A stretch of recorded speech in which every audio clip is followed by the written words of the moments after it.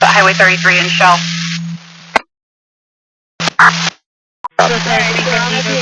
It's going to be a welfare check on a 55-year-old male. They haven't heard from him. Paul David X-ray 7340. Now it's going to be piled up. Dangerous hard lock from the inside. Paul David X-ray 7340. Can I guide? 9 dispatch. I'm going to be 1044 and back in.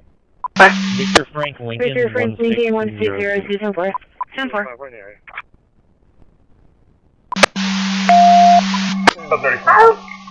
We want to team code 30. We're code 30 on my church. Help with code 30.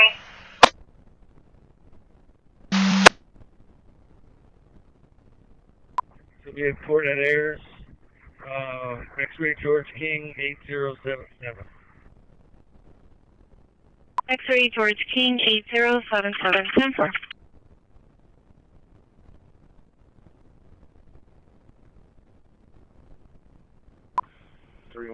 Gonna be unit 6244, starting mileage 38467, 38467. Those are residents in that blue Tesla. What about 397? Okay, I'm staying on. 123.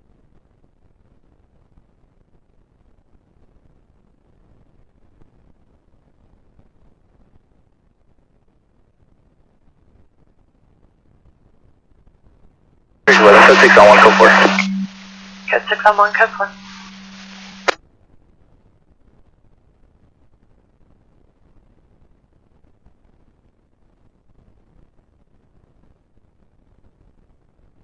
Pressure to McCardle and Cherrystone. Lookout fire dispatch 1813.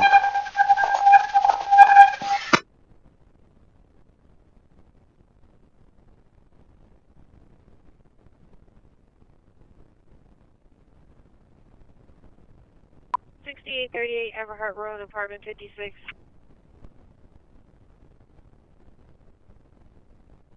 Yeah. That's 2.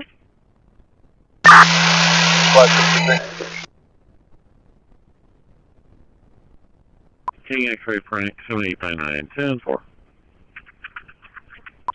We have a call for a hit and run at 100 Buccaneer Drive at the Buccaneer Apartments. RP is requesting to cancel if I cannot the exchange information. Medic 63, go ahead. Cancel hall, the medic, please. Copy, cancel again, The U.S. Senate Special Committee on Aging will now come to order. Free market capitalism has helped make the United States the envy of the world. It has helped spur innovation, keep costs down, and give consumers options. Job to care for aging parents, people forced to work part-time. Charge more than others for those. My Shark Tank companies hate selling on Amazon, but most don't have a choice. About 162 million Americans shop there, and if you want to reach them, you have to play by Amazon's rules. Amazon knows this and takes full advantage, adding and raising fees, and even launching competitive knockoffs. They get away with it because they control the marketplace and because 162 million people shop there, which makes Amazon incredibly sticky. So what does that have to do with healthcare? Insurance companies work the same way. Over 300 million Americans have some kind of coverage: commercial, ACA, Medicare, or Medicaid. Every one of those plans hires a pharmacy benefit manager or PBM to run their drug benefits. The biggest PBMs, all owned by the largest insurance companies, control pharmacy benefits for about 270 million Americans. That's a lot of power. And that's also 70% more people than Amazon reaches. Like Amazon, PBMs control the store shelves, but their shelves are called formularies. The list of drugs your insurance will cover, and if a drug isn't on the formulary, it's invisible to doctors and patients. It's just an excuse to charge more. Fix that. Control 1, Tech 2, send me the supplemental investigation. All of which I would argue have been achieved. Dr. Mold's bring valuable insight In the first year. These are active procedures requiring insurers to use act on the entire community, even those with coverage. So being denied the tools For a lot of these. You have to look at the past. I don't want to dwell too much on the past, but right now there's been a lot of talk about extending the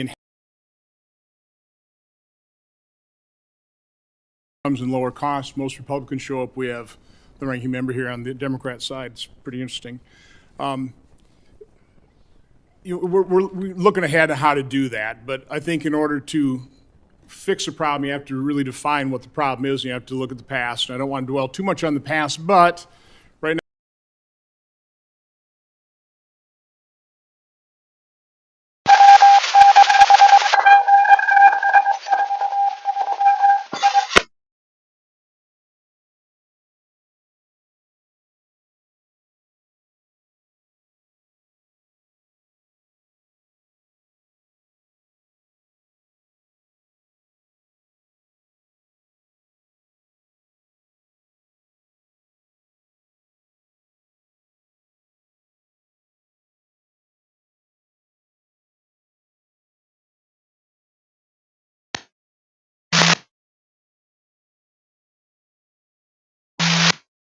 Wait, 410 southbound. Unit 2. Sure. The 5497.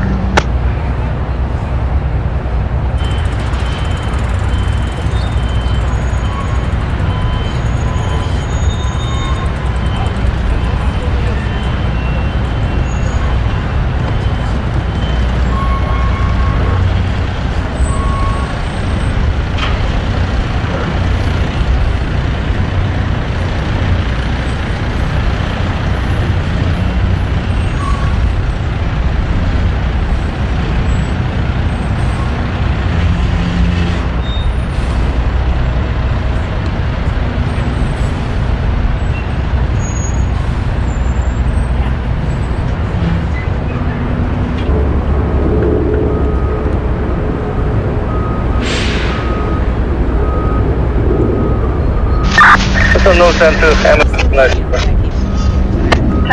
yellow one is right to the flag.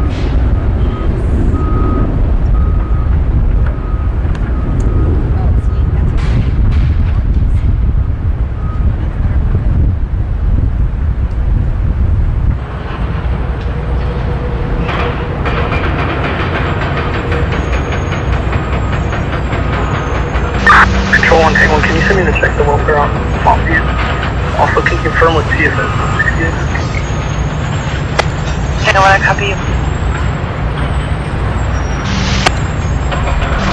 Take 1, can you confirm with... From a different 1021, also uncooperative, giving his first. Okay, like the 500? For priors, one of them was...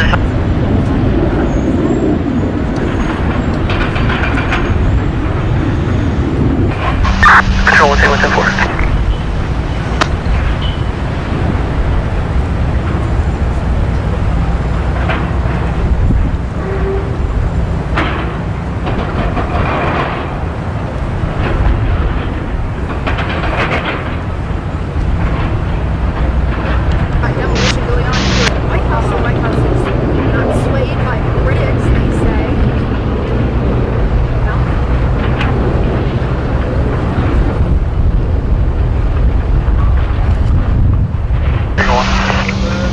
Everyone come. Yeah. Engine 41, man.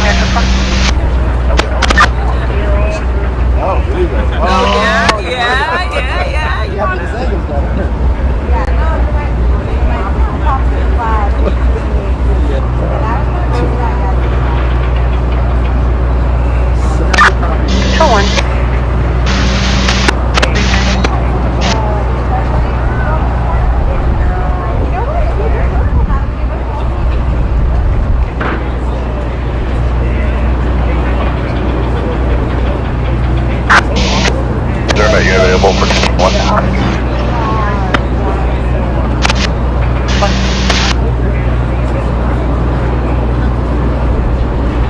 93 controlling.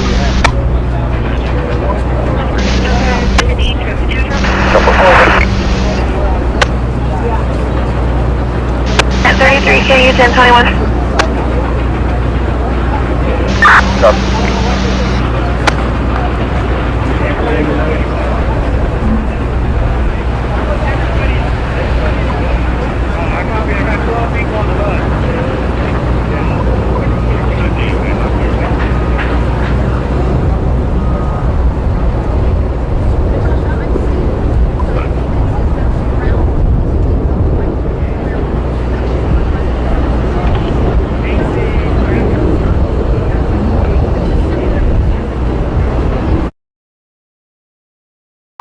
What do you have to still to 250? Well, thank you very much. It's an honor to have a friend of mine, a very good friend of mine. We've become friends, actually, through the trials and tribulations of everything. And Mark Rutte, Secretary General of NATO, highly respected. Every country, almost every country in Europe. I think you can almost take away the almost pretty soon. But they all have great respect for the leader, and he is the leader. And we've had some very good discussions today, and things are going along pretty well as regarding Ukraine, Russia. We thought it would be a little bit easier. That's turned out to be tougher than the Middle East. The Middle East was supposed to be the tough one, and we've solved that puzzle, but this one will get solved also. So I want to just say it's an honor to have you, Mark. Thank you very much. Thank you so much for hosting again. And we were texting, I think it was on the day when you were in Israel and Egypt, this tremendous success you had under your leadership, bringing peace to the Middle East. And then we texted each other and said, and the next big thing has to be Ukraine, Russia. And I want to help, NATO wants to help, my colleagues want to help to basically deliver on your vision of peace in Ukraine. And I really want to thank you for everything you are doing, including breaking the deadlock with Putin, starting the dialogue in February when you came in as president in January, but also for everything you did with NATO. The fact that we are now at this 5%, the huge success in The Hague at the NATO summit, the fact that Europeans are also stepping up when it comes to Ukraine, basically the weapons from the US being delivered to Ukraine, paid for by allies, and the Europeans coming together to discuss how can we sustain Ukraine post the peace deal. All of this is evidence of your leadership of pushing the Europeans and the Canadians to do more, to deliver, and to equalize in spending with the US.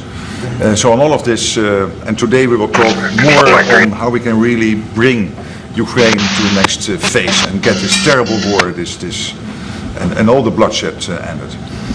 And as you know, we are going to be making a big trip next week. Some of you are going with us. We'll be going to Malaysia, South Korea, and Japan. In South Korea, I'll be meeting with President Xi of China. We'll have a pretty long meeting scheduled. We can work out a lot of our questions and our doubts and our tremendous assets together. So we look forward to that. I think something will work out. We have a very good relationship, but that'll be a big one. We canceled the meeting with President Putin. It didn't feel right to me. It didn't feel like we were going to get to the place we have to get, so I canceled it. But we'll do it in the future. But next week we'll be with many of you in those locations that I told you. Then it's back to Washington. Thank you very much, everybody. Yeah, please. Mr. President, can you tell us a little bit about why you're elevating sanctions against Russia right now? I just felt it was time. Waited a long time. I thought that we'd go long before the Middle East. And Mark, as you know, we did the Middle East +7, so we did 7 different wars from Pakistan and India to so many, which they said was impossible to do. All these wars I did, and the one that we have left, we have one left. It'll be 9. We have one left, and I think we'll get that done too. I think we'll. Please. Mr. President, do you have a timeline for when you think this war is going to be over because of your leadership? No, I don't have a timeline. You can't have in war. It's hard to have a timeline. You know, so many things happen in war. Go ahead. Tomahawk missiles. Putin is definitely Well, the problem with the Tomahawk that a lot of people don't know, it'll take a minimum of 6 months, usually a year, to learn how to use them. They're highly complex. So the only way a Tomahawk is going to be shot is if we shot it, and we're not going to do that.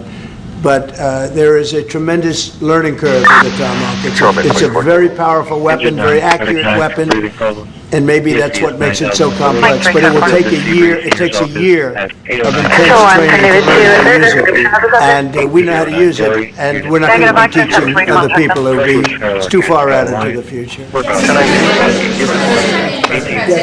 saw, Mr. President, that you said as recently as yesterday that you still believe that Putin wants to enter war. Yeah, and today I do. You took this step to ratchet the sanctions, put more pressure.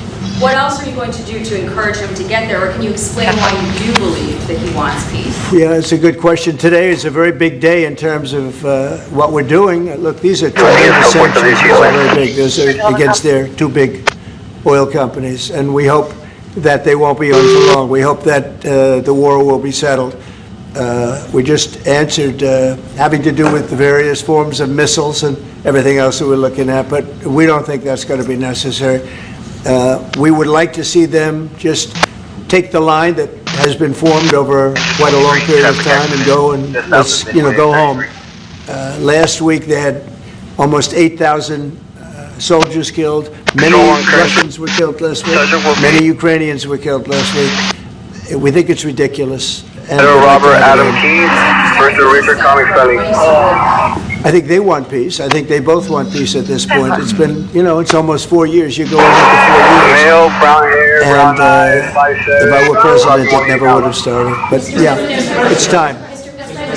President, on the shutdown, do you plan to meet with Democrats before you head to Asia? And if not, why not meet with the Democrats? Well, I think it's a shame that it's shut down because we have the greatest economy, as you were saying before. We have the greatest economy in the world right now, by far, the United States. We have almost 18, now it was 17, now it's $18 trillion being poured into our country, and it's no time for shutdowns. I don't think it's affecting what we're doing, but it's too bad for a lot of people. We have a lot of good people that are working right now that should be, and it's because the Democrats want to try and renegotiate a deal that they had negotiated. They want $1.5 trillion given to illegal immigrants who came into the country, and it's going to hurt the health care of citizens of our country that have been paying into it, that have been working hard for it, that really deserve it. So we're never going to do that. It's not going to happen. And I will tell you, there are a lot of good Democrats that really want to make a deal. And I think all we need is 5 Democrats because we have a great support on the Republican side. So I think we need 5 Democrats, and there are a lot of them that want to make a deal. So I think at some point, common sense will prevail. Yeah, go ahead. You can finish up. On the drug vote specific, can you explain to us what that was about, how it was conducted? Yeah, sure. Well, they had one today in the Pacific. And the way I look at it every time I look, because it is violent, and it's amazing that the weaponry, that everyone, they have these boats that go 45, 50 miles an hour in the water. And when you look at the accuracy and the power, look, we have the greatest military in the world. We have the greatest weapons in the world. And you see a little bit of it there. One shot, everyone dead center. And the only way you can't feel bad about it is you realize that you won't feel badly about it, is you realize that every time you see that happen, you're saving 25,000 American lives. Every one of those boats that gets knocked out is saving 25,000 American lives, not to mention the torn up families all over the country. And whenever I see that, I say to myself, I just saved 25,000 lives. I will say that there are very few boats traveling on the water right now. Actually, that includes fishing boats, that includes any other kind of boat. But there are very few boats traveling on the water. So now they'll come in by land to a lesser extent, and they will be hit on land also. For information, Go ahead, in the back, please. Charges are going to be for possessing ammunition. Yes, we do. We have legal authority. We're allowed to do that. And if we do by land, we may go back to Congress, but we have, this is a national security problem. They killed 300,000 people last year, these drugs coming in. They killed 300,000 Americans last year. and that gives you legal authority. We have a national security, really, I will say this, when you look at the people we're dealing with, and we know them, we know the people coming in, we know the boats, we know everything else, we're allowed to do it. It's in international waters. If we don't do it, we're going to lose hundreds of thousands of people. Now, they'll be coming in by land a little bit more because they're not coming in by boat anymore. There are no boats in the water. There are no more boats. We know the boat almost immediately.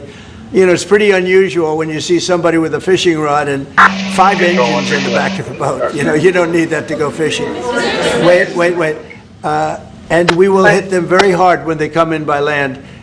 And they haven't experienced that yet, but now we're totally prepared to do that. And we'll probably go back to Congress and explain exactly what we're doing when we come to the land. We don't have to do that, but I think, Marco, I'd like to do that. You may respond to that if you want. Yeah, well, I mean, the question is, bottom line, these are drug boats. If people want to stop seeing drug boats blow up, stop sending drugs to the United States. But does it matter if it's in the United States? Well, these are all in international waters. The boat. Do a strike in the United States, or if Northern? Well, that's a different matter. Now you're talking about a law enforcement matter. In this particular case, there are people traveling on international waters headed towards the United States with hostilities in mind, which includes flooding our country with dangerous, deadly drugs. And they're going to be stopped. And that's what's happening. And in the case last week, you saw there was a submarine. It was a submarine. It was a submersible. That's a drug boat all the way through. We know what these boats are. The President just said it. We track them from the very beginning. We know who's on them, who they are, where they're coming from, what they have on them.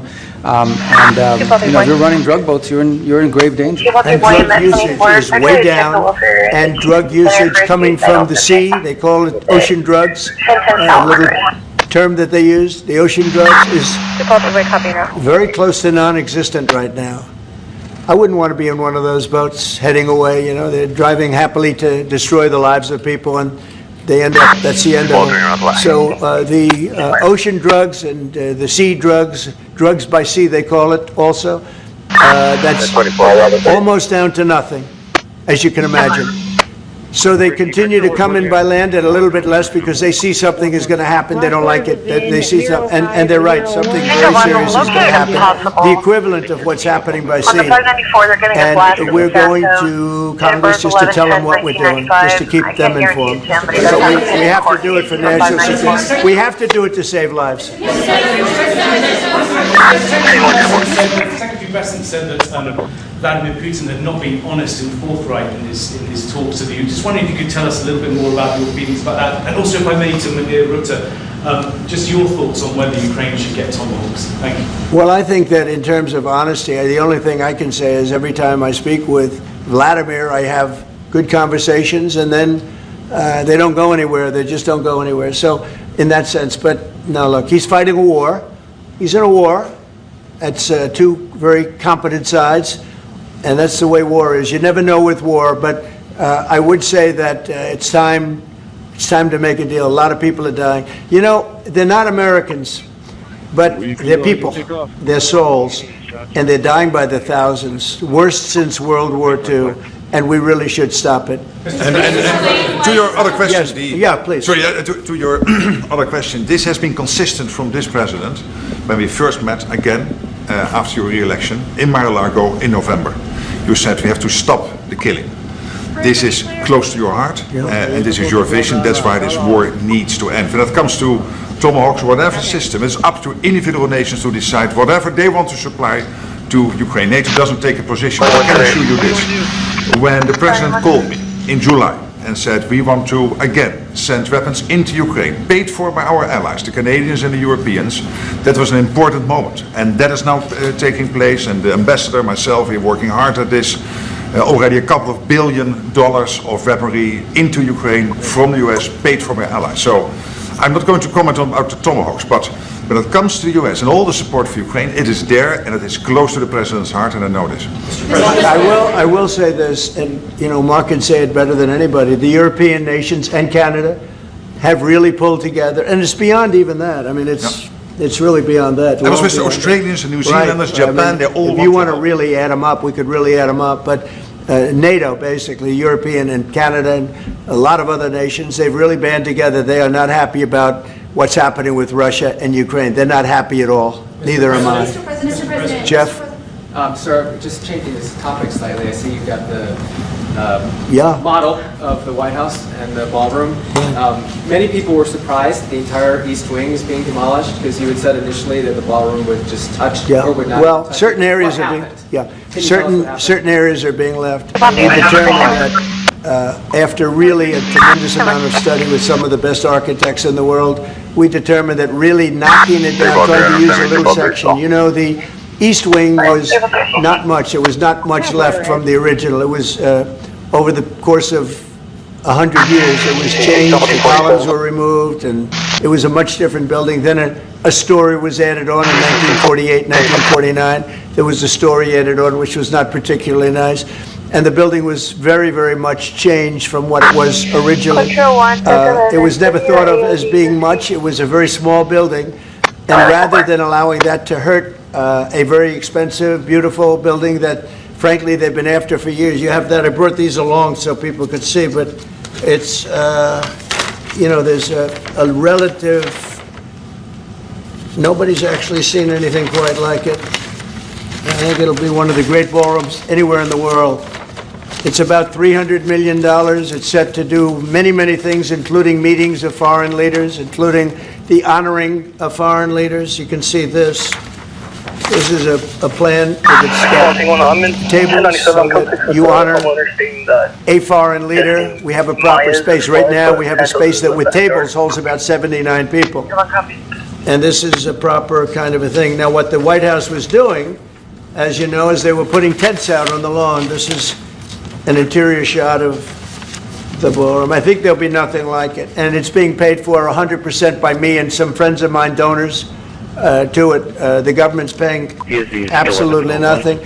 We're also working with the military on it because they want to make sure everything's perfect, and the military is very much involved in this. They want to make sure everything is absolutely beautiful. You can see the kind of interiors that we're talking about. That's an interior of the ballroom, and it's the highest level. And you see it goes beautifully with the White House. I mean, the mix is beautiful. So over the years, many presidents have made changes. This obviously would be the biggest change, but this was something they wanted for at least 150 years. Many of you have gone to the events where they had, as an example, President Xi, or they had, you know, a leader of one of the countries, including the king and the queen from your favorite country, frankly, but where they'd be honored, and they'd be in a tent out on the lawn, and it would rain, and it was a disaster. Brian's shaking his head, you know what I'm talking about. And so I thought I'd bring this out because this is going to be probably the finest ballroom ever built, and we're doing it no cost to the country. It's being put, the money is being put in by me and donors, very great patriots actually, and the spirit on the building of it is amazing. We are using little sections of footings and various other things, but that's sort of irrelevant. In order to do it properly, we had to take down the existing structure. The way it was shown, it looked like we were touching the White House. We don't touch the White House. That's a bridge, a glass bridge, going from the White House to the ballroom. Then you get into the lobby of the ballroom, and then you go into the magnificent, the main room. And it's something that has gotten incredible reviews. Just quickly following up on that, sir. I just want a quick follow-up on that question. Your response to people who say that you haven't been transparent enough about this? I haven't been transparent? That some of your critics feel it should have gone for a I've shown this to everybody that would listen. Third-rate reporters didn't see it because they didn't look. You're a third-rate reporter, always have been. So third-rate reporters didn't look, but anybody that asked, these pictures have been in newspapers. They've been all over the place, and you know, we're very proud of it. It's gotten great reviews. It's gotten really great reviews. So I think we've been more transparent than anybody's ever been.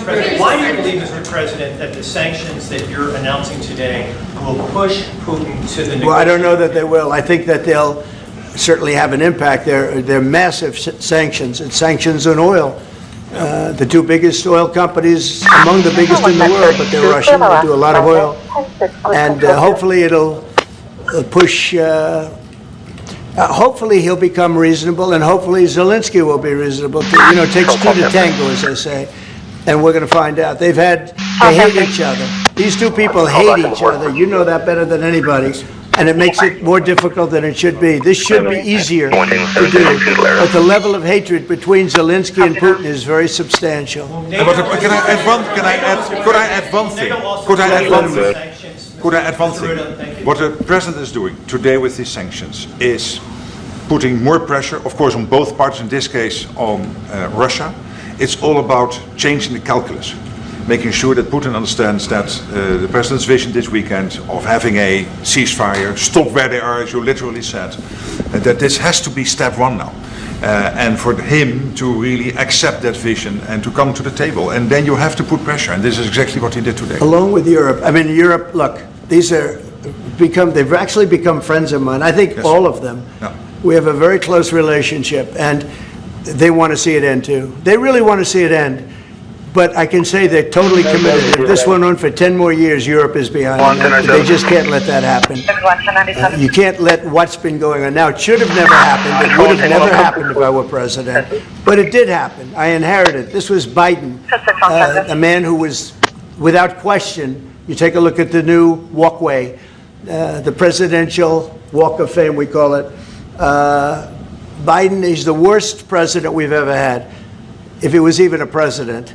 The people that surrounded that desk made those decisions, but this should have never happened. It wouldn't have happened, but it did happen. I inherited it. We're going to get it ended, hopefully soon. Yes, please. You had a Truth Social post earlier this afternoon talking about a Wall Street Journal report. Yeah, fake. Wall Street Journal is fake. Less fake on financial than it is on gossip. Can you just confirm my understanding of what's happening is accurate? As I understand that story, framed it like we had just lifted the U.S. a restriction on intelligence. No, it said that I gave Ukraine permission to shoot missiles deep into Russia. I didn't do that. Second of all, they're not using our missiles. They're using, I think, European missiles or from someplace, but they're not using ours. And what they do, I don't control that. But I do control our missiles. They're not shooting our missiles in. It was a fake story. Wall Street Journal does a lot of fake stories. Thank you so much. The president of Colombia in a recent interview said that if you won't change, he thinks that people should get rid of you. We're talking about now Colombia, the country, not the university. Yes. Go ahead. He said what? He said that if you won't change, then perhaps you need to be gotten rid of. Do you view that as a threat? Well, he's a thug and bad guy. He's a guy that is making a lot of drugs. We've just, as of today, stopped all payments going to Colombia, the country Colombia.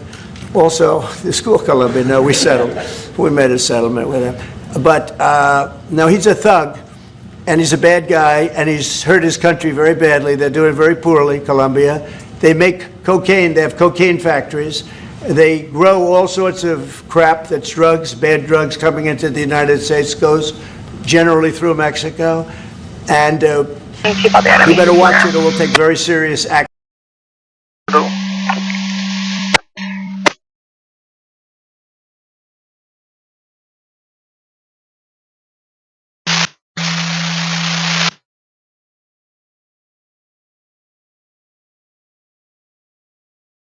Quad 63 ECC. Quad 63, ambulance is attempting to locate. Do you have better access information for them?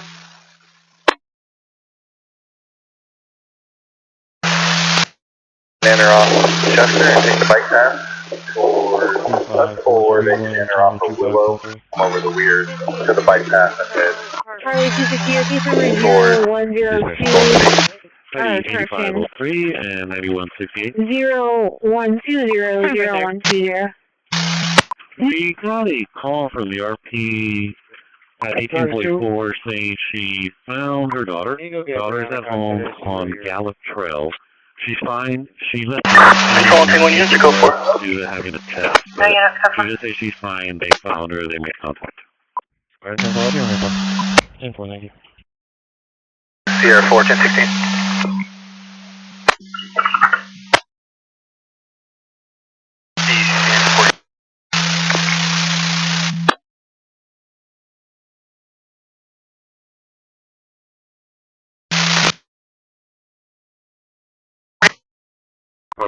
And she heard something about being involved.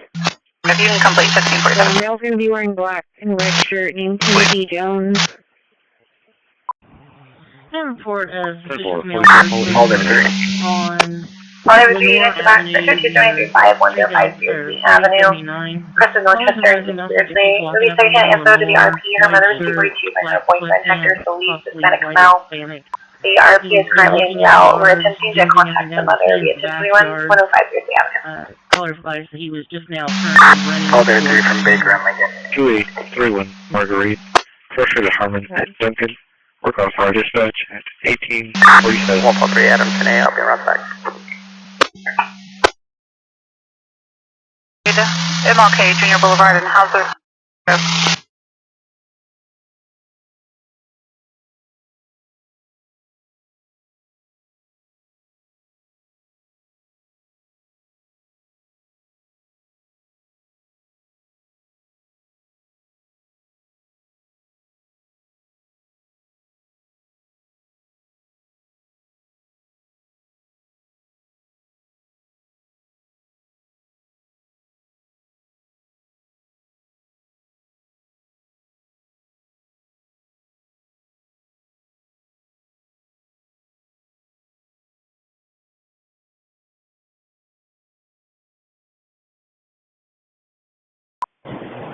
Dispatch, engine 18. 1 quarters.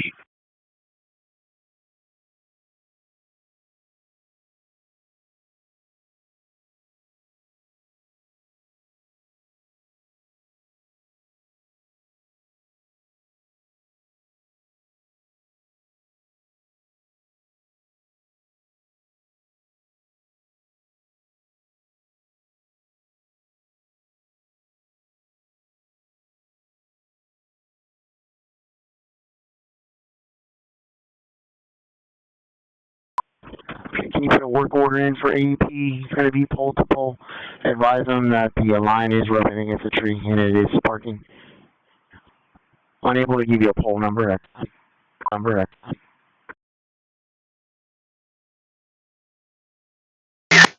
that scene. AEP, please pull the pole. Line is rubbing against tree. Sparking. Pole number at this time. Something 16. Directly behind 4822 French.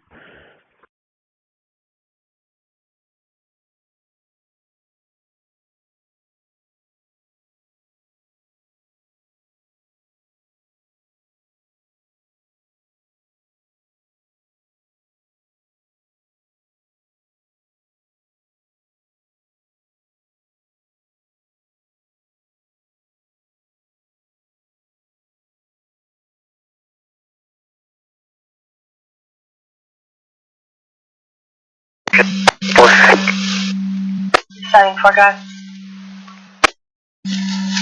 14 verbal only. Yeah, 1098, no report taken.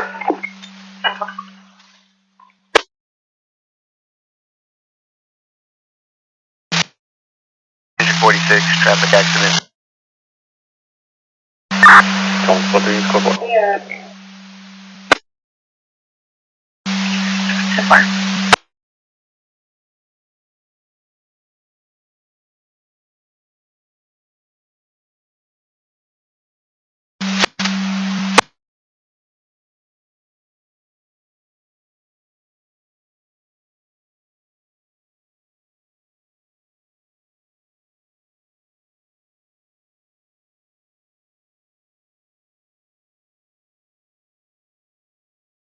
The device ambulance clear.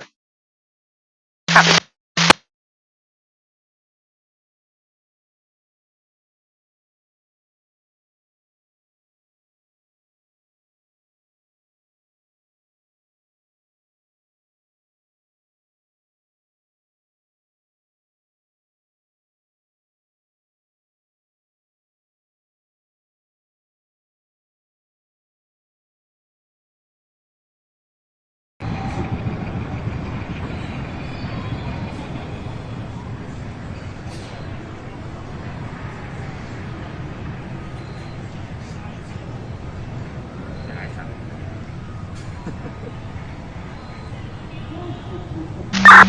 For 1 minute.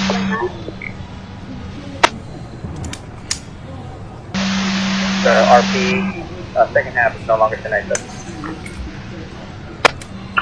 10 for information. The second half is the north-south unconfirmed ratio for 496, just left for 486, station personnel and testing 27 thoughts.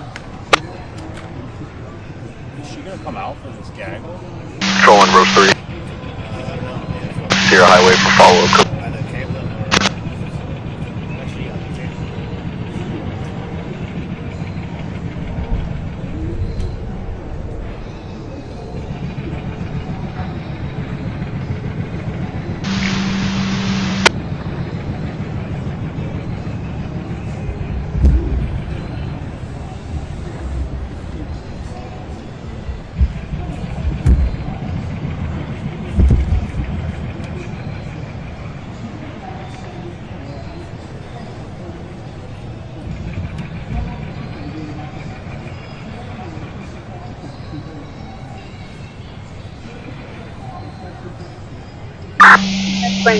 Call for service 35, call for service 65 cleared.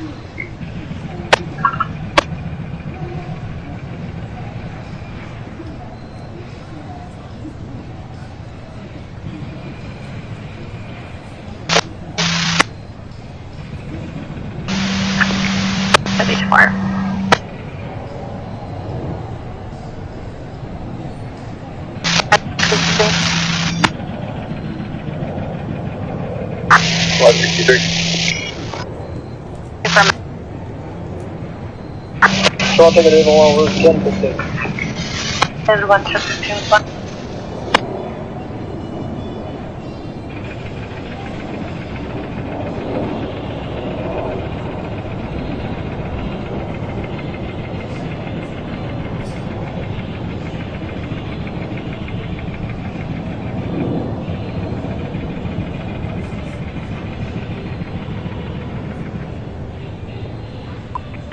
Hotel 390, case number 121, 121.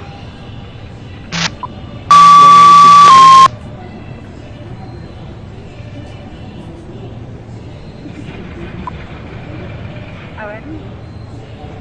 3741.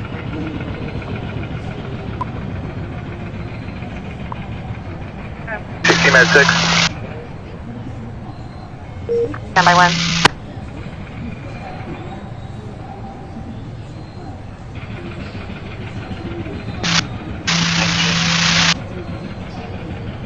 So 1 Mojave Club 3, 10-7.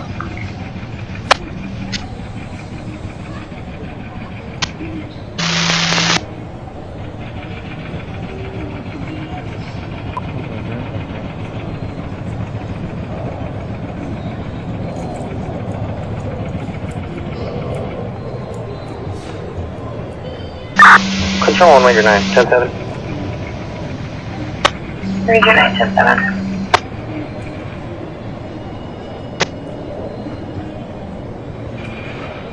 You staying here? CCP 23. Staying here? Yep. I'm gonna run away for a second. Yep.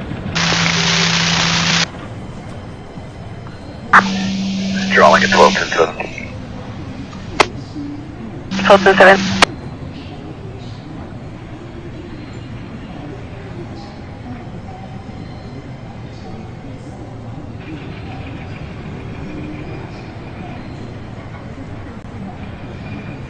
Available.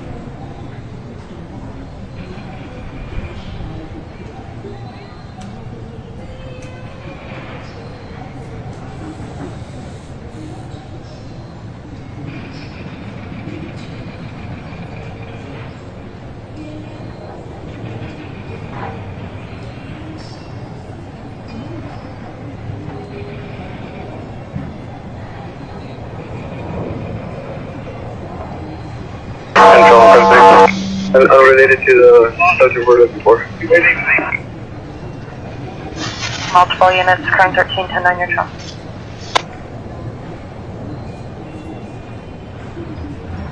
Correction, current 310 on your traffic. Copy, it's current 310 on your traffic. So 1, not subject we're looking for, possible information for the subject. Code 6 on 1, unrelated, other unit with traffic.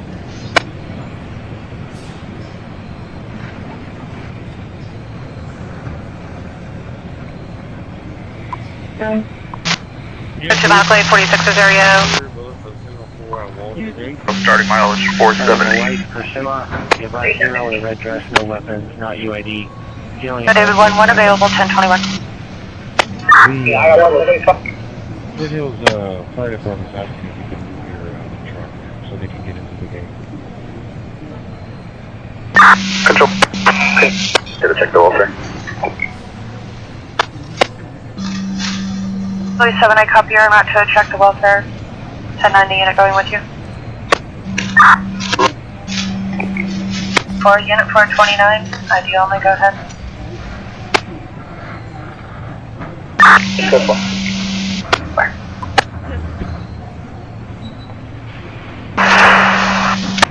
Male, Lasso Webb, William Edward Boy Boy, Danny, David Adam Noah Noah Yellow, date of birth 11/10/1971.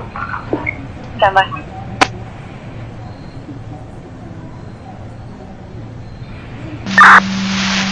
Picture 1, David Busy Creeper, license plate. Sir?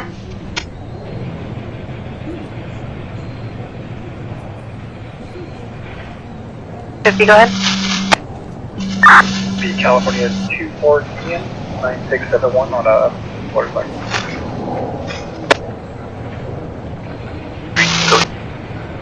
Zero Linda Vista Drive, Christi. And on a 2020 motorcycle with the pinning match fell out of Hello. Tampa, what's the name on that? That's fun. On high road.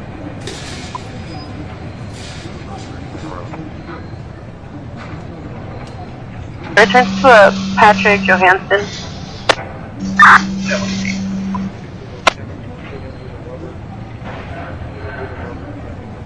Trying to reach 35. Go ahead. To Mary, mandatory appearance for 20,000. Charges include 594 and 18S. 27 is expired. 10-4. We'll go forward. Units cut for.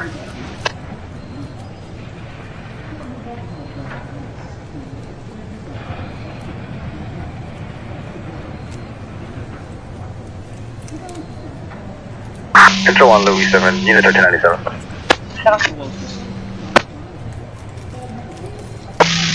46.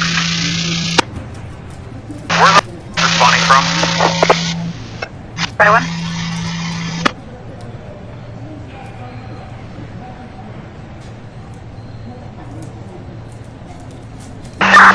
Control 1, David 50.12 and David 52, unit 6 at 81C Charles Street, and Fellow. You need code 33 again? Negative code 30.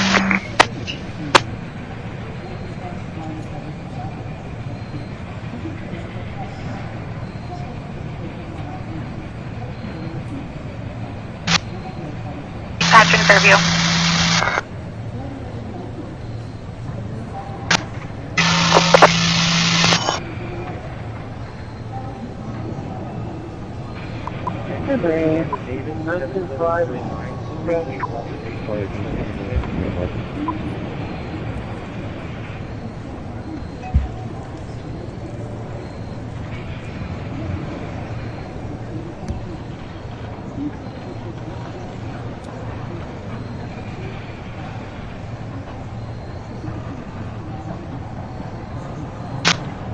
ECC.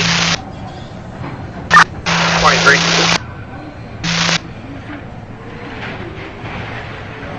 Dispatch.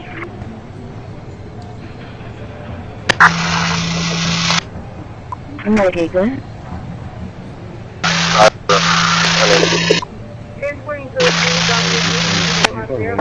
925 dispatch. Taking this confinement of medicine. 9 injuries, just to the head. 4054. Show me on the service for the day.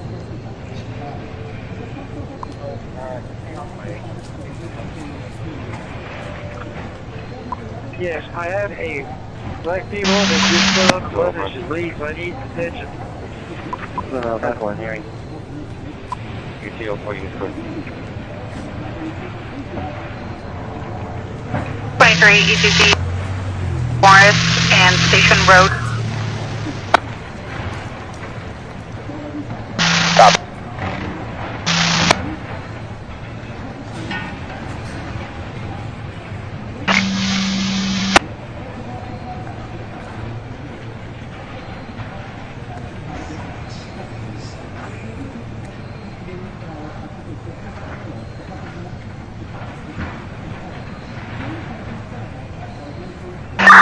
Control 1, Louis 3, unit 4, negative on RT calling, negative on female suspect.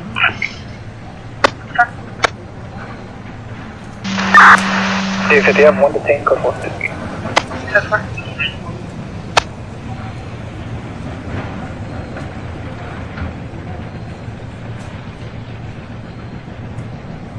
Okay, stand by there, I'll be heading that way. We'll call an active for it.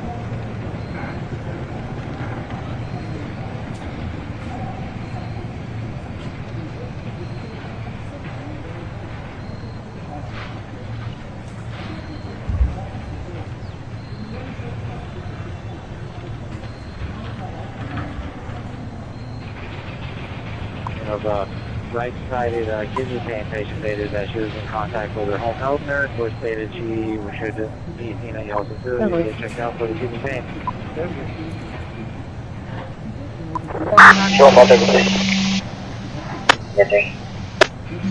Show them all everything. Update the location of occurrence just south of Columbus and Northchester. Terminal Control 2, jurisdiction.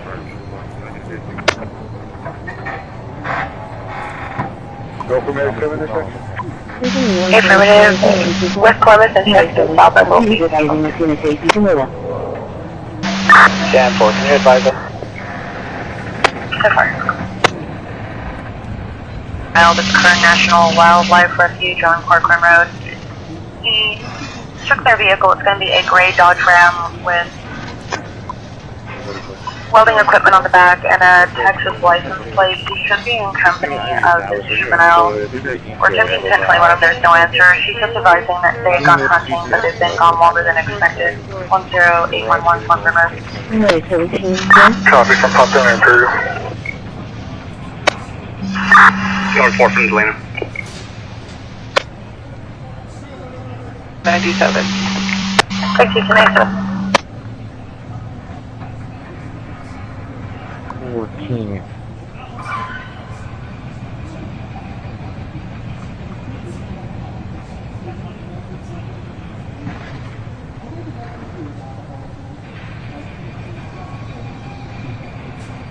Headed for male.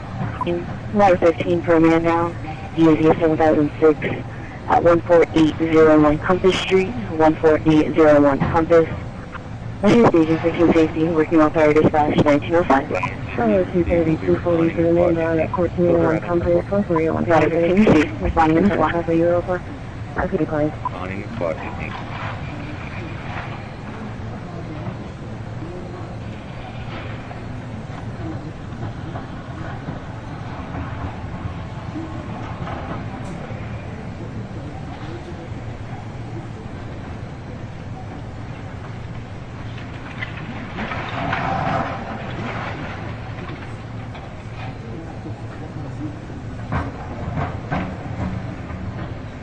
All my activity traffic stop.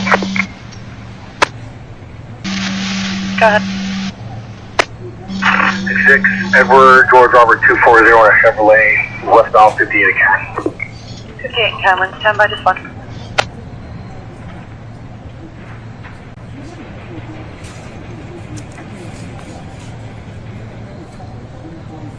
Fire dispatch from Rush 93, you can show me on scene for the call on Compass.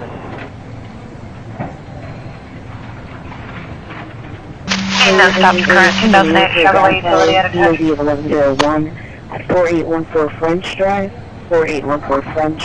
Show working on fire dispatch 1906. Engine 8 received. Dispatch from Engine 8, can you put in a priority 1 call for AP?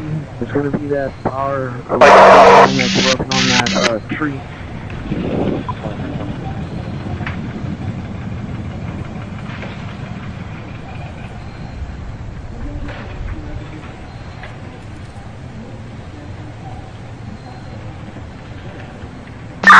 Control, Metro 3, enemy on District over. Metro 3, correct you, Metro. Current 10, current 12, 602 at 7065, Caliente Bonfish. All information is secondhand as your MPU is not 1097 from neighbors that Joshua Eichert is 1097 in possession of a knife. He's waving it around. Previously occupying a gray sedan, unknown make and model. Per priors, he was evicted on 6/24/2025. 7065 Caliente Bonfish. 4170 location. 925, supervisor, please. One current 12, all advised. Current 10, I'll show you 10-8. Control occupied, 1098, rest back. Copy. You're stopping on next, that's not fun.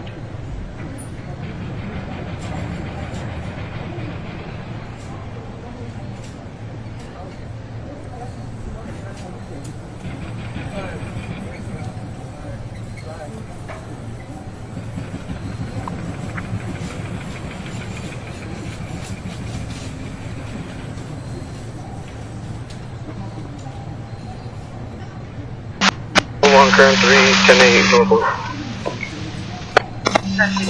Dispatch Medicaid arriving ending mileage 3.7. Dispatch Medicaid arriving ending mileage 3.7. Christi, 91.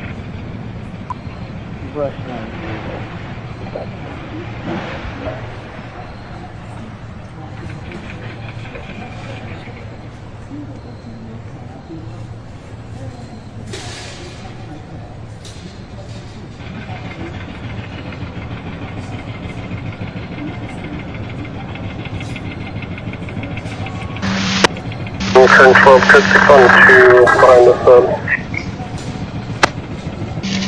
Cut 600.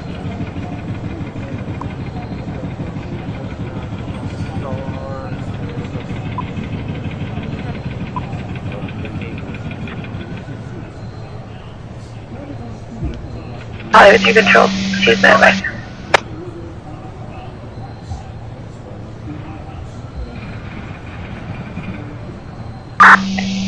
Control only get 20, 10-7. Okay.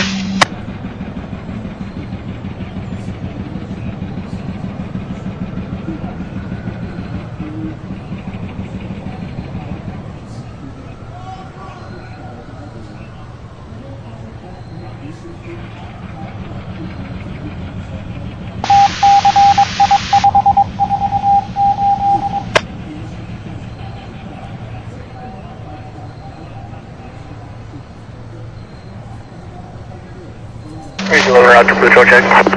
Roger 11, route. 140, yeah. Just going to turn right to your agent, copy.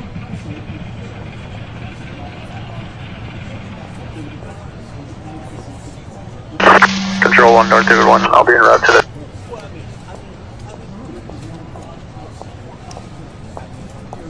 From Brush 93. Brush 93, go ahead. 12, 10-4. Brush 93, with you.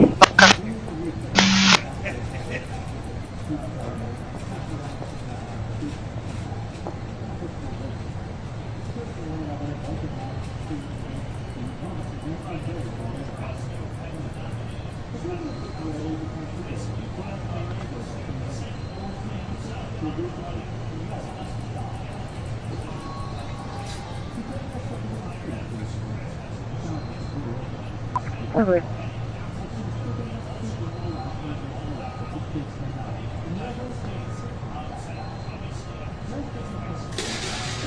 Control 1, ball 3, 1050. CI4, change item. 318. Yep. 921 North 4. Patrolling Gilchrist.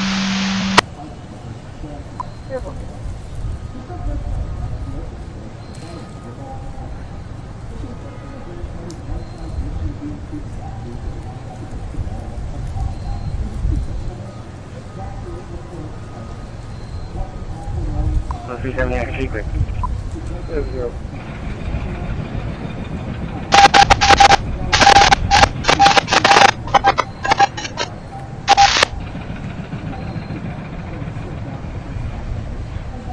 105 Bengal.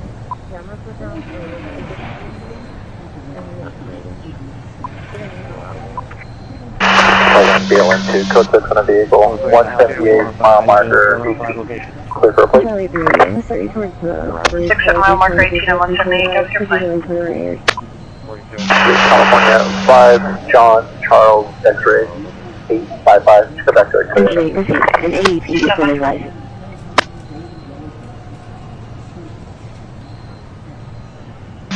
Three about 3 with 3 Adam. 3 with 3 Adam.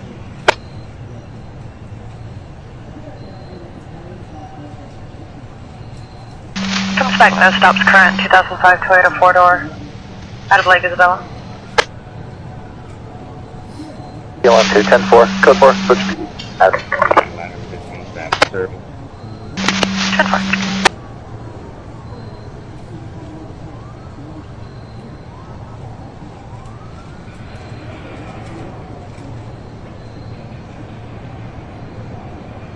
Control 1, BLM2. 10-27, 29. Go ahead. California, Charles, 6730891. Last of their lane. David, Ocean Union, Robert, Lincoln, Adam, Ida, Nora, Troy, Noah, Ray, date of birth 9/21/1968, 68.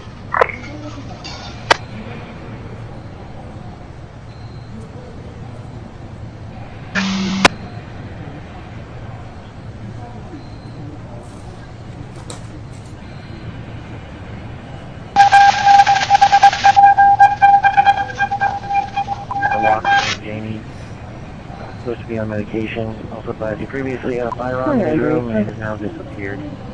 And are we He's half waiting of, in the vehicle. Charlie, please get down, sorry. We have minor debrief here.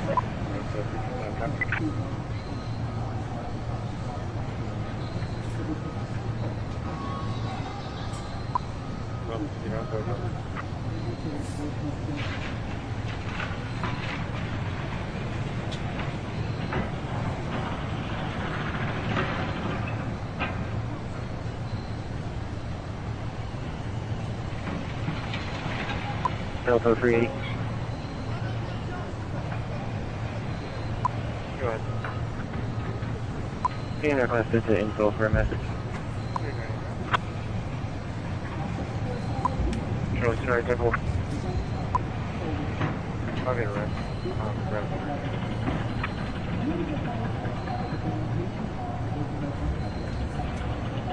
My mom and his brother say they're possibly having a disturbance. And a white man named Jeremy Hunter, and a white female named Susan Hunter, which is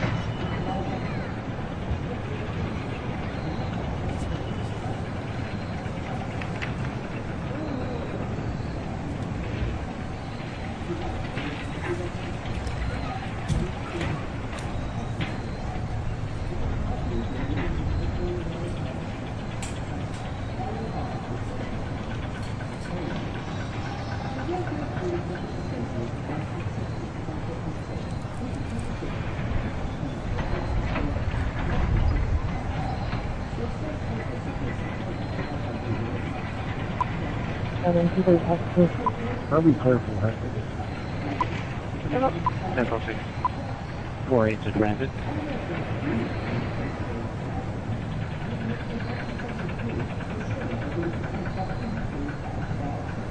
Also clear 1960. Yeah, that's 4-8, 37 probably. CCPD,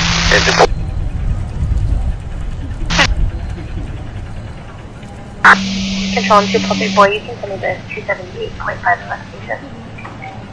See what they're waiting for. Going us, no stops, negative probation, please stand balance. 3930.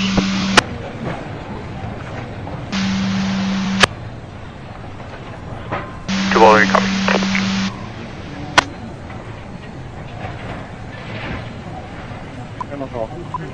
Airport.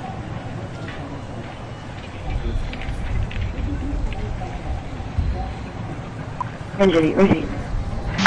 Control on 3, both are Adam. Roger, Adam. Can you copy notes and put my call back on the board for a later response?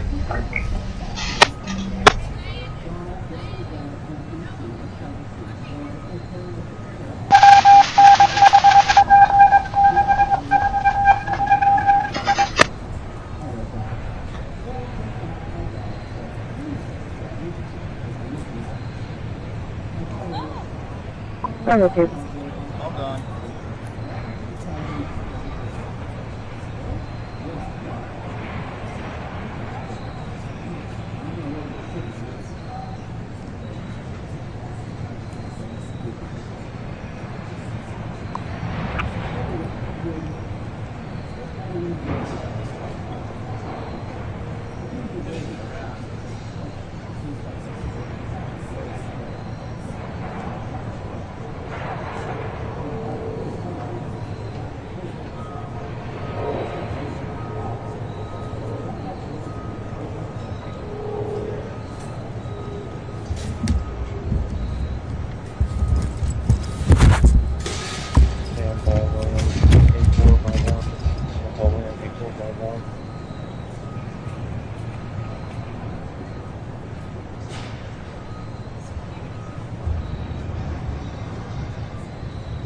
Right.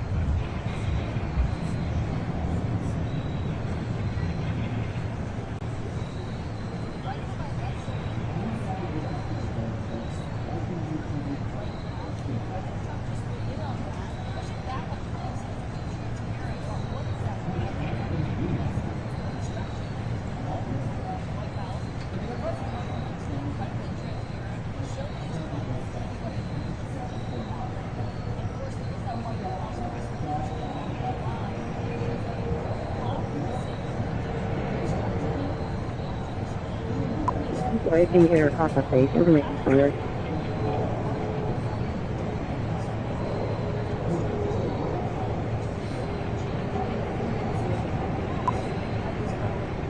Control 1 BLN2, clear the verbal for equipment. Test. 10-7.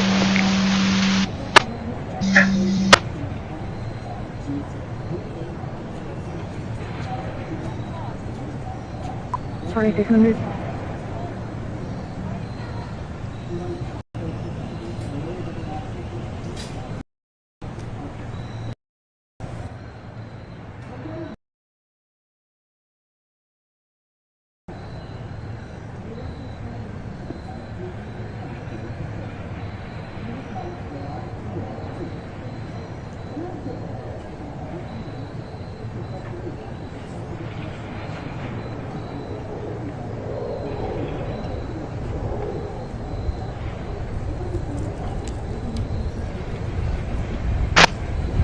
Company 46.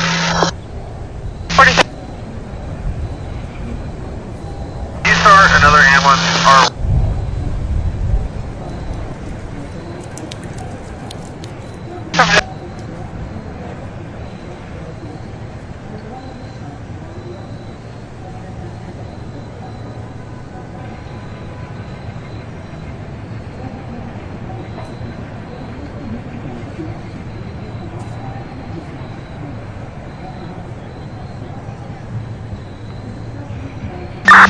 Control 1 David 27, 10-7.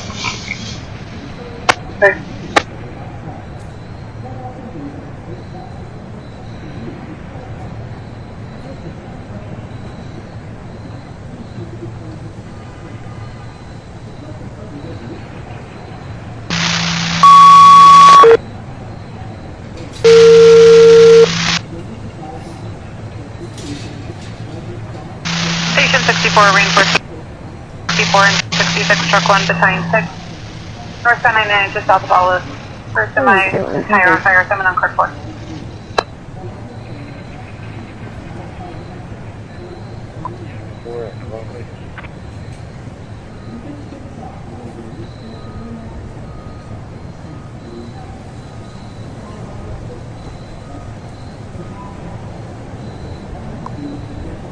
Charlie 270, Charlie contact. Control 1 to line court 2, 10-7. Line of court 2, 10-7.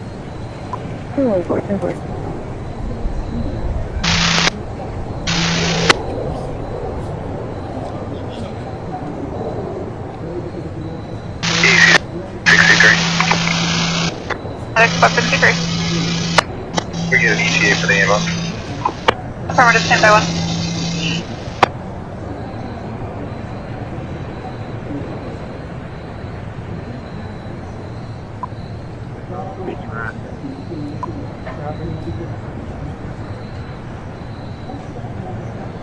safer.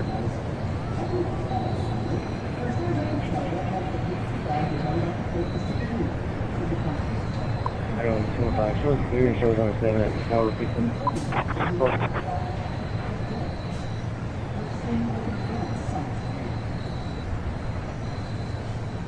63, see ambulance at 21st and M.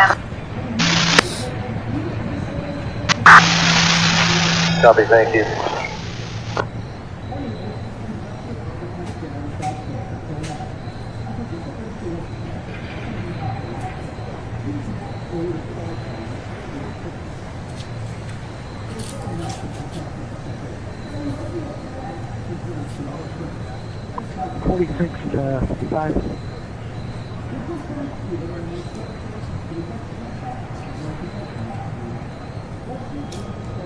Alright, you want me to leave the gate open?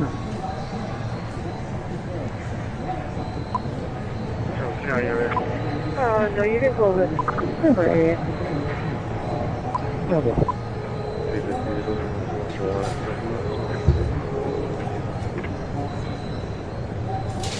36-19-24. Case number is 125-0125.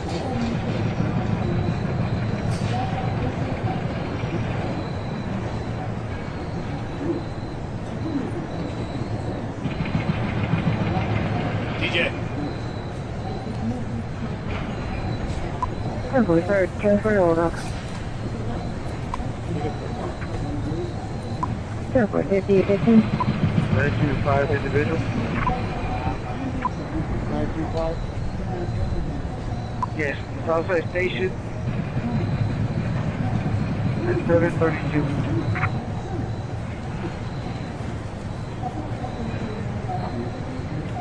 Entity received.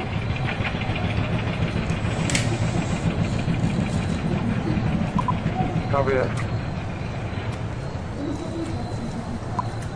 You know you got the phone.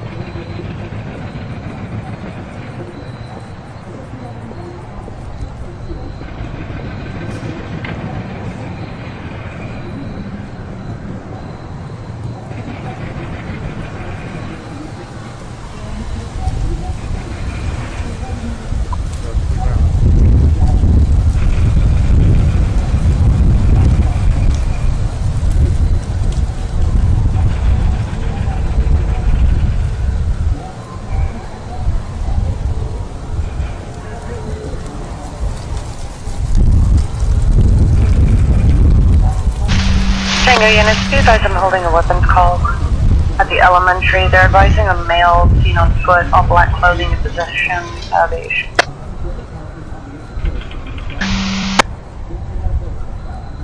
Tango 1014, start tap PD.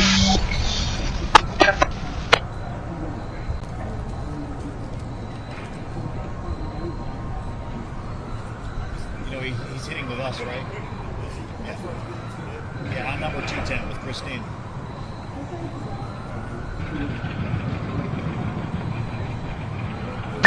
Control 1, 243 Adam, 1014 Frank, 3322, Pioneer Drive, starting miles 0.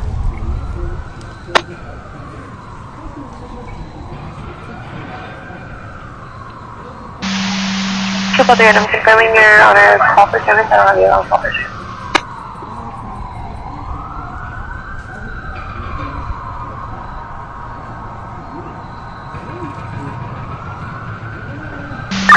Control 1, 243 Adam.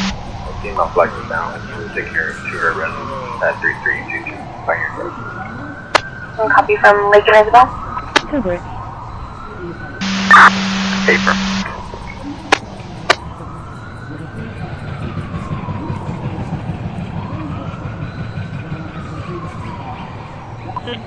Charlie 270 and 260.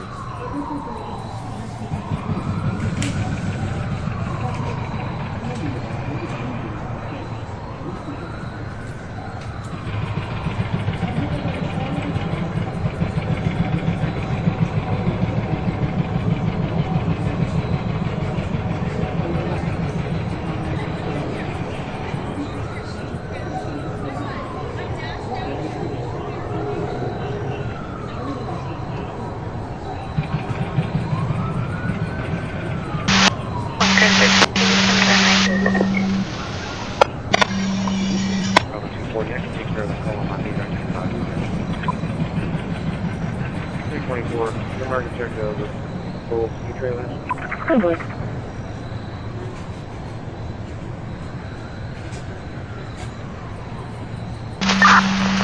Control on Louis 7, Louis 1. We'll be around 214 investigation.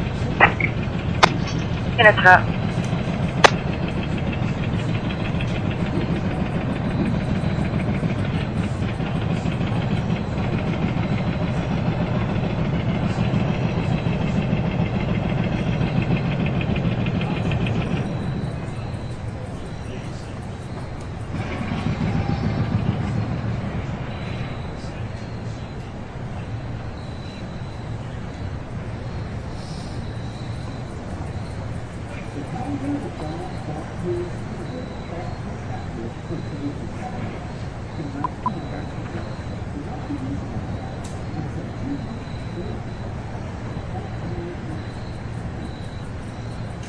Control 1 2 Buffy item 1097, mileage 24. Time 220 from McKenzie and Leopard 6-1.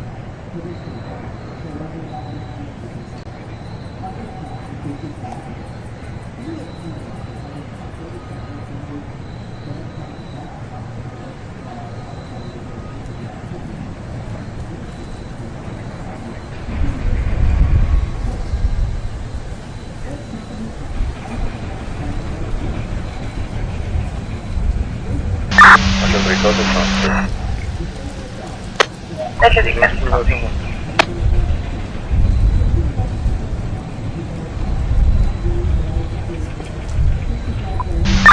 Shelby 24, 10 correct. District Sergeant. ETL, Charlie,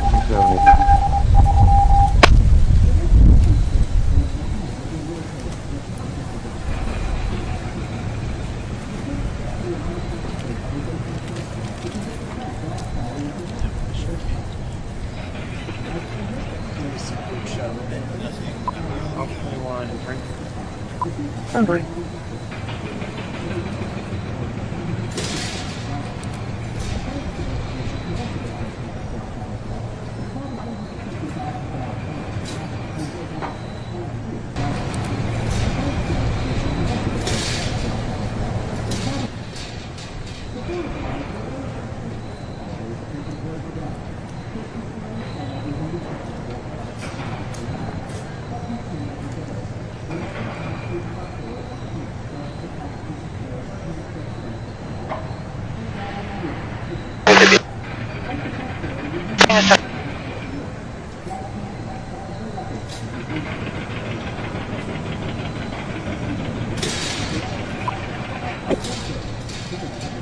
Show me clear. The individual when walking is needs to find some help.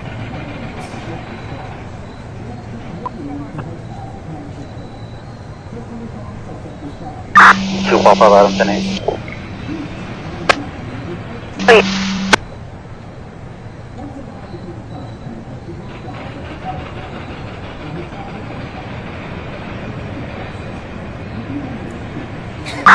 Two Papa 10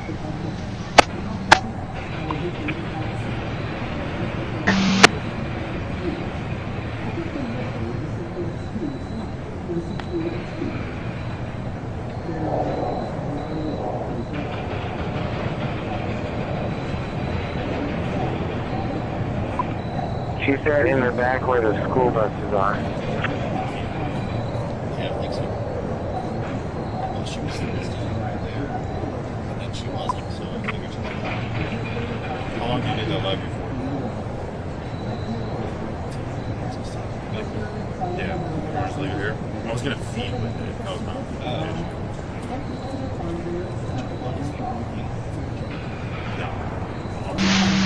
BLM2 controller.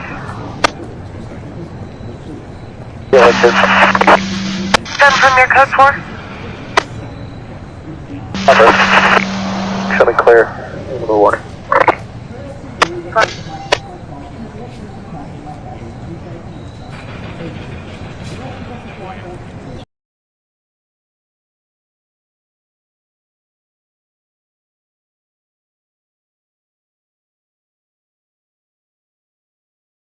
just in regular traffic. I'm gonna go ahead and leave that for the late guy. Only 5 north of the 693. I have 5 so far.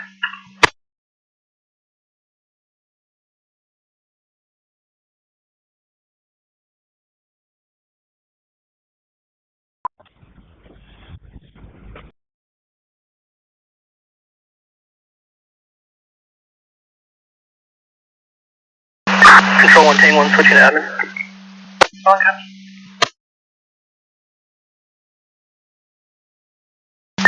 Control 1, Louis 7, unit 1097. Unit 1097.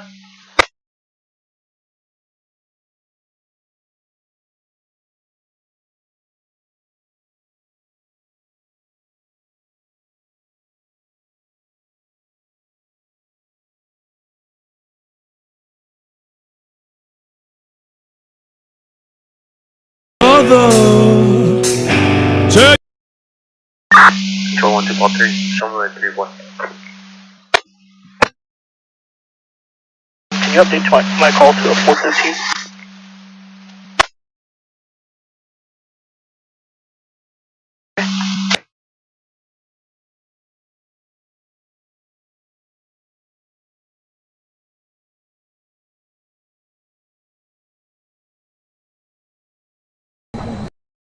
It's 245 in there. 1 2 3 close 1 down.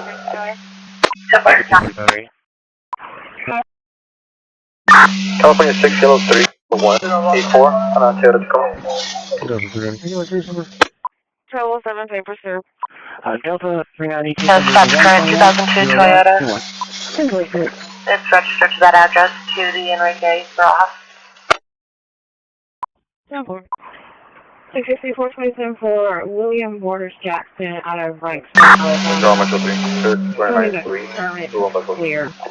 Vehicles returning to 2624. I have gray color.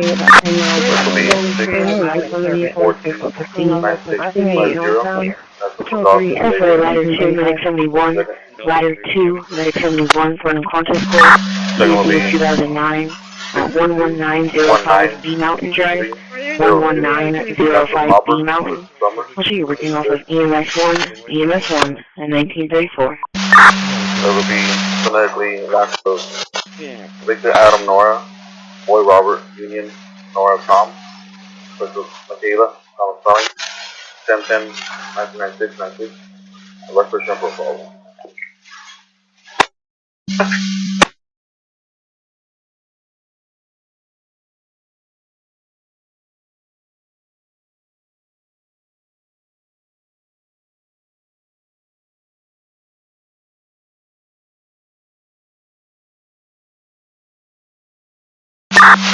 Control, take on David 1, I'll be 1016, 1 Valero. David 1 route.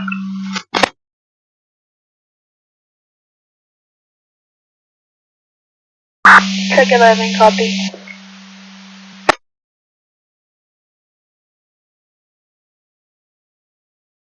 Go ahead. Delta 244 Charles 28. 24 4 Charles 28. Bravo 2 still on? Charlie 23, are we patched?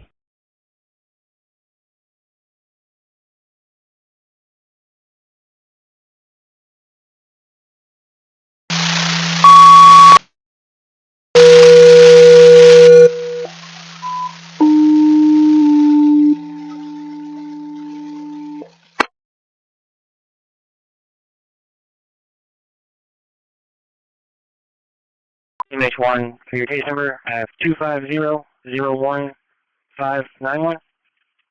123, you can show me 23 in the area now. I'll be checking.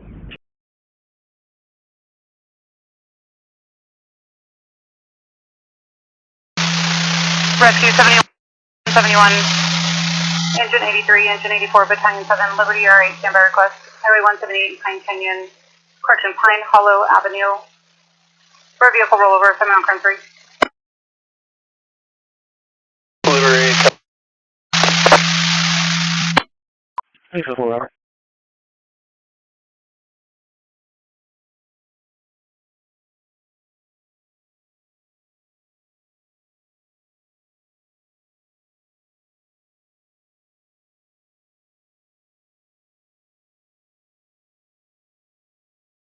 Watching.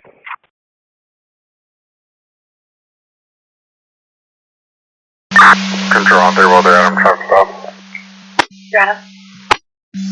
California 8, David 0, correction, Ocean Mary 080 on a 4, Madison and Durrell.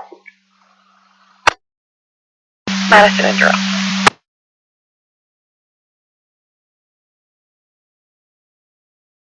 Weather 8.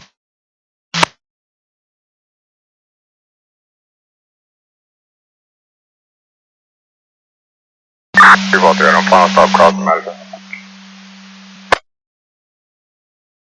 Returns to the South expired as of 2024, vehicle registration suspended to a 2013 Ford out of Batesville. Location on 925.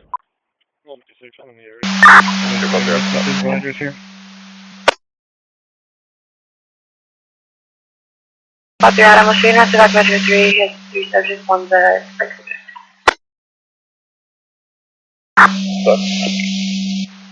Gonzalez is 1032 Mary times 3 and 1032F Frank times 1 for Nobel for 496 and CBC. I'm starting your routine back and I'm still running your other two. That one. Where's the last one on zone? For the felony warrant, it's for 496 and CBC. The Mary warrants are for 602 and H&S. I copy the return. Where's the last one? Will be for Gonzalez.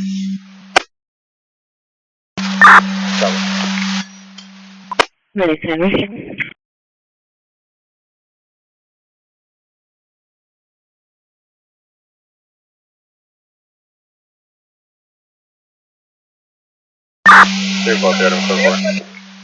Yeah, you're fired. Insurance verified manually on the 2015 Bang white in color. CCPD transport admission July 26, -29. 28 on a Kenworth 2018 white in color. CCPD transport March 26, -29. Insurance unconfirmed. Your 27 DO eligible expires 2030, -29.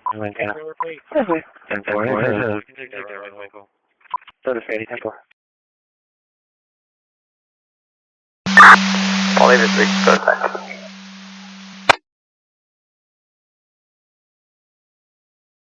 All damage on tag.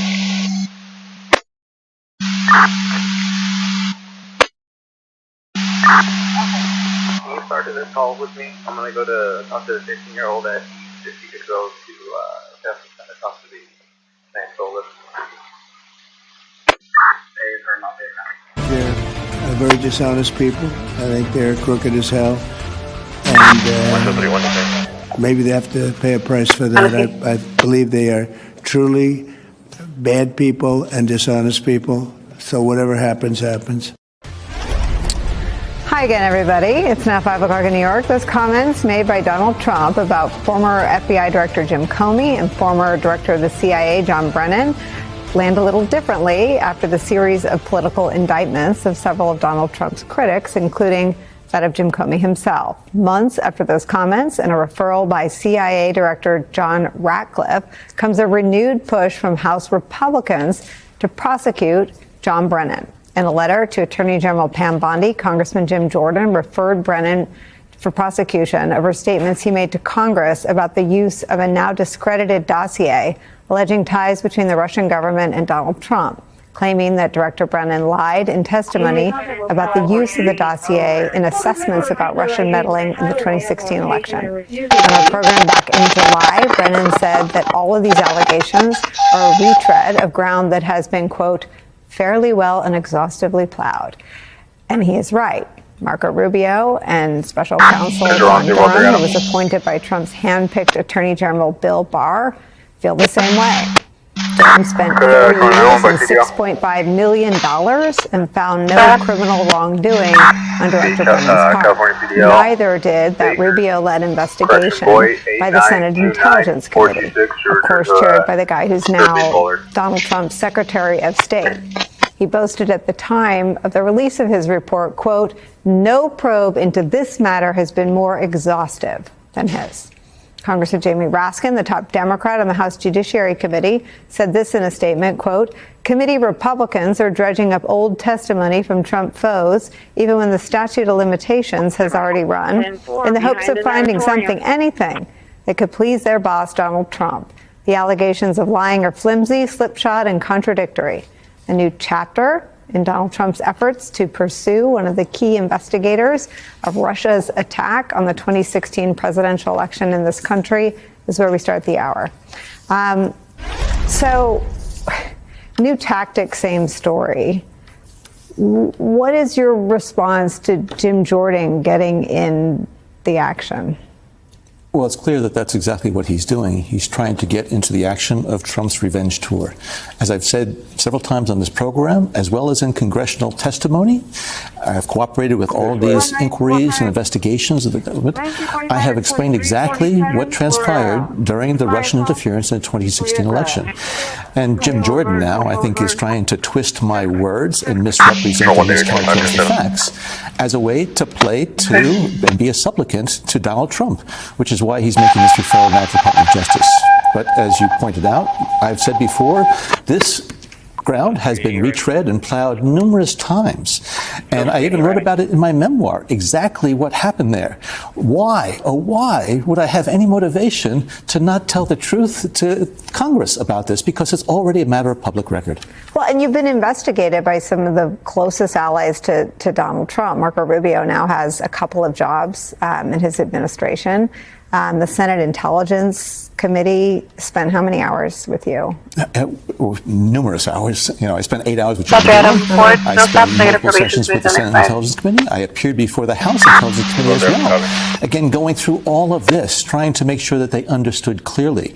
But clearly, Jim Jordan wants to be able to satisfy Donald Trump in terms of going after Donald Trump's critics, which I am one of, and I have been outspoken when I see that Donald Trump is doing things wrong. So again, it's as unsurprising as it is ludicrous in terms of this referral that is made to the Department of Justice.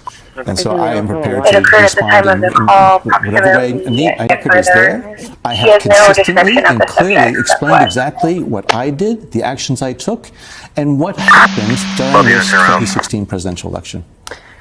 Why do you think Trump is so obsessed with rewriting the history of his win in 2016? I think you'd have to ask him, and I know he's not going to appear on your program, but clearly he is a very, very sensitive and insecure individual. I think he believes, maybe with some justification, that Russian interference in that election did help him be victorious. And so he's trying to discredit the assessments that were done, the intelligence that is there. He continues to go back at this, and that's why they keep talking about the Russia hoax, the Russia hoax.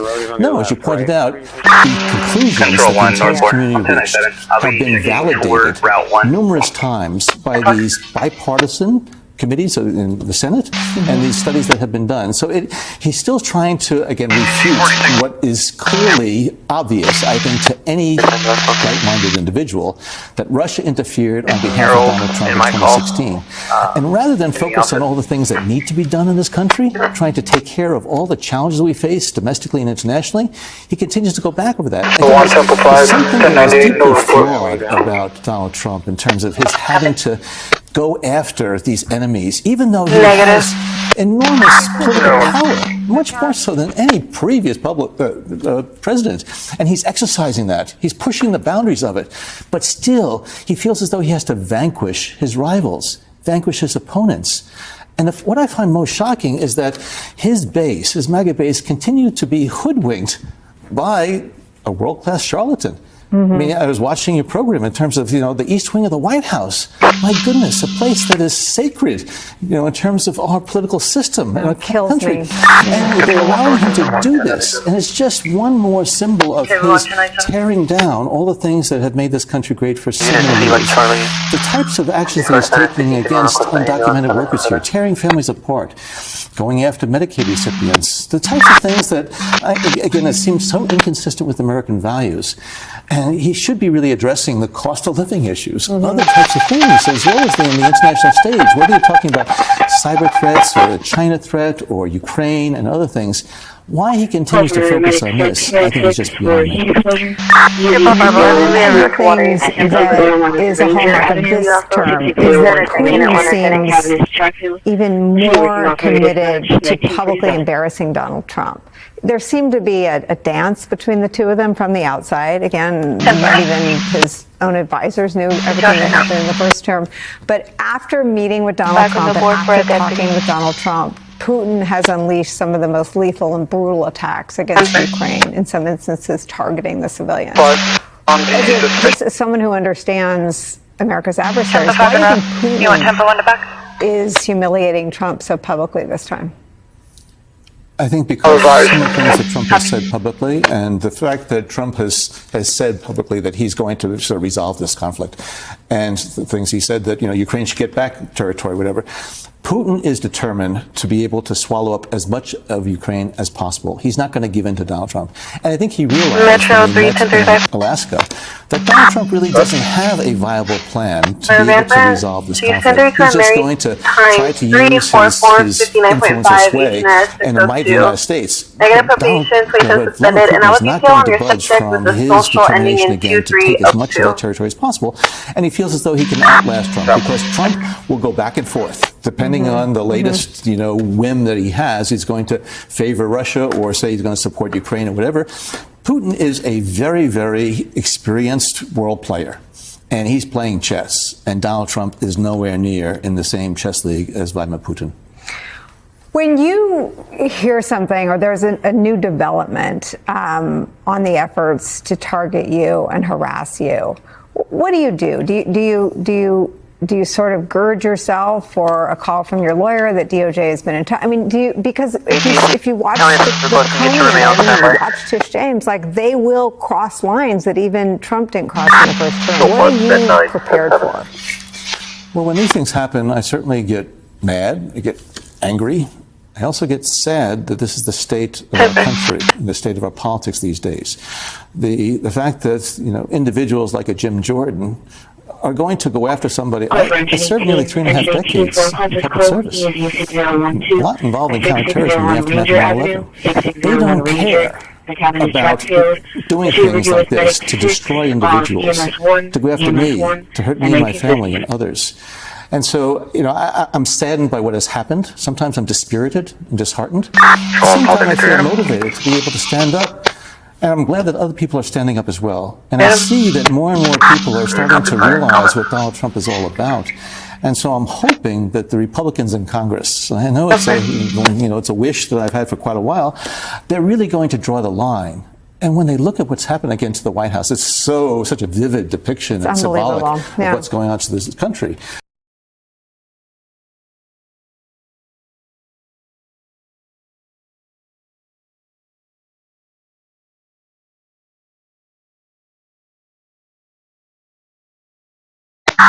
Central 171, send me the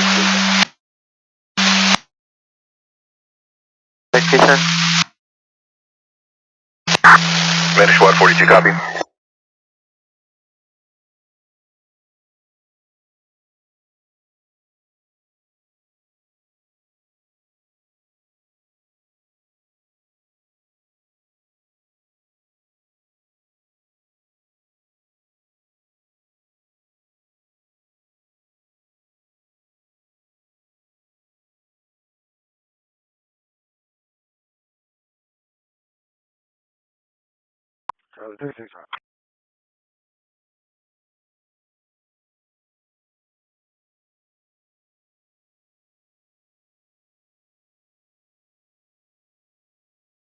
A tragedy and a miracle at sea. A captain is dead after his boat capsized while it was making its journey from the Jersey Shore to Florida. His mate was able to survive thanks to a bottle of detergent. The boat made it to North Carolina before it capsized. And less than an hour ago, NBC 10 said Greenberg spoke with the captain's to contact East High, all the phone numbers that we devastating. have. The fishing community is a very small community. Everybody knows everybody. This funeral should have been released at Canyon Club Marina just outside Cape May, but hours later, the Moonstruck capsized, taking the life of its captain, Frank Hennigan Jr. of Glenmore, Chester County. From the day I met him, loved everything about boats and fishing, and our son's name is Fisher. The 50-foot sport fishing boat was bound from the Jersey Shore to Florida when it flew Saturday afternoon in North Carolina's Oregon Inlet. Both Hennigan and the boat's mate, Taylor Flannery of Point Pleasant Borough, were thrown overboard.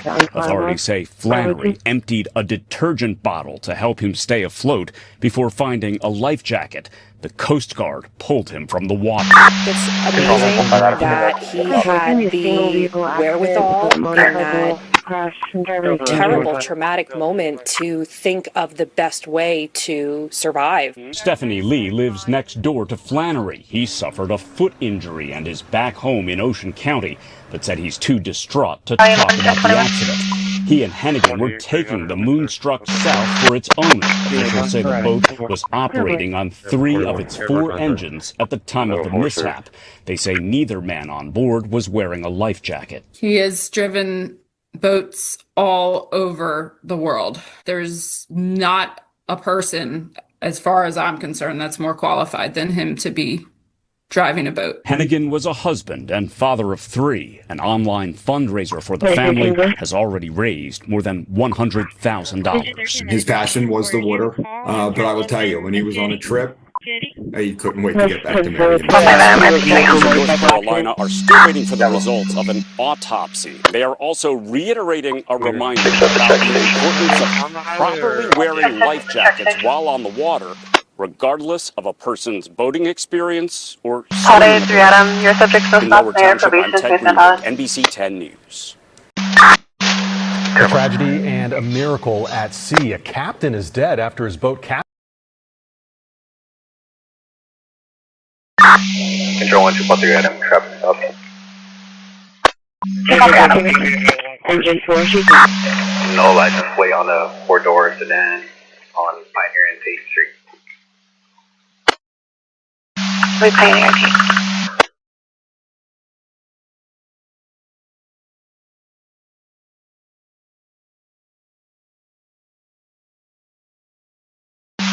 Oh, Eagle 38, switching over to Metro with Cobra Unit.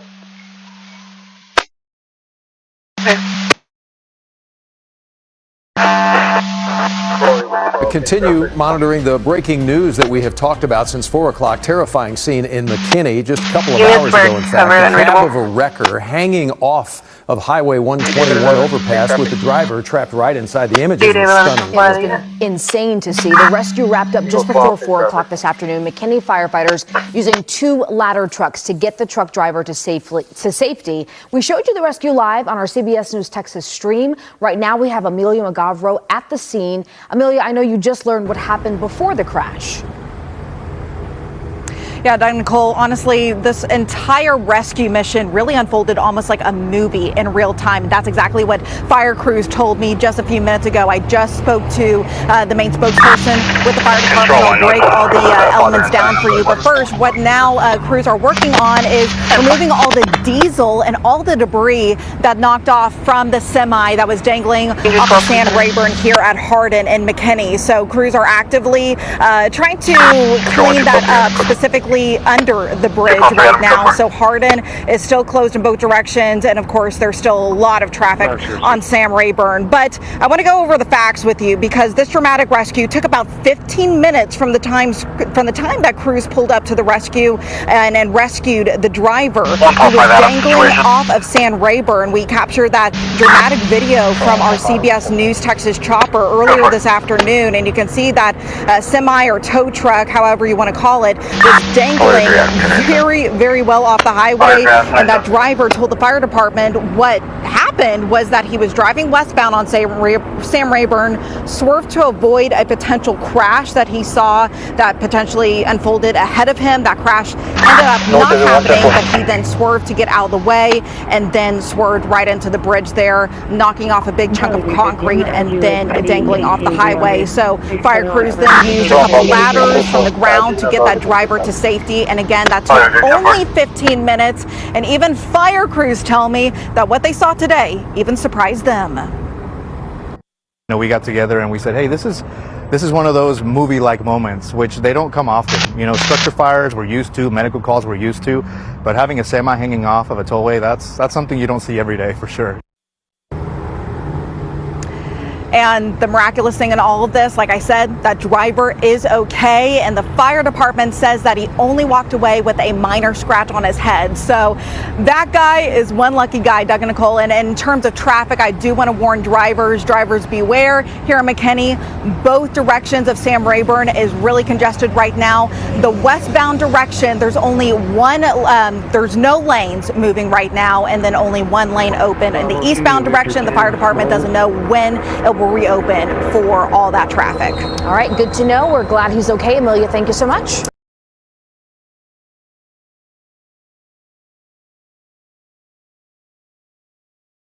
All 5 code 4. All 5 code 4. 445 code 4. All 5 code 4.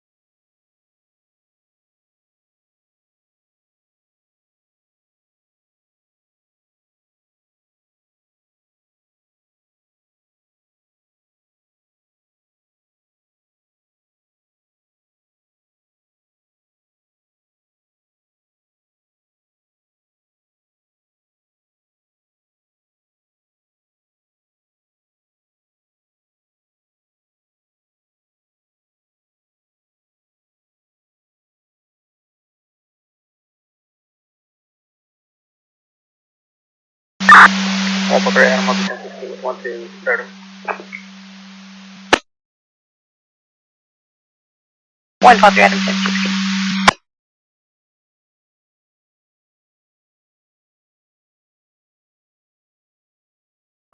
Charlie 350 area. Okay, so can you repeat that traffic?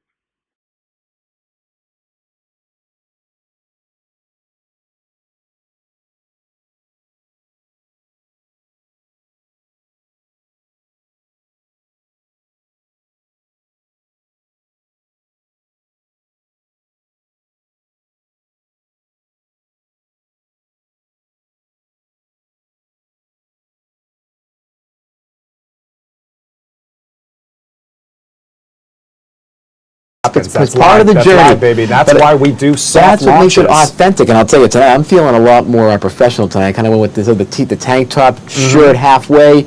We have the nice crisp shirt tonight because I'll tell you, it's my last night before my sister gets married on Friday. Father Tony officiating. Very excited. I mean, he stands for pastor. Tony Pastor. Tony Pastor and Tony Broadcaster. I can see it both. My phone's blowing up over I know. there. I just want to make sure. People aren't texting me already telling me that the audio is not working.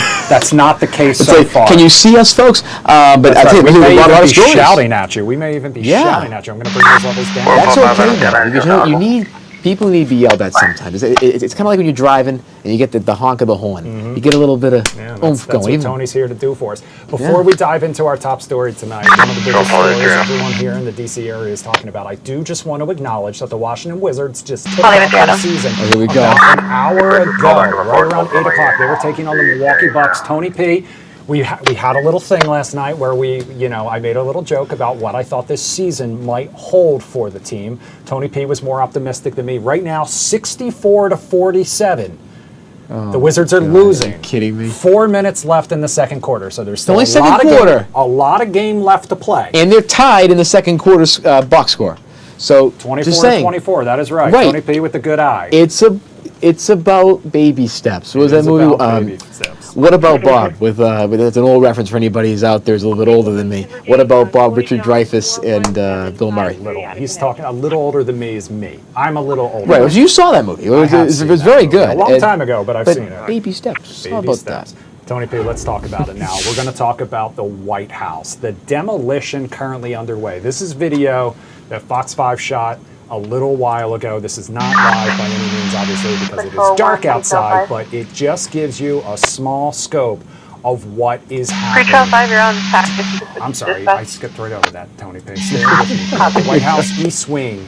We're starting off with a little history because the White House East Wing is officially history. The White House confirmed today the entire East Wing will be demolished, making way for the president's new ballroom. Now, when the president first unveiled plans for the 90,000 square foot new space, he said it would be built over the east side of the executive mansion. You're at 10-2, how do you copy? Obviously traditionally house the First Lady's offices. Right. The White House says it will be undergoing a modernization and renovation. President Trump talked about the future plans for the mansion during an Oval Office meeting with the head of NATO earlier today. I want you to listen into that, and then I'm going to get Tony's take on this on the other side. Take a listen. We're surprised the entire East Wing is being demolished because you had said initially that the ballroom was... Turn 13, copy PC Well, certain areas are being, certain areas are being left. We determined that after really a tremendous amount of study with some of the best architects in the world, we determined that really knocking it down, trying to use a little section. You know, the East Wing was not much. There was not much left from the original. It was over the course of 100 years, it was changed, the columns were removed, and it was a much different building. Then a story was added on in 1948, 1949. There was a story added on, which was not particularly nice. And the building was very, very much changed from what it was originally. It was never thought of as being much. It was a very small building. And rather than allowing that to hurt a very expensive, beautiful building that, frankly, they've been after for years. You have that. I brought these along so people could see, but it's, you know, there's a relative, nobody's actually seen anything quite like it. I think it'll be one of the great ballrooms anywhere in the world. It's about $300 million. It's set to do many, many things, including meetings of foreign leaders, including the honoring of foreign leaders. You can see this. This is a plan. If it's got tables so that you honor a foreign leader, we have a proper space. Right now, we have a space that with tables holds about 79 people. And this is a proper kind of a thing. Now, what the White House was doing, as you know, is they were putting tents out on the lawn. This is an interior shot of the ballroom. I think there'll be nothing like it. And it's being paid for 100% by me and some friends of mine, donors to it. The government's paying absolutely nothing. We're also working with the military on it because they want to make sure everything's perfect, and the military is very much involved in this. They want to make sure everything is absolutely beautiful. You can see the kind of interiors that we're talking about. That's an interior of the ballroom, and it's the highest level. And you see it goes beautifully with the White House. I mean, the mix is beautiful. So over the years, many presidents have made changes. This obviously would be the biggest change, but this was something they've wanted for at least 150 years. Many of you have gone to the events where they had, as an example, President Xi, or they had, you know, a leader of one of the countries, including the king and the queen from your favorite country. Absolutely. Frankly. But where they'd be honored, and they'd be in a tent out on the lawn, and it would rain, and it was a disaster. Brian's shaking his head. You know what I'm talking about. And so I thought I'd bring this out because this is going to be probably the finest ballroom ever built, and we're doing it no cost to the country. It's being put, the money's being put in by me and donors, very great patriots actually, and the spirit on the building of it is amazing. We are using little sections of footings and various other things, but that's sort of irrelevant. In order to do it properly, we had to take down the existing structure. The way it was shown, it looked like we were touching the White House. We don't touch the White House. That's a bridge, a glass bridge going from the White House to the ballroom. Then you get into the lobby of the ballroom, and then you go into the magnificent, the main room. And it's something that has gotten incredible reviews. All right, so that was President Trump speaking about the plans for the East Wing ballroom. Not everyone thrilled about it, though. You see this post on X from former East Wing occupant, former First Lady Hillary Clinton. It's not his house, it's your house, and he is destroying it. Tony, We both had the exact same reaction. We both looked at each other when we were listening to the president because that price tag, price tag went up about $50 million. $250 million was the initial estimate for this ballroom. I mean, $250. Originally, he said it's not going to be tearing down the East Wing. Now it obviously did. No East Wing, goodbye. I've been there 8 times, and it's a beautiful structure out there. It's a beautiful walkway. Very sad that's going away. And then you have, I mean, the $50 million increase. I have to say, though, that presentation was actually kind of oddly amusing and oddly soothing. I kind of felt relaxed watching him crumple the paper. It's like a little ASMR in there. That's kind of what it felt like, and I'm going to be honest. But I never really have felt that soothed with Donald Trump, but he did it for me just then. But that being said, it's, first of all, you know, looking at the tearing down of the East Wing, the increase in price, who thinks this is going to be ready by 2027 or 2028? They're saying 2029 when there's his successors in there, whether it be Republican or Democrat. So my question is, knowing him a little bit and how he conducts business and how he likes to enjoy the fruits of that labor or whatever he's done, why would you build it now? I mean, why would you do that if you're not really going to use it unless he thinks it's good? 159. Shall we clear Ray and route to transportation? Okay. We'll take care of that call, sir. It's court. I just want to ride. Okay. Maybe 17 to Bay Area.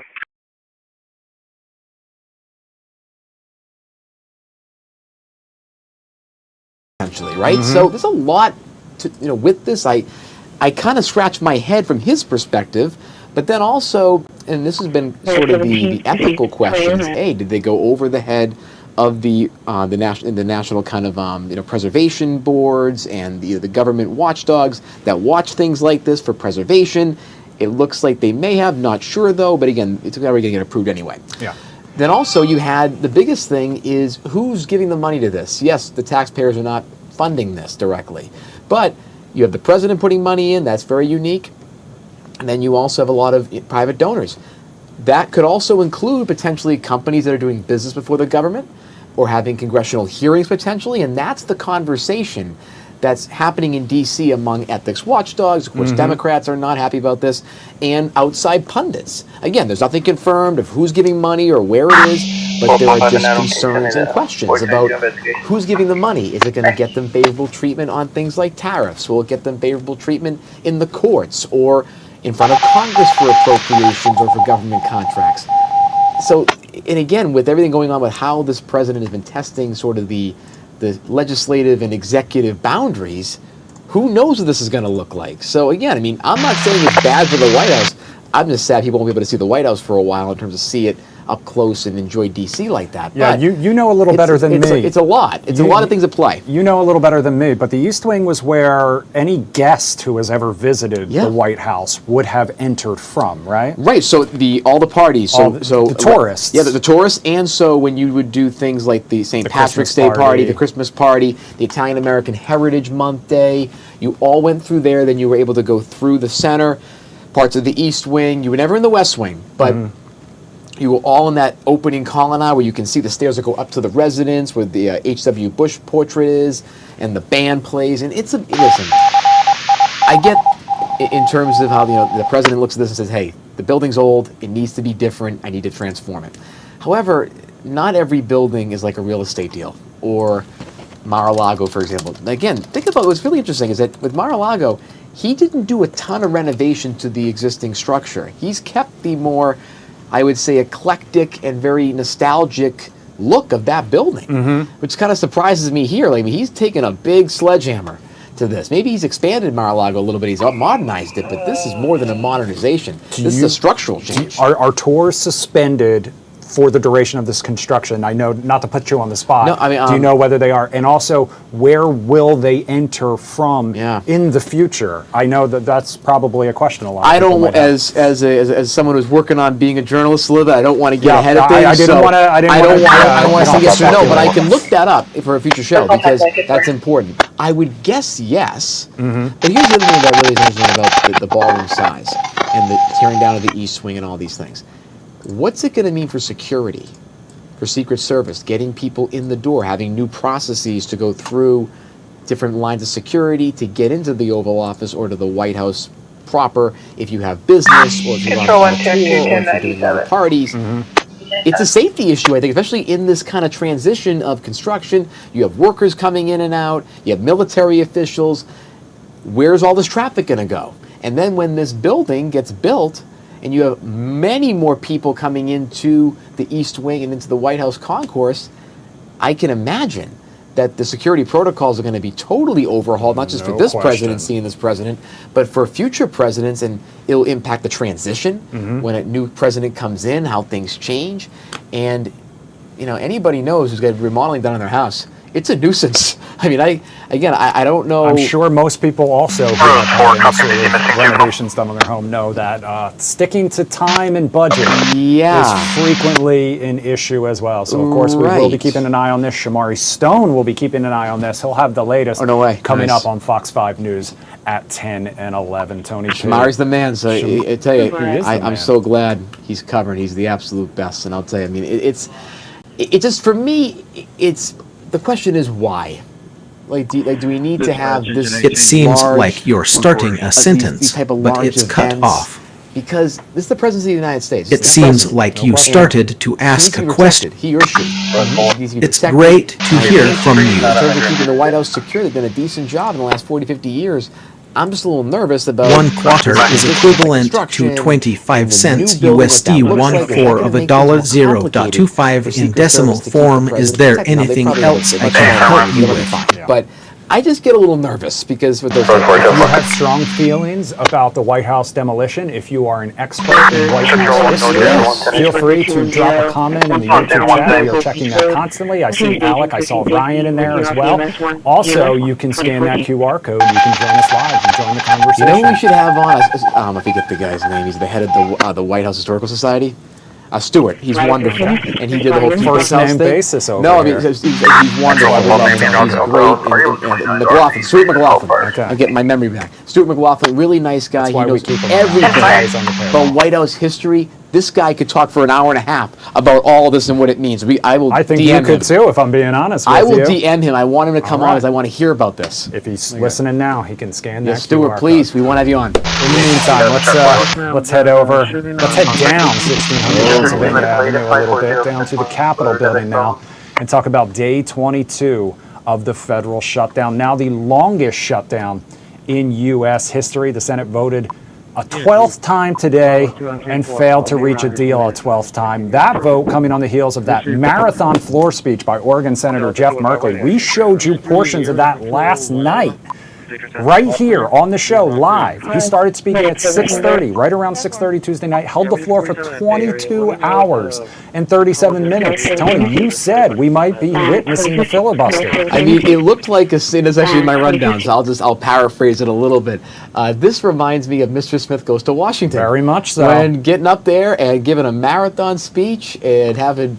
Mr. Smith didn't have any props or any slideshow demonstrations, but Mr. Smith was very compelling. And I had nothing against Senator Jeff Merkley. I don't mean to keep picking on him, but it was a little bit, let's say, good for a bedtime story or for some ASMR because it was really just not a lot of energy. Exactly. And it's like, I mean... we talk about messaging. I mean, I don't think he's going to be the top messenger on social media. Yeah, we'll do our best to keep this to just 1 hour and a little more lively. Meanwhile, I can do a 4-hour thing. I can pull it off. He could. Me and my big mouth. Oh my God, totally. Democrats continue to push for an extension of the Affordable Care Act subsidies. Republicans say the government should reopen before health care talks can resume. In the meantime, though, thousands of furloughed federal workers in the DMV have been left in the lurch today. For the second time in 2 days, hundreds of people showed up at a pop-up food distribution site, this time in North Bethesda.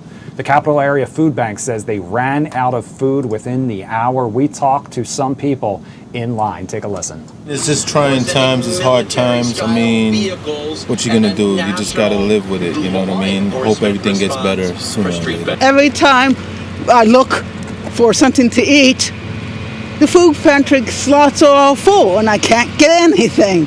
So then food is shut down, I have to wait day by day by day by day by day. We're in a very sad state and nobody expects to be in a place like this, and you have people, look at these lines, it's crazy. You know, they're running out of food because people need it, you know, and they're trying to keep the money that they have to see how, because we're not getting paid, so we got to stretch what we have. It's hard. I mean, I hope it will get it resolved, but both parties have to do it. It can't be just one. So the Capital Area Food Bank says it will continue to have those pop-up food distributions in the area until the government reopens. We'll have the full list on Fox Local and fox5dc.com. The next pop-up scheduled for Friday in Alexandria and DC. Tom. I mean, again, just watching all these interviews, it's a human story. This is not just a political pawn. This is not a political situation. It is, but these are real people that are going through so much, having to figure out whether I pay the rent, or I have food, or I take care of my medicine, and no matter shutdown or none, right? I think we can all agree this is not sustainable for anybody. This is what a lot of folks go through, not just federal employees, but employees in the private sector too, that don't make enough money, that can't get on Medicaid. And this is a policy failure as well as a countrywide failure. Because, yes, let's get everybody back together, let's get the government open so people can get paid again. But the fact that 3 weeks, maybe 1.5 paychecks, people basically are close to, you know, on their own basically and having no money, is this something we have to really grapple with. It was the same thing during COVID when we realized that, you know, COVID, people were shut down from work and people were going to lose their apartments, lose their homes. It's going to be a wake-up moment because this is not sustainable. No, and it's not. Obviously some of these federal workers have very good jobs. We spoke to one woman who had said she had just gotten a promotion, but I can speak from personal experience of living paycheck to paycheck.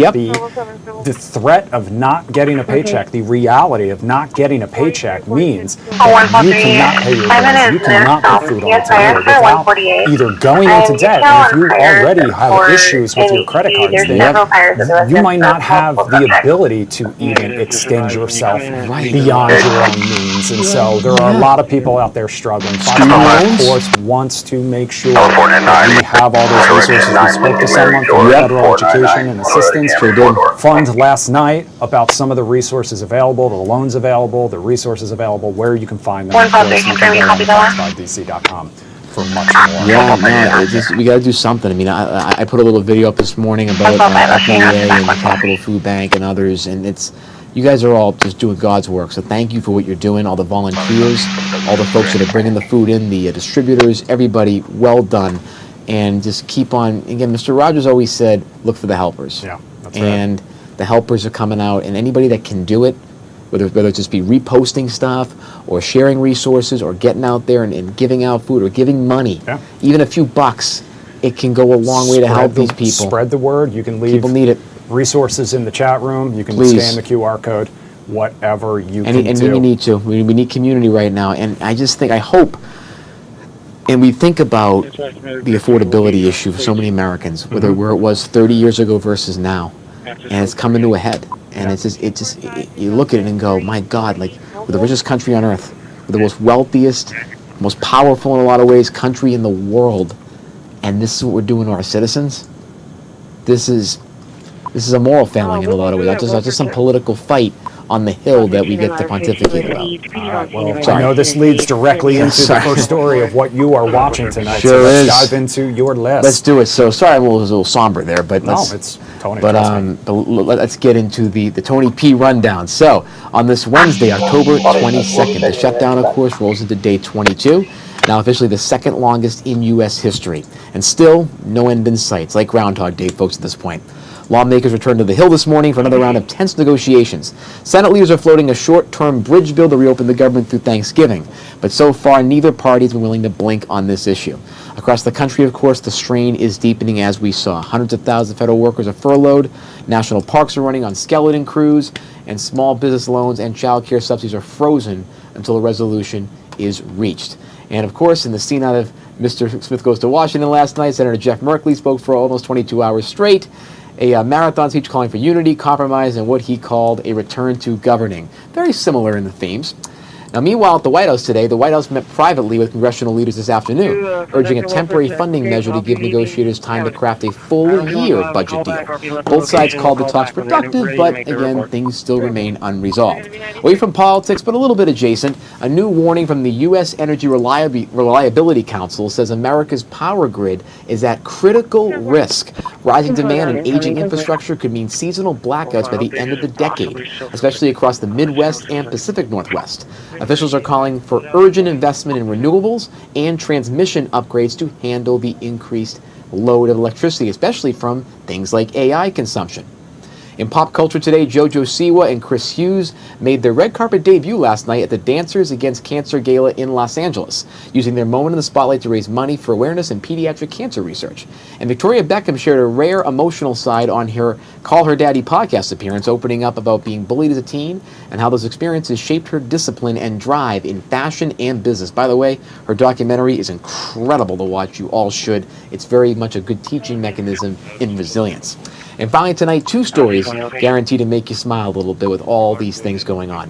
In Texas, NICU nurses dress premature babies as Bob Ross, Happy Gilmore, and other pop culture icons for Halloween, giving parents a few joyful moments in the toughest of times. And on Long Island, Billy Joel celebrated his daughter Remy Ann's 8th birthday with a heartfelt post about fatherhood, music, and slowing down to savor the little things. It almost seems like he's writing the song for that almost. Billy Joel, beautiful poetic words. So beautiful stuff to make it a little wholesome on this Wednesday night. Have you ever seen him live? I wish. Yeah, I've seen him a couple times. You have? Where? I saw him once at Madison Square Garden, which was obviously a bucket list show. And to be honest with you, I bought what I thought were going to be really bad cheap seats, and I was like behind the stage. But at Madison Square Garden, they have that like ramp that goes across the upper level. There's like a bridge. I stood on there, and I was closer than I would have been if I had been dead center, 20 rows back. Absolutely phenomenal show. I saw him here in Max Party as well. In the rain, it was a great show. He played the Downeaster Alexa, He did, no way. One of my favorite songs of all time. Now, I have to say, I think with everything going on in the last, 40 years now, or close to 36 years since 1989, I think we need a new version of We Didn't Start the Fire. I believe that Fall Out Boy did a new version of We Didn't Start the Fire. But that I'm going to go ahead and call it trash. Count. It's fine. We was need fine, him. Fall Out Boy. We need him. I think it was Fall Out Boy. He can still do it too. I mean, maybe it can be like a music video. It was not just Billy Joel, but some other. It's like I have the internet in front of me. Hey, we're doing live stuff here, my friends. Start the fire update. There was a whole. Even now, there's some more. It was Fall Out Boy, and there was also. This was an episode of Always Sunny and Abbott Elementary crossover where the gang wanted to do a remake, and they were using the students anyway. It's a very R-rated episode of the show. Not safe for kids. No, we're not suggesting to watch it. We're going to take a quick break, but in the meantime, we're going to give a quick update on those Washington Wizards. It is now 72-53. We have made it to halftime. The Wizards only down by 2 in the second quarter, outscored by 2 points, 32-30 in the second quarter. We'll keep an eye on that. In the meantime, we're going to take a quick break. Coming up on the other side of it, we are going to talk about the changes that could be coming the next time you try to buy a concert ticket, maybe even to Billy Joel. Beautiful. We'll be right back. Tempo 5, plate returning, no stops, current 2019 Buick out of Arizona. Got it.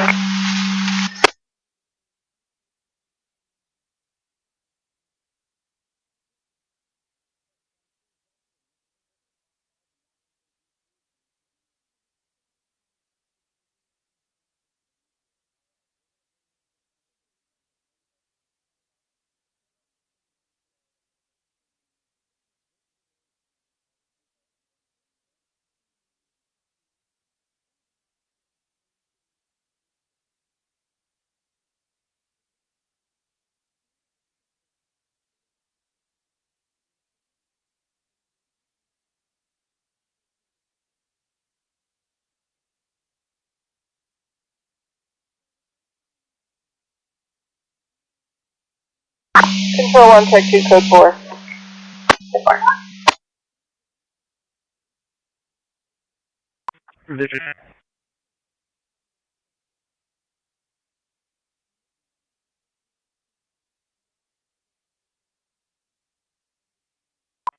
2, I'm 10-4. They can go ahead and get the record started then.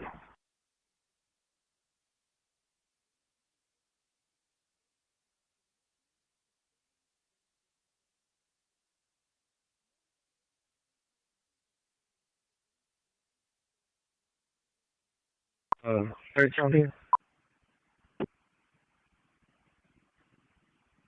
Yeah, yes, right here. Can you repeat?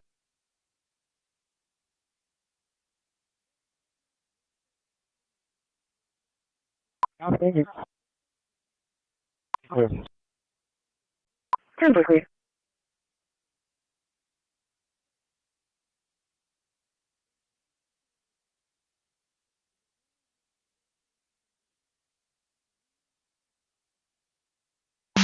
Control 1, Paul 3, 297. Yes, sir.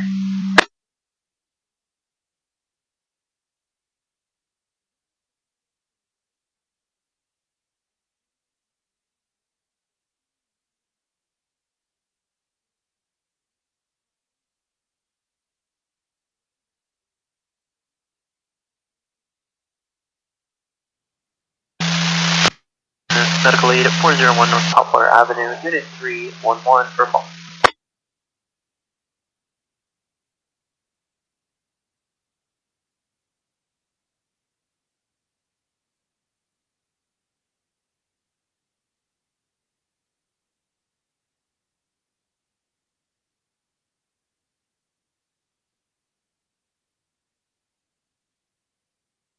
Is the L right back up?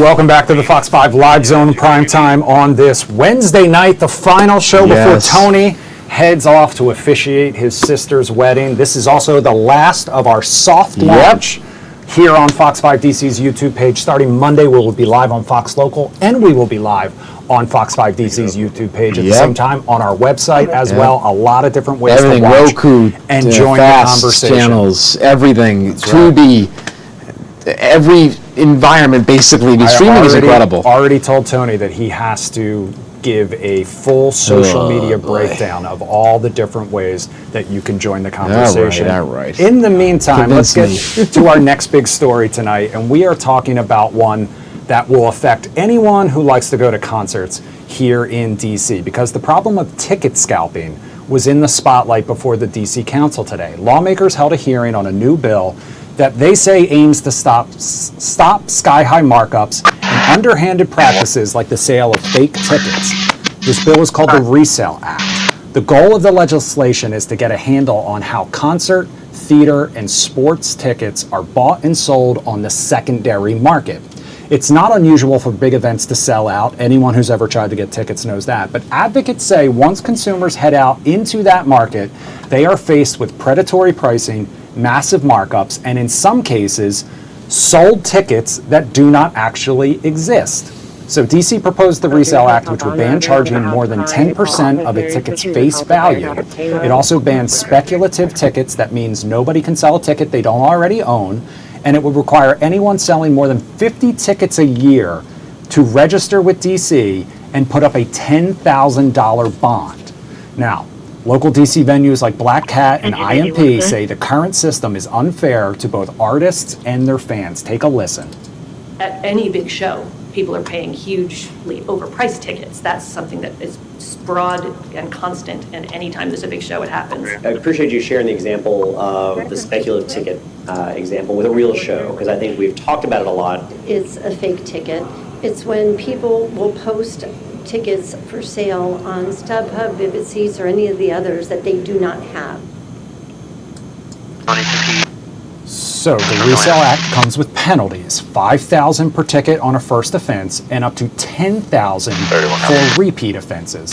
It also beefs up enforcement by giving DC's Attorney General more power to act on violations, but ticket reseller companies like StubHub, SeatGeek, and others argued the bill would limit ticket access and restrict people's freedom to resell something that they own. Take a listen. Our platform provides a safe, secure, and regulated marketplace for fan buyers and sellers. There are other parts of the bill that would have serious unintended consequences. They really do risk driving out very marketplaces that have made ticket resale safe. So industry analysts tell Fox 5 that if this passed, the Resale Act would make D.C. one of the strictest cities on ticket scalping. Mayor Bowser's office tells Fox 5 that the mayor is supporting this bill. So we want to talk more about this tonight. And to do that, we want to bring in Dustin Brighton. He is a spokesperson for the Coalition for Ticket Fairness. Dustin joins us now live. Stand by, Justin. We're bringing you in. Dustin, we're bringing you in now. Can you hear us? I can. All right. Thank you so much for joining us. So first of all, can you tell us a little about your organization and who it advocates for? Absolutely. We're the Coalition for Ticket Fairness. I represent them as the Director of Government Relations. I can tell you that our supporters are season ticket holders, ticketing platforms. Control 1, Control 5. A diverse variety of personnel and fans across the spectrum who support CTF. So in terms of the overall process for, let's say, an average user like me trying to go out there and get tickets, because again, the affordability question is at the center of this, I think. What are your industry partners and, your organization doing to try to mitigate some of the, the impacts of these, for example, the fees going up really high or having these scalping issues? Are there things that the industry is doing on the apps or being done, through more advocacy work to do this internally before maybe a DC-based legislation thing happens? Right, no, that's a good question. I mean, the bottom line is that you have one entity that controls the primary distribution market when it comes to tickets. They control the primary distribution, they also own venues, they work with venues, and they manage acts. And I'm referring to Ticketmaster Live Nation Entertainment. Right. So they have deals with a lot of venues. They can dictate terms and conditions on how tickets are distributed, and oh, by the way, they also have a secondary ticket market exchange where they can actually manipulate the market. They are the only entity in the United States that has that at present. In terms of that overall marketplace, do you feel that the solution could be more kind of more monopoly breakups? Is the consolidation really impacting this, and is there a way to do that from a market-based perspective? Yes, absolutely. There is a monopoly there. There's no doubt about it. Obviously, I'm sure you've probably seen that the FTC has opened an investigation into their business practices. They have determined that there is evidence there that they need to move forward with further investigation and possible remedies. We'll see what happens there. But as far as CTF, I mean, the bottom line is markets are driven by supply and demand. The rules of economics don't stop or dissipate just because it is a ticket. Restrictions on transferability or cementing the monopoly that currently exists with holdbacks. Obviously, Ticketmaster Live Nation, they know when they're holding tickets back on their own behalf or on behalf of an artist. There's hidden fees. And that will affect pricing, and it will affect pricing on the secondary market, again, especially when they themselves participate in the secondary market. So in your opinion, will these price caps and the new restrictions hurt fans' options? And what would you kind of like to see be done instead? No, that's a great question as well. The bottom line is we would like to see full price transparency, just what goes into the price, and in addition, an equal application of the rules. I mean, consumers, we want them to be able to have choices on where they buy tickets on the secondary market as well as the primary market. And it would help if there was transparency into how tickets are distributed, who's buying the tickets, and that would give some reasoning to why the markets function the way they do. Again, the rules of economics don't dissipate just because it's a market for event tickets. When you look at in terms of like consumer behavior, are there things that your organization has put out or want to put out about, hey, just to be on the lookout for these type of bad actors, so that you don't perpetuate this over the top scalping or some of the bad economic behavior? Are there ways that you all are working to kind of put out more consumer information so that they are more educated about this, as opposed to having legislation? No, absolutely. I mean, we are going to work with the DC City Council. We'd love to talk with them further, which they've been good to listen so far. But I can tell you this, proposed remedies such as price caps are not going to help. If anything, you are giving the monopolist there that owns most of the distribution in the primary market, if you put price caps on tickets on the secondary market, you're just playing in their hands. Again, they are able to dictate prices on the primary market, which affects the secondary market. So obviously price caps are not going to work. If you look at any economic model, there were professors that testified today as to why price caps don't work.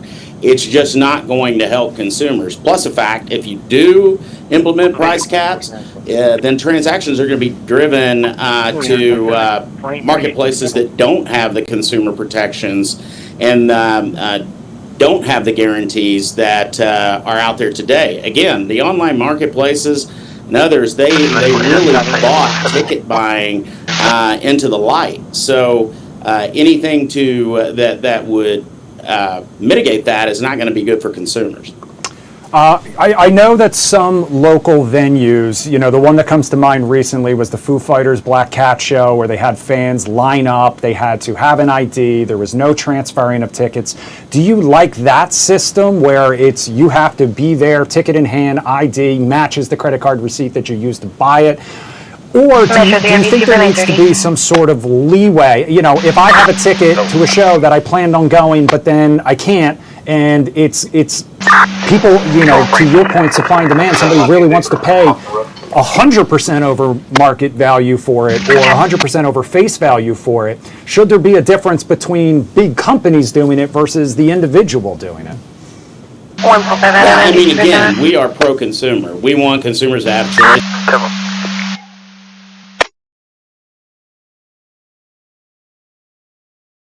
Out of a 3 situation. Everyone, I'll be en route to the 278.5. 10-3. Daniels and Union. There's the unit as well. Great help.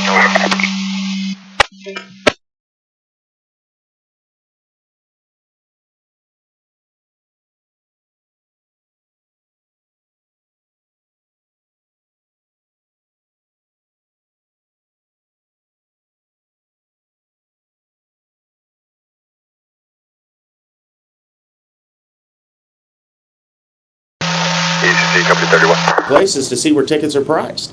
All right, Dustin Brighton from the Coalition for Ticket Fairness. Thanks so much for spending some time with us tonight on the Primetime Live Zone. Live Zone Primetime. We're still working that one out.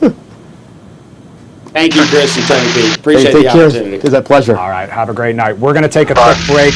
On the other side, we are going to talk about some concert drama for one woman at a DC show involving the singer Somber. The victim, they're requesting a second grown ambulance be advised well.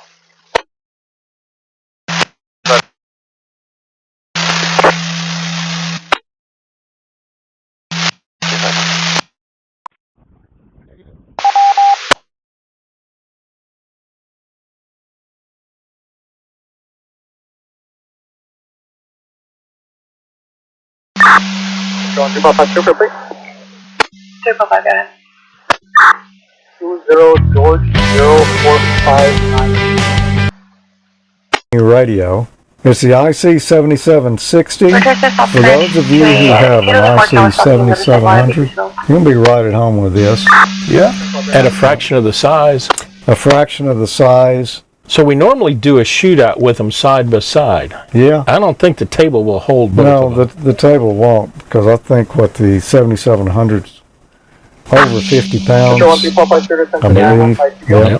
It felt like it when I put it in the rack, and it hadn't moved since. Well, that is one positive thing. It hasn't moved since, so it means you haven't moved it out of the way. So the body of the 7760 is mounted in the rack, and Ray, I hurt myself putting it in. I can't get it out. So looks like this one might be coming back home with me. Well, you can't see the chain on the other side of it over there. But, yeah, it's a super nice radio. Now, don't get me wrong, I love the 7700. I've had it for a number of years now. Comfortable with it. I know where just about everything is. Everything I use, I know where it is. This radio, it's got everything that 7700 has. 7700 got dual waterfalls? No, it's only got one receiver. So that's a plus for the 7760. What's going to be funny to watch, Tommy, is when he goes over there to operate the 7700 and he starts poking the glass to change bands. Yep. Because that was one of the things when we introduced the 7300 with the touchscreen, and then when we had the 7610 in there, and we still had the 7851. 7851, every couple of hours we would have to go clean the screen from everybody trying to punch it. Yeah, I don't have a touchscreen HF rig, but I have used the 7300, a few times. And I was able just to sit down and start using this. There was no learning curve because it's touchscreen. It's just intuitive. And I think you said you took it to work with you? I did, just this part. I didn't take the body. And worked right through the network over the internet. Was able to get back into the body over here. Make QSOs from right there. You'd know no difference. Throw it in the backpack, sneak it in. Yeah. Make friends with the IT guy, get a few passwords, and boom, you're off and running. Yep, you are. I've taken it to a couple of different locations, see if I could get back in, and I could now.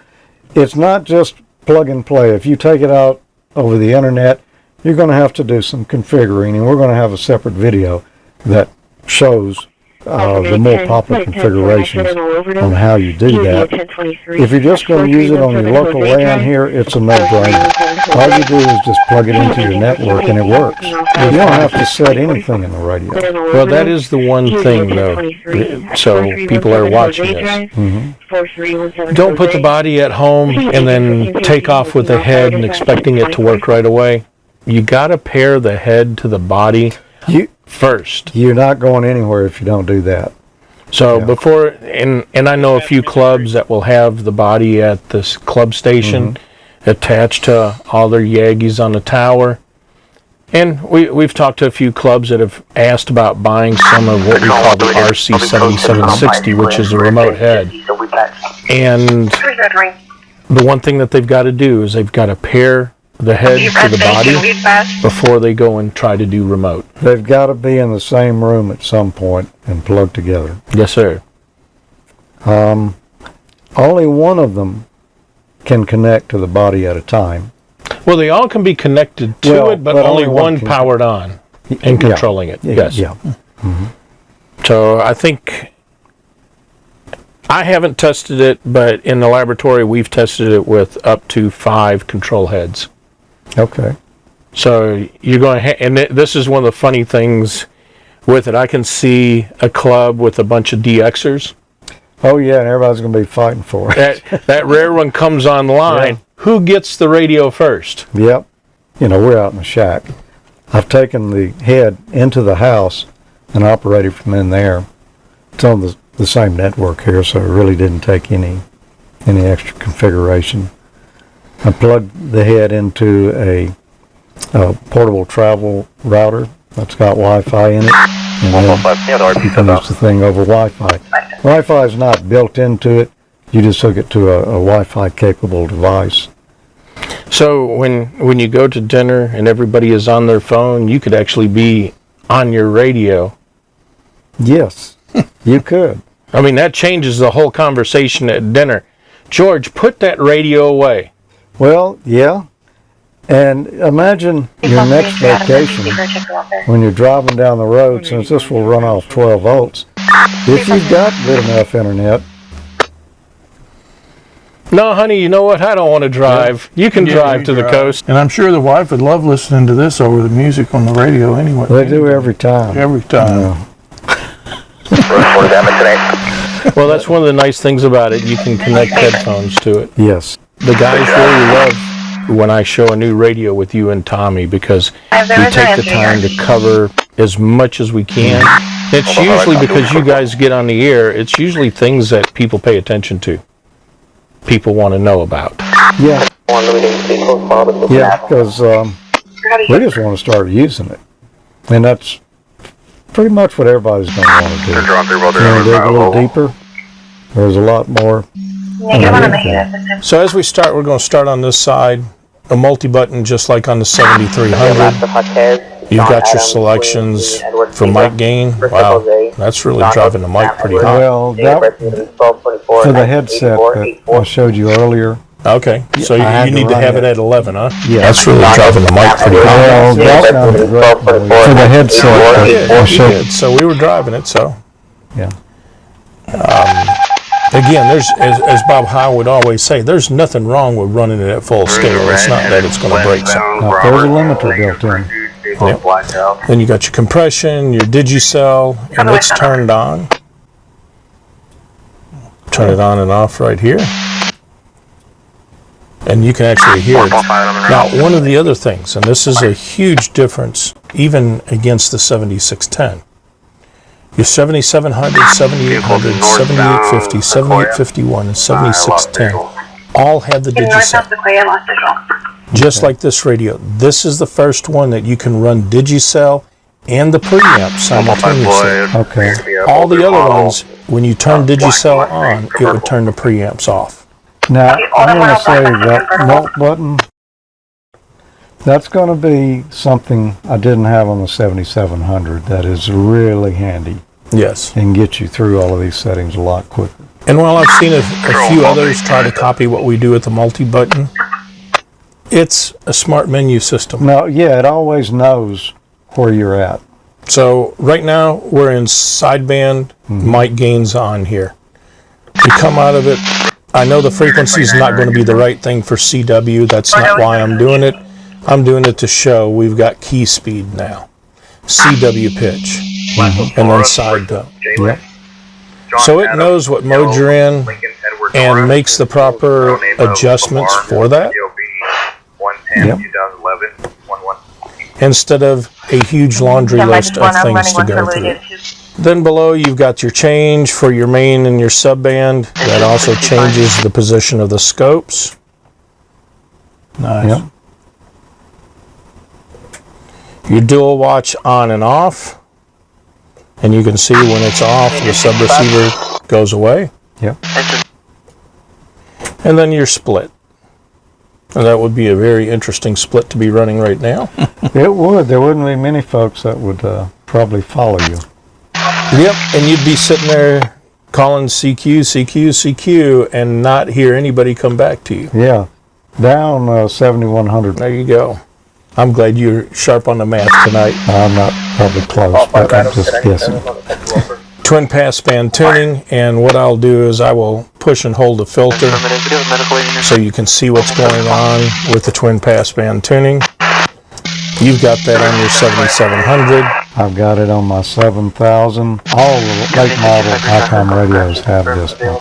Yes, sir. That is a game changer. So you can select either sharp or soft, set your defaults for it. So that's pretty much the same. No need to take that out. Push and hold it, and it resets it. If you're in a contest or field day or something, you're really going to want to use that. Oh yeah, makes a huge difference. And again, your filters 1, 2, and 3 for your defaults. 10509 at Meacham Road. RIT, Delta Transmit, and then your clear. The clear you can set up for a single push clear. That way the contesters, they're chasing a signal, they're up 5, they make the adjustment with the rig. They can quickly clear it back out and go back to the run frequency. So then we have a secondary display. Yes. We've seen this before. We can select what we want. We can even do it for multifunction. Yep. Yeah, that's pretty cool to me. I like that. You can change what you're showing on the sub-display. You can even change bands on your main one. Or quickly jump through your memory pad here. So you're testing to see what local AM broadcast stations are around here. Oh, yes. Of course, this is nighttime, so you're getting everybody in the region. So you could do some DX on the broadcast stations. Oh, and it's a really good sounding AM receiver, too. The dial lock, 4 juvenile is no stops, not recorded. as well as the speech. Negative on, no probation, just deferred. 3 megahertz. USB. There again, if you're running split, you can make a quick adjustment with the XFC. Auto tune for CW mode. Yeah. So let's jump down here. Right there, George. That's one big difference with the triple band stack registers. Okay. And a few people have made the comment, well, you lost that in the 7610. No, you push and hold the megahertz. There's your last 3. I did not know that was there. That we can go there. And now we're in, we'll dial over.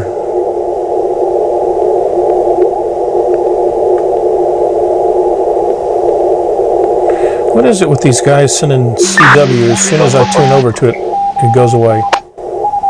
I'm waiting for your reply. So right now, I just used it to dial right in on it. And that puts it at 800 hertz. Yes, sir. Audio tone. Or 600. 600. Okay. Now, I know some guys that like it around 400. No need to see back your ambulance that one.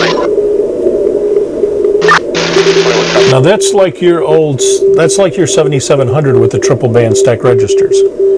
I go over here to the sub screen and we go on the S meter. There's your audio scope.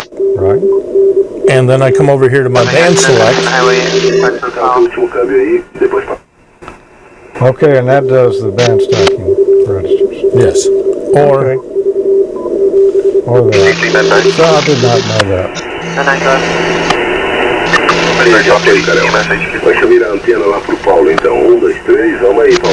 Have you got a filter on there for that? No, sir, I don't. Okay. No auto translate yet. I caught that. That was in English. That was dodgy antennas, what I just heard.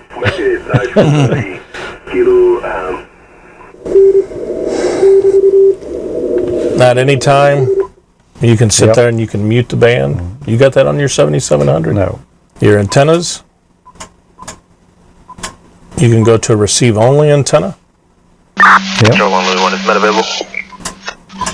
So every time you come back to antenna 1, it's receive only. Your preamp 1 and 2. Attenuator. Now, one of the things that you can do is you can do both attenuation and preamp together. And there are some interesting situations where you will do that. Yeah, and I have done that on the 7700, and under certain conditions, it'll allow you to put them out. You got your IP on and off, your selection on your AGC, you push and hold it. You can then come in here and dial in whatever you want. All the way counterclockwise will turn off your AGC. If you forget whatever the default setting was, 21. you push and hold it and it'll take it back to you. And then for your digital modes, your quarter turn on or off, that greatly slows down your revolution. So how did you get there now? Okay. Quarter turn on and off. And that's because we're in CW mode. When you're in sideband, it's compression. Okay. So the radio remembers what you last had your AGC on as well as your settings for the particular mode that you're in. And I can see for somebody who's never had the smart menu system like that to get confused when you're looking for something. And we've had customers that go to the appropriate mode. Yeah. I saw it. It was there earlier. Exactly. David 11. Then across the bottom, your menu, your function, your mini scope. Instead of it going to a mini scope, if you push and hold it, it will go to your large scope. Your quick menu, and then your exit, and then you record and play if you have an SD card in it to record your voice recorder. Well, as we've covered probably 3/4 of this radio, Tommy, how much of it feels familiar to your 705? A lot of it. Or when you played around with your with the 7300? It's very familiar. The interface is pretty much the same. I mean, this is a little bit, got a few more options on it, but it all basically works the same. You think you'd have enough of a knowledge to sit in front of it for the first time and getting into trouble? Good trouble or bad trouble? You hear a call, be able to call back to them? Oh yeah, that wouldn't be a problem at all. I mean, your noise blanker, your noise reduction here, you've got your main and your sub, and you can mute both of them. Now, because you've only got one receiver on your 7700, this is something that came in with the 7610, 7850. Yeah. I don't remember the 7800 having main and sub in the left and right. But on this, the main speaker, you can have it where it's mixed in the main speaker. You can go stereo. You can go stereo with the headphones. I mean, and this one, your main and your sub on the speakers on the top. Now this is new. You can have a different sound tone for your sub. David Mary 8. Oh, yeah. 80 on 100. Oh, you can play Pong. Yeah. Your APF is for CW, your TPF is for RT2I, your twin pass filtering. The APF, let's go down here to CW. So what you can do, this is in the wide configuration, what you can do is if you're in a contest, you can sit there and pick out different CW signals without changing your frequency at all. Completely take it out and listen to a different signal that's close by. Second ambulance is at Olive Drive. And if you need to add a little bit of gain to it, you can go all the way up to 6 dB of gain.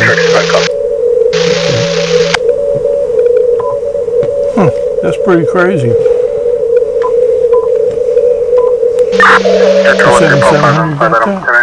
I think it does, doesn't it?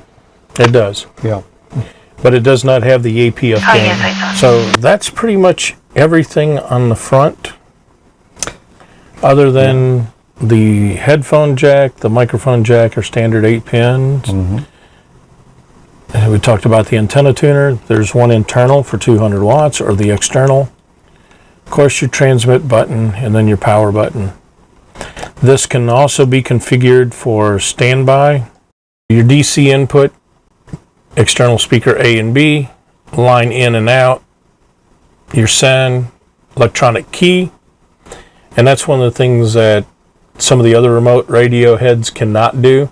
So where you can plug a CW key into it and do it remote.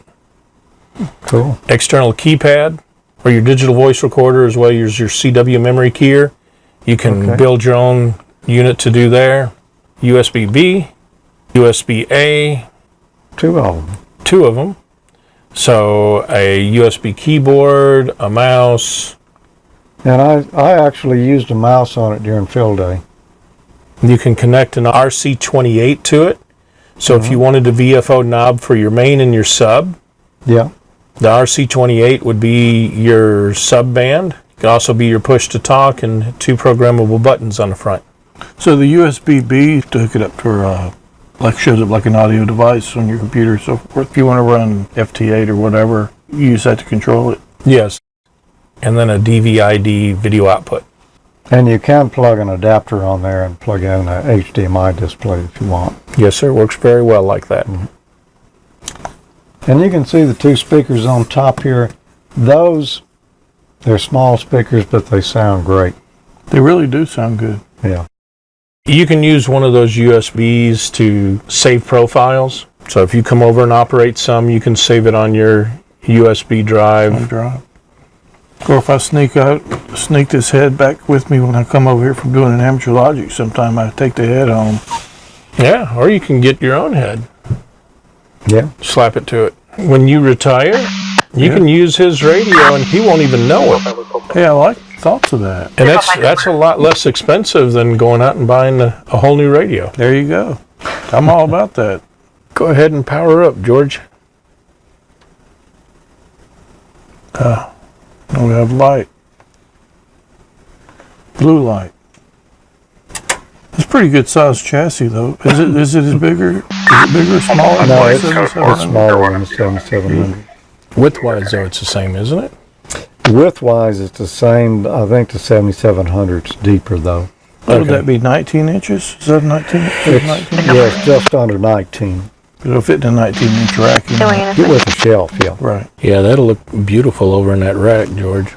You know, it would look sweet over there. And would look good with PW2 underneath it. That would look good too.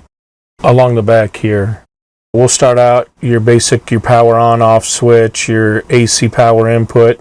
Because you don't have a 12-volt input on a 200-watt rig. No, sir, you don't. So the power supply is built in. You can easily see through the back of it, two fans back here to help keep it cool. Reset button for resetting the RF deck. A USB 3 jack for your IQ output. Accessory 1 and 2. Your SEN and ALC for an amplifier. A CW key if you want to use the back of the radio instead of the back of the head. Another remote for your digital voice keyer and your CW memory keyer. And this was where it gets different. George, you've got it connected into your LAN because you're using your network here.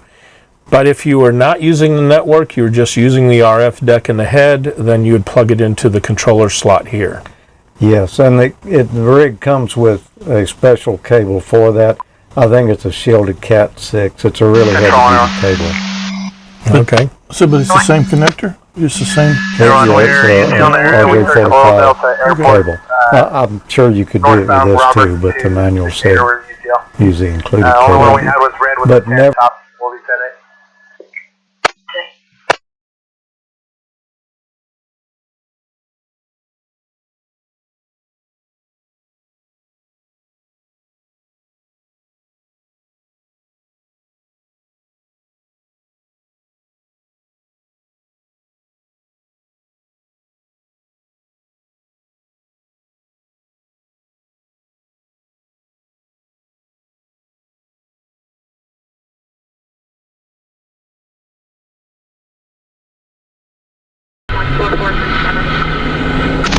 Control on Louis 7 detaining 1. 5931,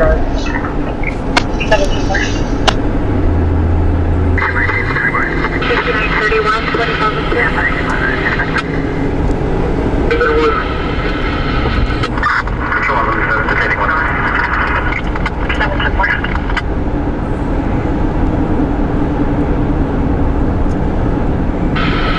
31, it's going to be Lake Isabella and Boston. Fairway.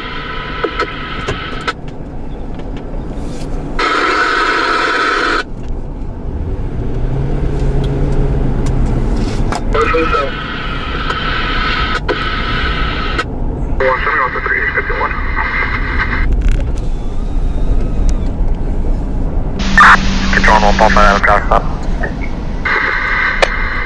Metro 110 305. God. The California 9 Victor is Corvette. Yeah, it's Control on California 9 Victor, David Zebra 362 on a Corvette. Peg Castig and Woodrow. 155 vehicles in the stop car and 23 Chevrolet to the better vehicle.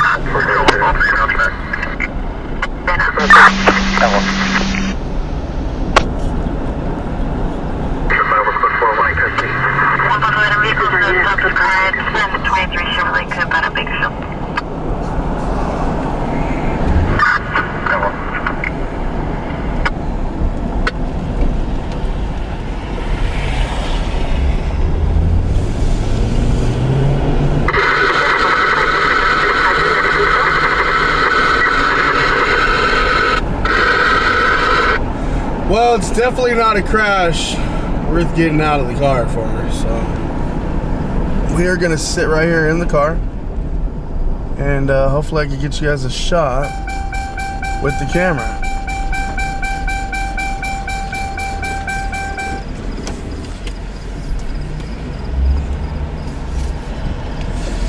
Also, too, while we're posted up, Control 1 and service 3, 1097, give us.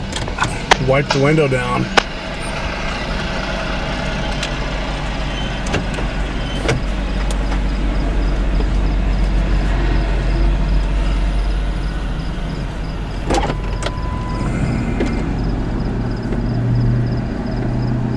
All over get it. 11084.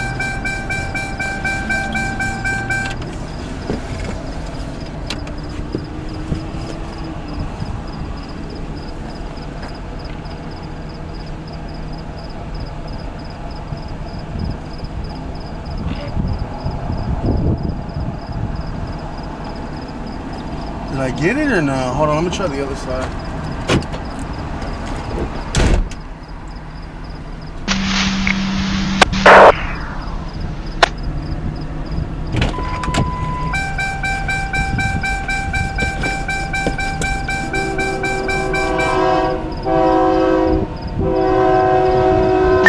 Control 1, North David 1, 1097. North David 1.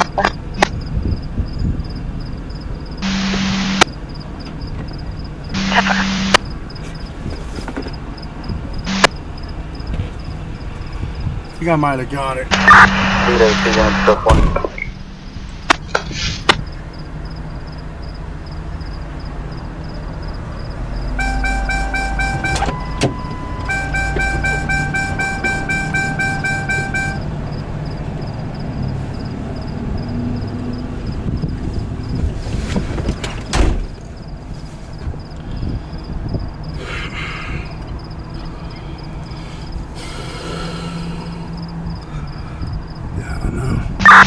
Control 1, enemy search 3, 1014 with 1 to Amtrak.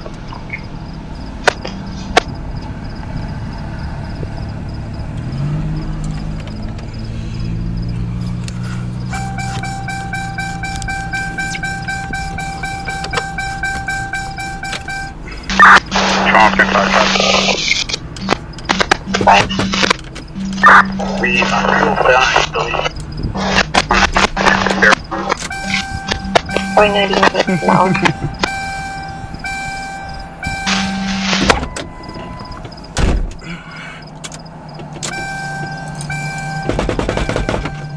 Tonight's gonna be one of those nights. Are you serious?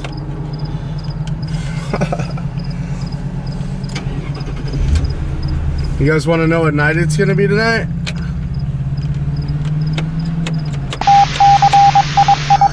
It's gonna be this kind of night.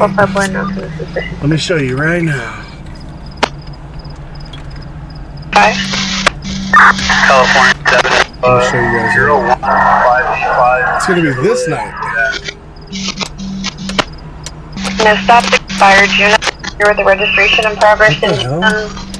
Suspended October 2024, 2004 Chevrolet out of Torrance. It's gonna be a poppin' fuse night. Yeah, see, I popped the fuse. The dash is out. Dude. That's what kind of night it's gonna be, man. It's not looking too good. Cause I need to get that fixed. So what happened? It's a fuse, right?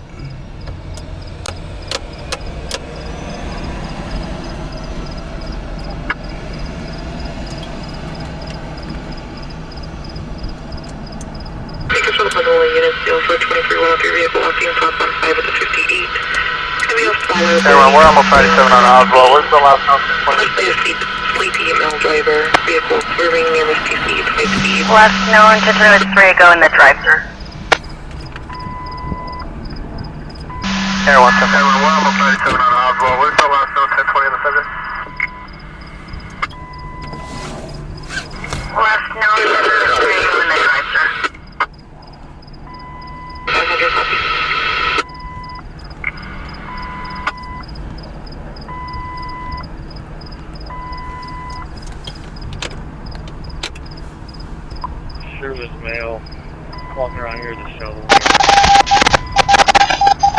Control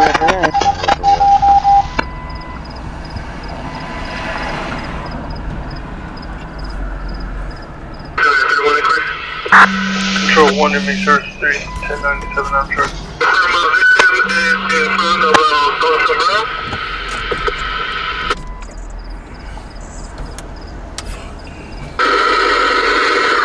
Control 1 to make sure it's 1097. Bring back football.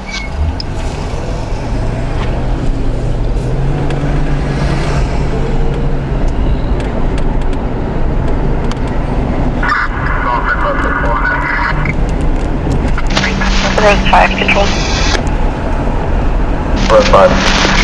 Road 5, Road 1 of the call, CDA. Well, I'm only doing 0 miles per hour. Habit Joel, Louise, 16 years old, 94 in the property, reasonable this company vehicle, 2755 20 Road 5. Road 5, Road 1 available, CDA 2755 Street West. Joel, Louise, 16 years old, 594 in the property, and reasonable this RP vehicle, 2755 20 Street West.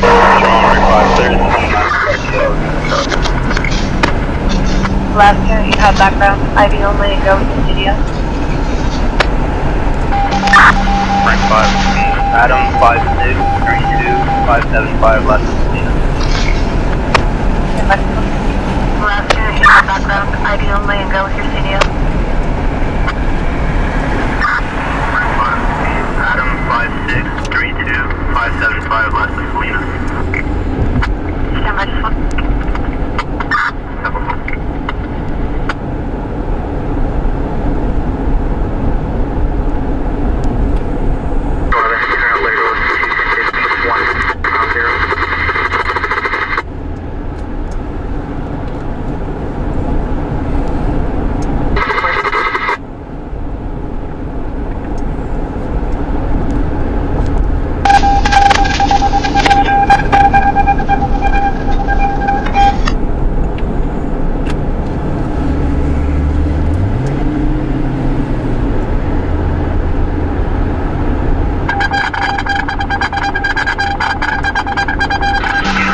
Frank 5, you know, top ballot out of 20.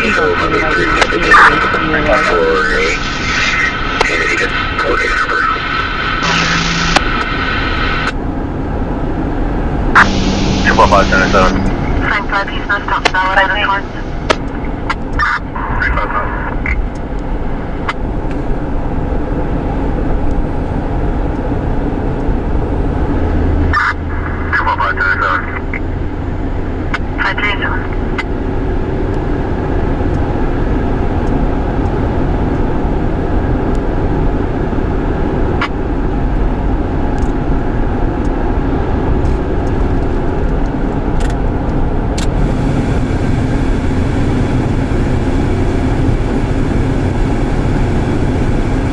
Everyone, you see all the 1-1 parking lot?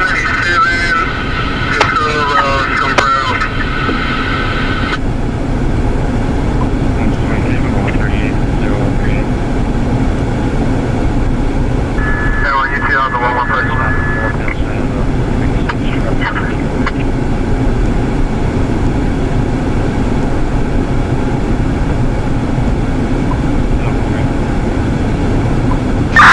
Control 1 to make sure it's 310. Over Medic 71, Medic 71, Toyota Soul Injuries, ESV 2009. Control 1 to 5 for the RP, subject walk, south, -476. Possible on the shelf, just west of the distance, you'd be underneath the Control Island. The RP, the subject, south. At the shelter west of the Steel Island.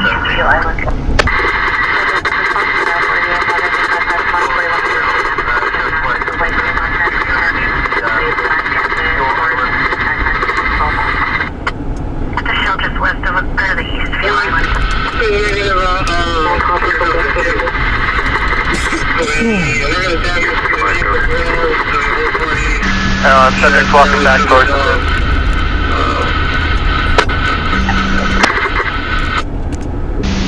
Control 2 Paul 3 I'll be in route as well.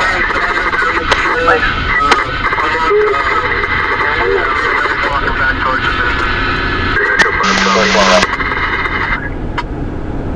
last week. Due to prep north position. No, I got a unit code 6 on the second.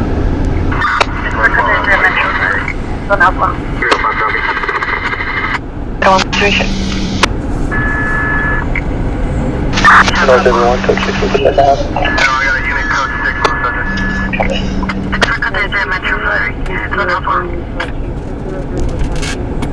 Metro for the units on Oswald.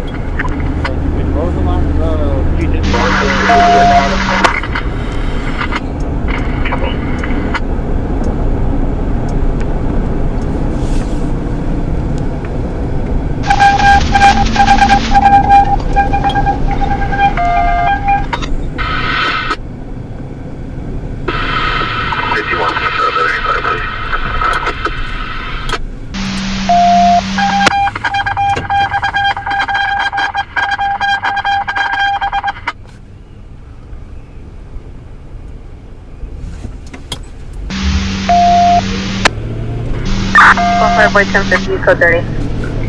Copy, we're code 30 on Metro Joseph, code 30.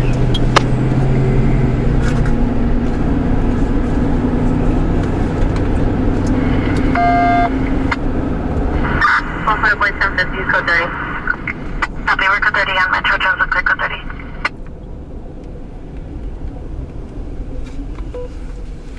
We can go telecall. Tower, we'll be sending. 120.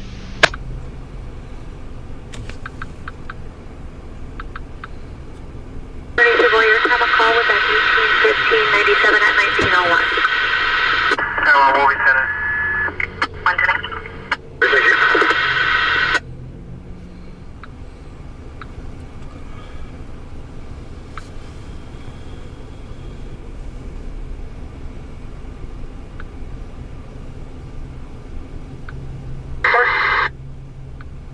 No, we have MJY telling him out.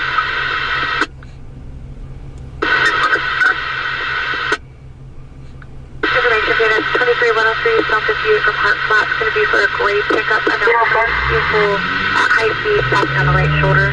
Time is 2:07. CDS 513 is for 1919.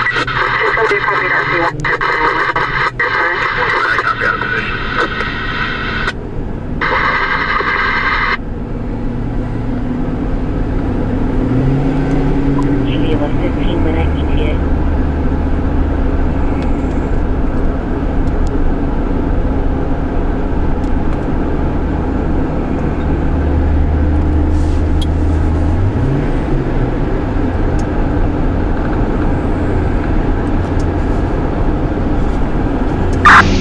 Small 5 quarter check.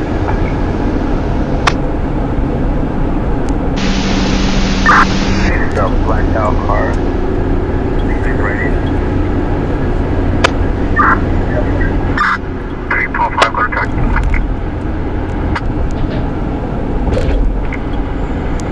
He's a blacked out car. Behind ready.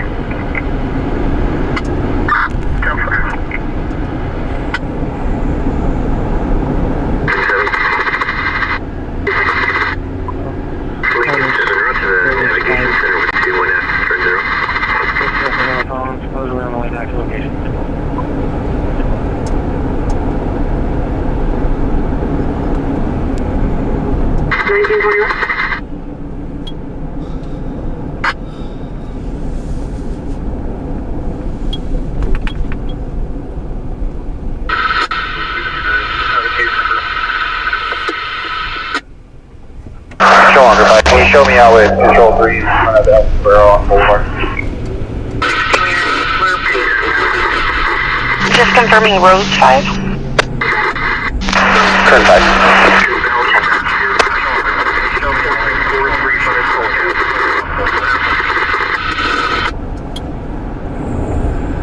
Just confirming Rose 5.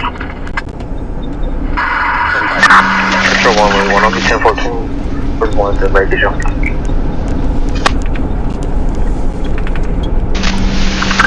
Blue 110-4, current 5, can you advise of a cross street? I don't have that on the top place. Control 111, I'll be 1014. Where's 1 to break the jump?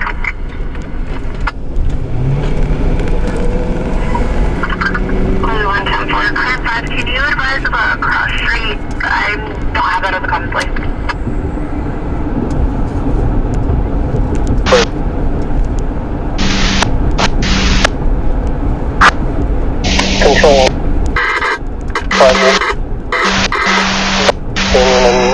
Boulevard. Correct.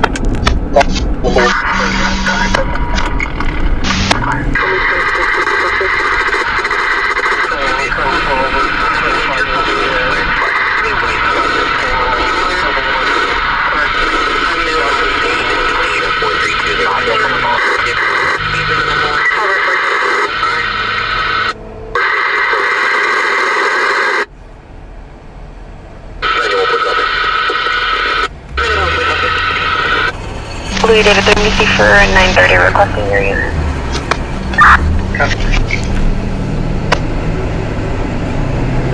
North 9, North 20 NBC versus Persecute from Delano. Logan, copy.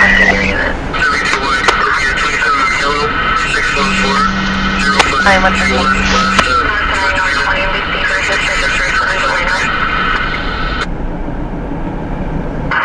Louis 7, Louis 16 NBC for 415 at Cal, so again, on dispatch.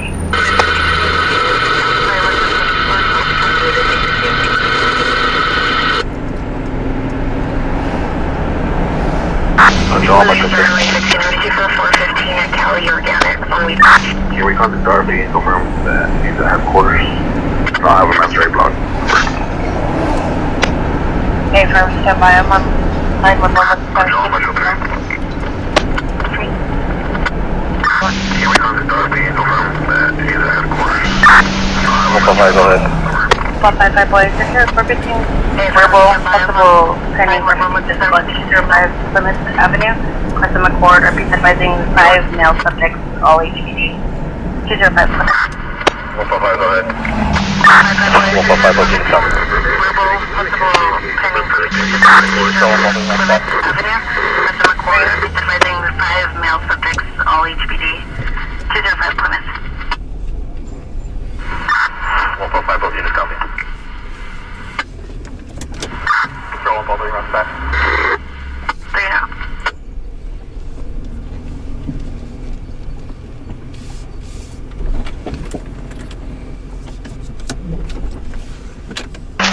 North is 1 unit code.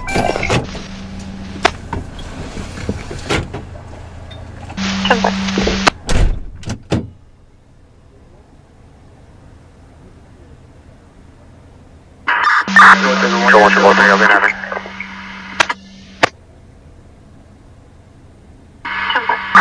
Control 1 to both 3. 2 ball 3. Easter 291 by Elliot. Control 1 to both 3, I'll be Go ahead having. with Taylor. 0567722 Black Oak. Control 1 to both 3. Stand by, it'll be on the line on 911. Easter 291 by Elliot.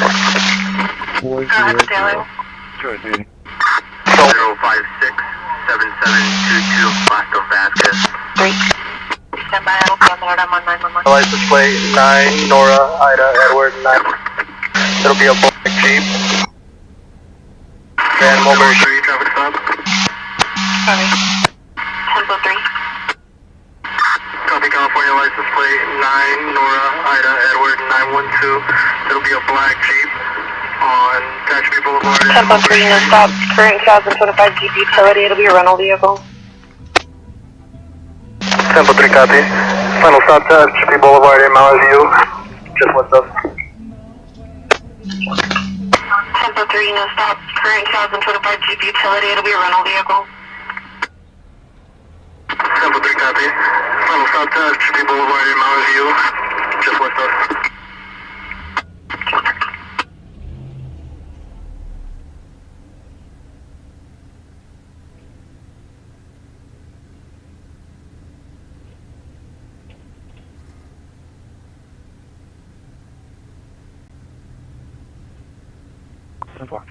What if we're clear?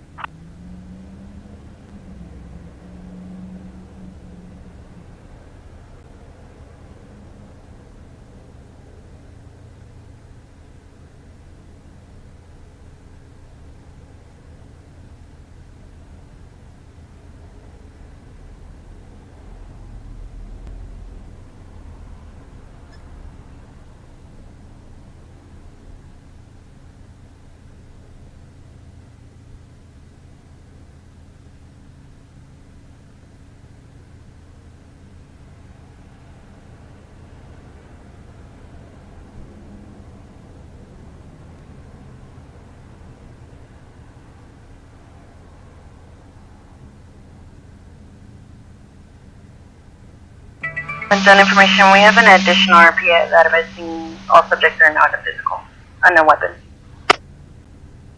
Case numbers 139, No cause. illegal male in custody, 2128. On information, we have an additional RP that advising all subjects are not a physical, unknown weapons. Tempo 3, code 4, switch and admin. No cause.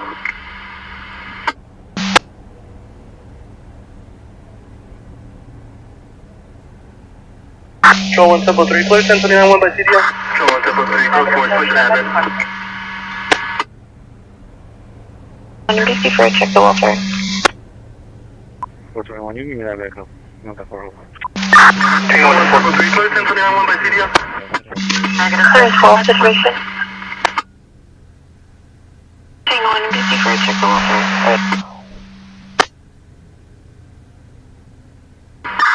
That's bad. Current 12 situation.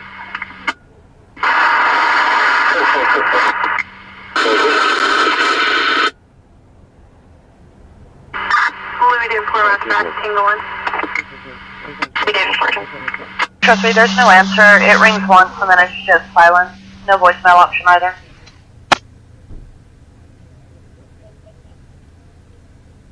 Tempo 3, go with your information. Will be last of Gary, Adam, George, Union, Ida, Robert, Edward, with CDL of boy 7561-255. Can you bro? Somebody stand by, I'm running 1 for 2, policy violator. Adam, George, I'll be waiting for 2 vehicles to Edward, with CDL of boy 7561-255. Can you bro? Somebody stand by, I'm running 1 for 2, policy violator.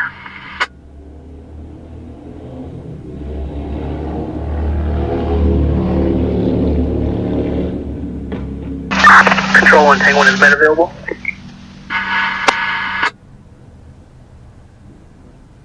Negative. Tango 1, Tango 1. Control 1, Tango 1 has been available.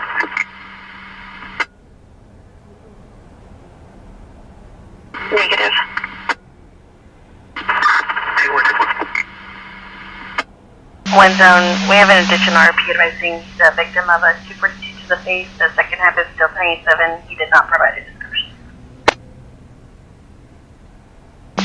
1 copy. Wind zone, we have an additional RP advising he's a victim of a 242 to the face. The second half is still 27.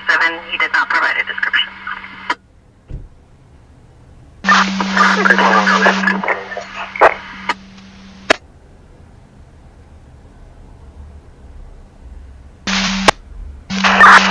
Louis David T, 1097. Louis David T, down. Check 32, Mary, times 6, all for 10,000. Charges include HMS, 47 at rank, decent exposure, and trespassing. Louis David T, 1097. Louis David T. About 3 copies. Check 32, Mary, times 6, all for 10,000. Charges include HMS, 647 at rank, indecent exposure, and trespassing. About 3 copies.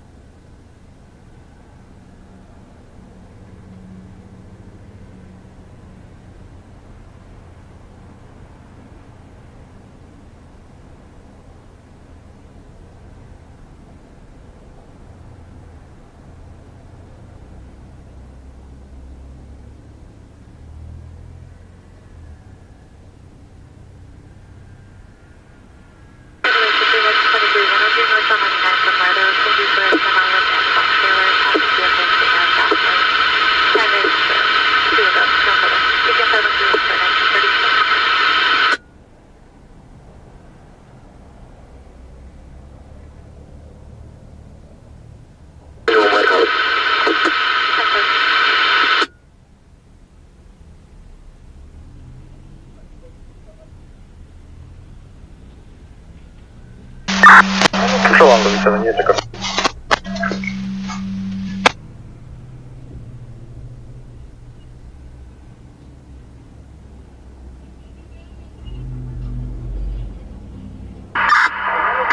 1097, yes, code 4.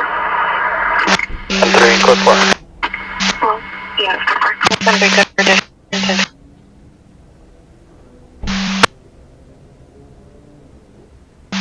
All baby 3, 1097 here. Voice 10-3, code 4. Voice 10-3, good for additional content 22.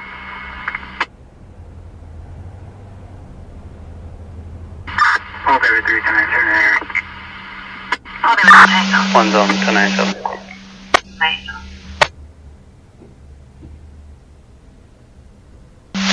10-3, your subject is going to be no stop solid. Here's negative probation report. 1 zone, 1097. Nice.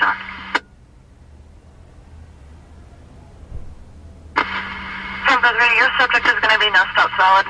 Here's negative probation report. 10-3, 10-4.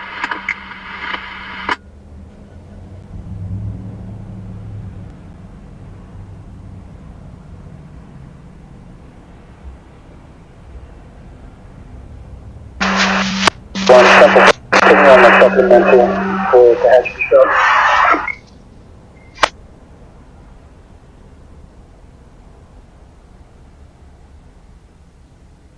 Confirming. Free of supplemental and put you on one. I don't have one pending. For the hatchery shop. Put me on one. Send word. Confirming you want me to create a supplemental and put you on one. I don't have one pending. I'm finding some medical aid. Sorry guys, I'm good for Send word.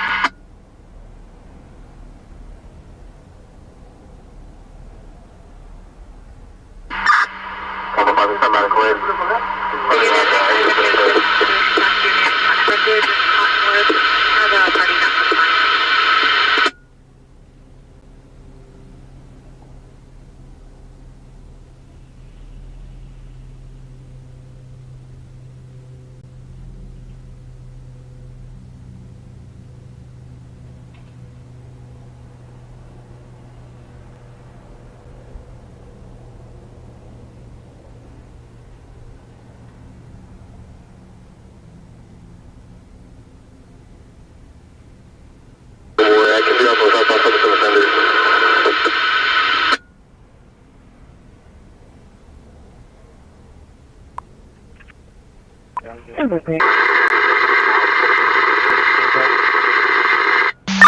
Control 1355, show me code 6, price and Dawn on a mini bike. They're using a stop before we're approaching Spark Eastern.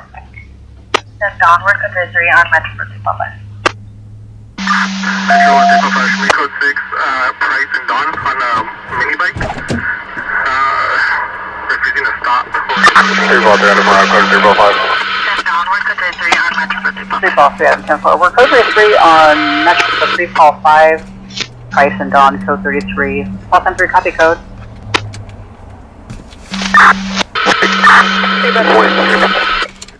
Multiple units, Paul 10 3, copy code. Other units. No traffic over.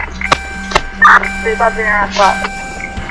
Paul 3, 10 4. Other unit with traffic. Northbound Sparks approaching Bryant. Speeds of 20. Also, no traffic, no pets. Paul 10 3, I copy the code. You have further, you are covered. Black jeans and black van standby pulling over. Copy 2 closest units code. Also, did you copy? 3, I copy that you copy code. Did you have further? You were covered.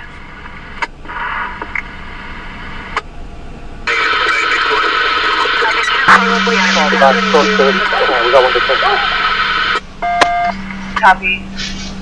Code 30 via admin, I'll advise Metro. I don't know which one it is, guys. I don't know what fuse it is. 3 send advise code 30 on admin. Like, I don't know the fuse location. Copy.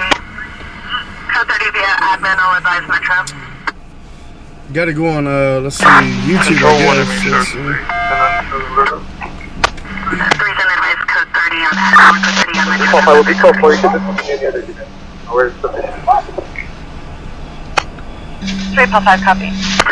Control 1, I'm in 1097 Road. Units around code, discontinue code. It appears they're 1015. Light Toyota Sequoia. Can you show me the road? County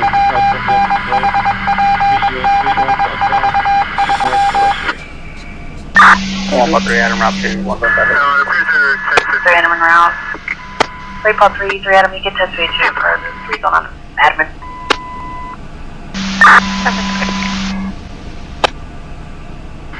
Paul 3 Adam route 2, 1 zone traffic. 3 Adam en route. 110. 3 Paul 3, 3 Adam, you get test 2 for the 3 zone on admin.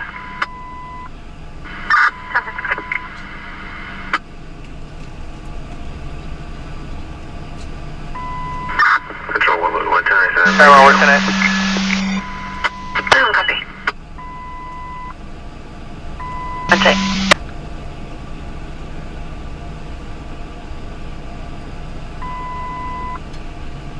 Farewell, what's in it? 1 zone support. That's it. 4.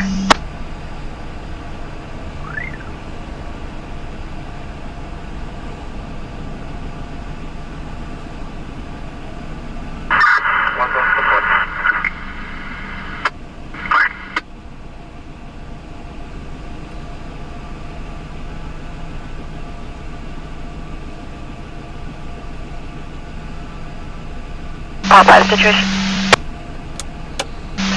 Unit foot 1. Go for it. 11 MDC for assignment. Take 11, copy. Pop out of situation. Unit foot 1. Go for it. Take 11 MDC for assignment. Take 11, copy.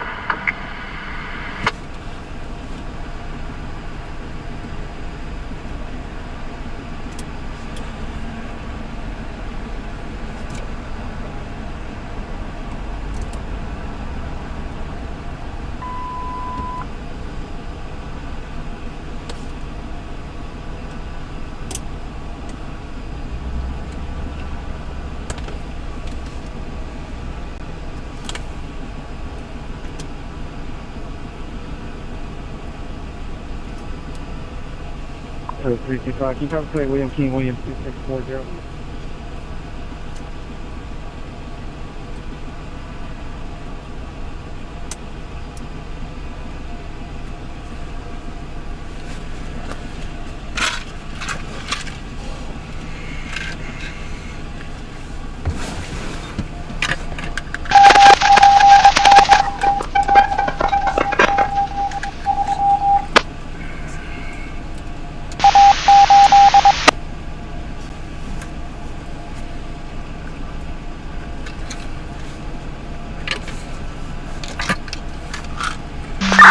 Control 1, 2 Paul 3 Adam, send me to 242 on your drive.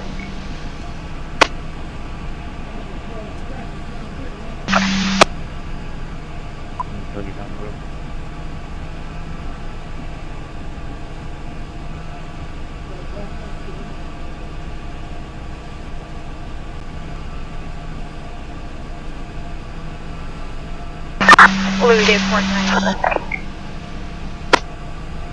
Louis Day Sport number.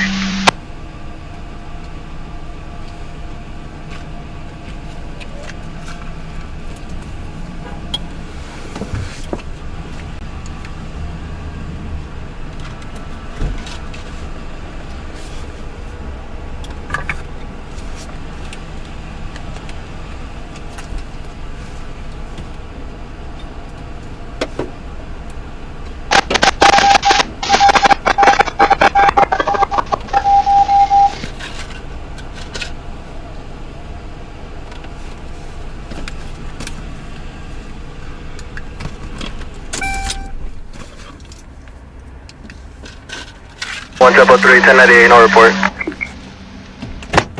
Tempo 3 somewhere.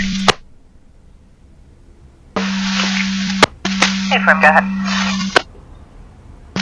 Yeah, Hispanic juvenile, last of Salazar, excuse me. First of Raul, date of birth 2/29 of 2008, 08. Stand by.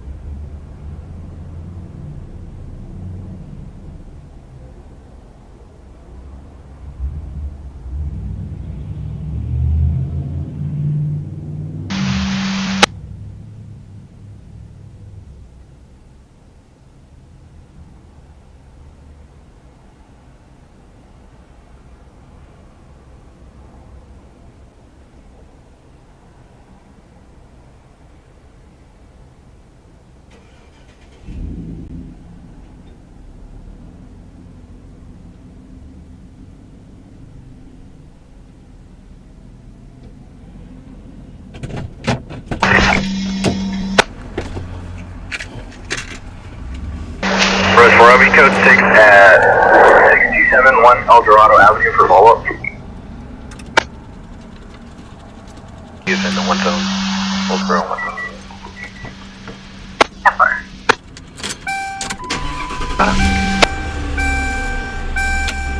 Fucking yo, Kevin, man.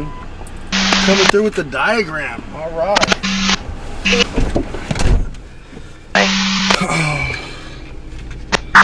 Alright, we're solid. It's working. It's working again.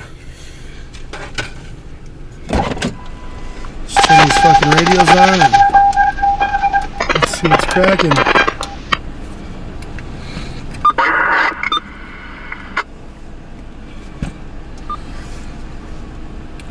Alright guys, we got a light again. 345 Adam, 1035 information line. 345 Adam. He's no doubt, he's on juvenile probation. He's under investigation for a grand theft. Probation case attached. 345 Adam, 1035 information line. 345 Adam. He's no doubt, he's negative on juvenile probation. He's under investigation Traffic stop. for a grand theft. Probation case is attached. 27 is not issued.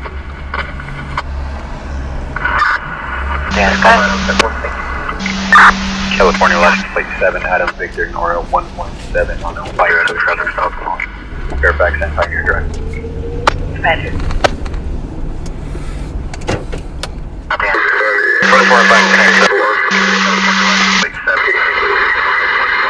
About the item vehicles and stops current 2013 Toyota 4-door out of Bakersfield. Commander.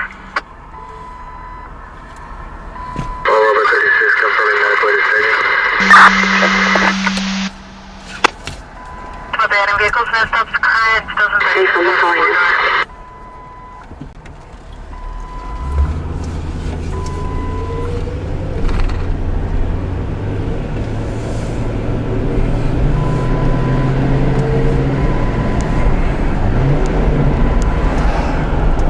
Alright, let's see. What's cracking? What's going on? What did we miss?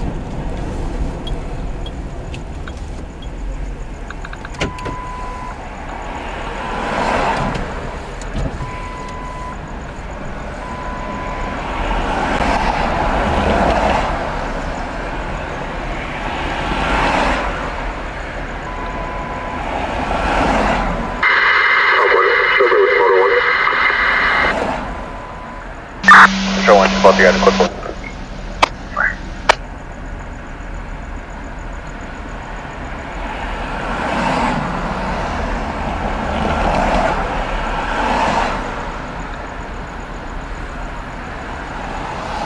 Metro 3, Control 1.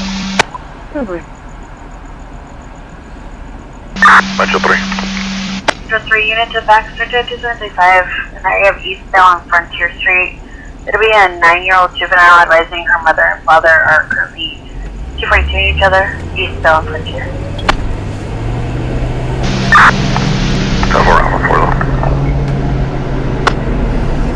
It'll be a 9-year-old juvenile advising her mother and father are currently 242 each other, Eastbound on Frontier.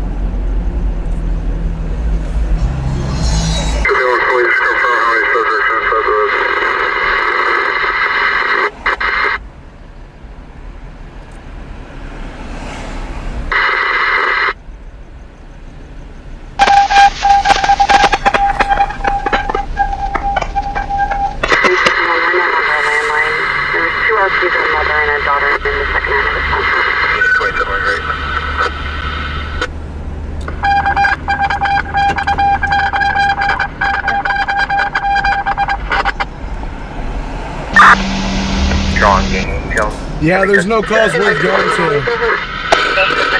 There's no calls that I feel that is worth going to. 41 we're just driving around.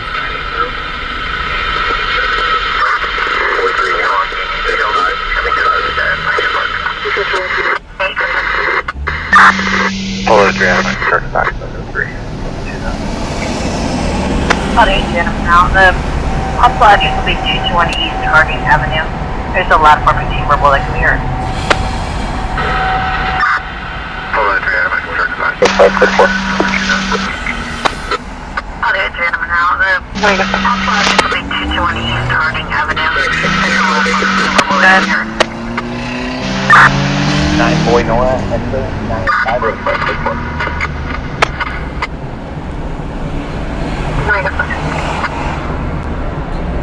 What?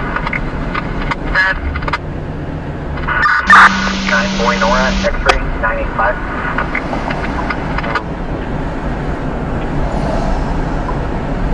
Okay, that stuff expires in 2024, 2007 Scion head. For the director, seeing the Indy that was due out, that's like a fan, and not taking the call. Okay, that stuff expires in 2024, 2007 Scion head of Bakersfield. 113 Adam, represent 8 up here in Rockland Party.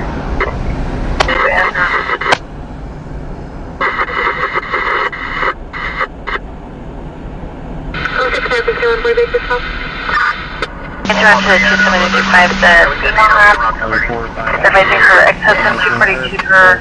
She was able to escort him out of the residence, however, she's still 97 to the front. She took from the address of 227 Harding, apartment number 1. Interaction at 275, the female Avenue. advising her ex-husband 242 to her. She was able to escort him out of the residence, however, she's still 97 to the front. She took from the address of 227 Harding, apartment number 1.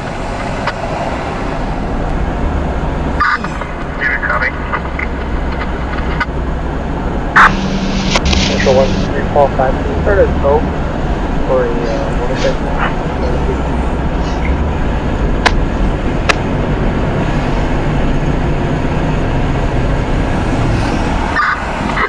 Central 1345, can you start a tow?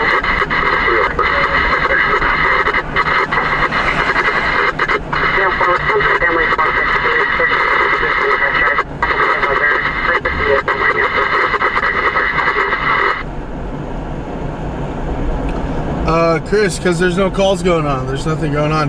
Would you rather park in a parking lot or what?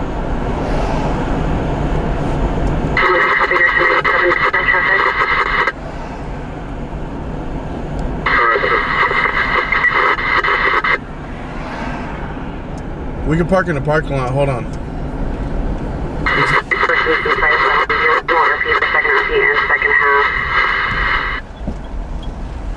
Alright, here it is.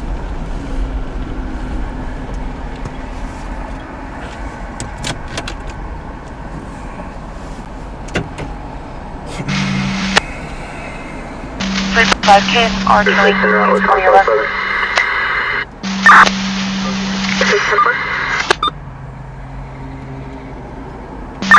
143 Adam, can you attempt to 29 second half? Right to 355 Kid, or Kelly, ET of 20 or less. Control 143, showing up past 143 Adam. Say no.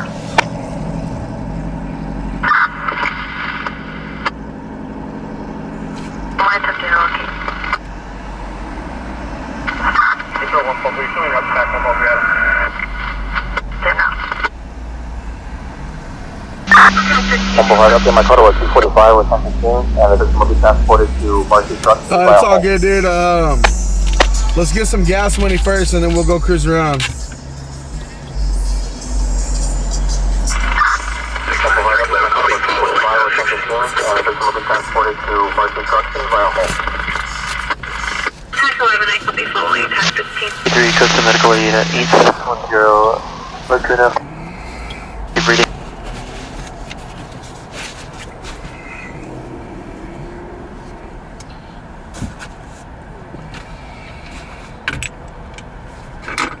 The link tree is right there, pinned in the comments. If you guys want to help out with gas, and then I'll go burn it. We'll cruise around and burn it for you guys. Let me know. Let me know.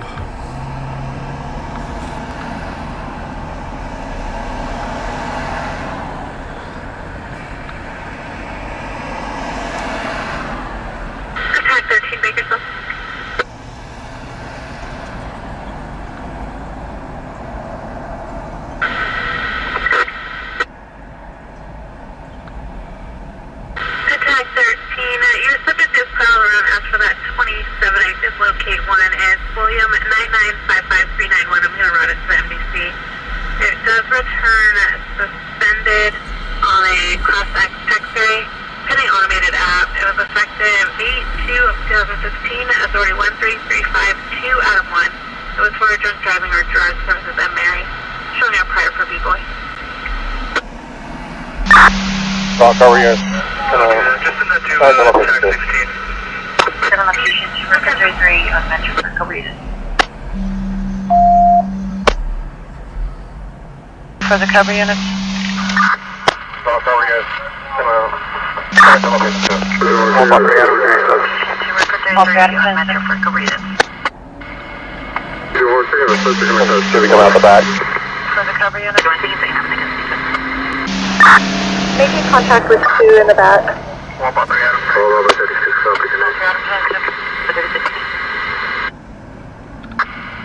Should we come out the back? Making contact with 2 in the back.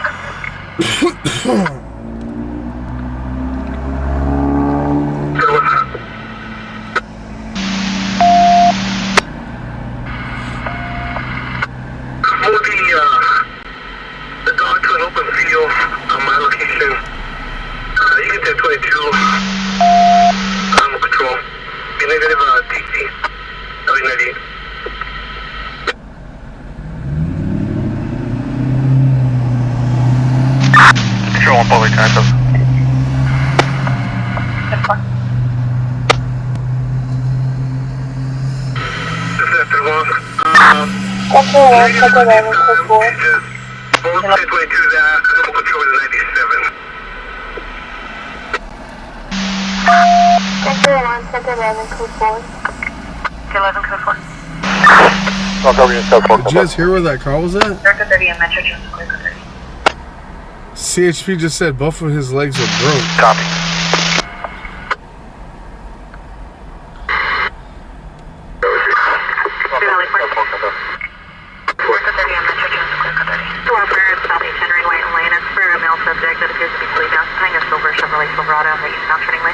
Let's go.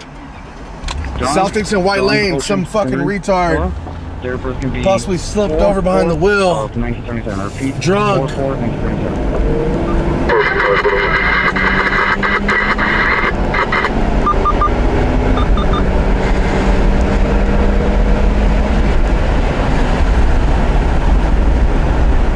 Kelly, thank you for the Venmo, Kelly.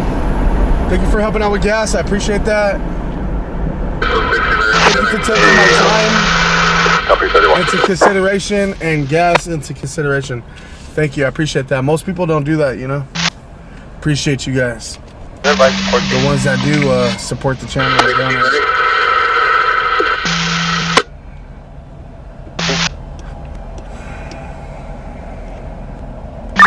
Money.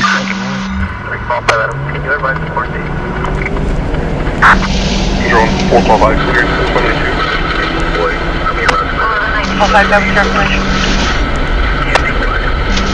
Hispanic female, Sierra, first of Monique, date of birth 10/24/1975, 75, right second.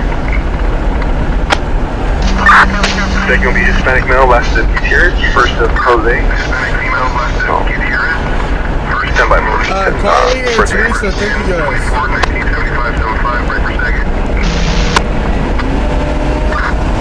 Drone 445, I'll have a CDL. I'm Gutierrez, Jose. Boy, 439-064.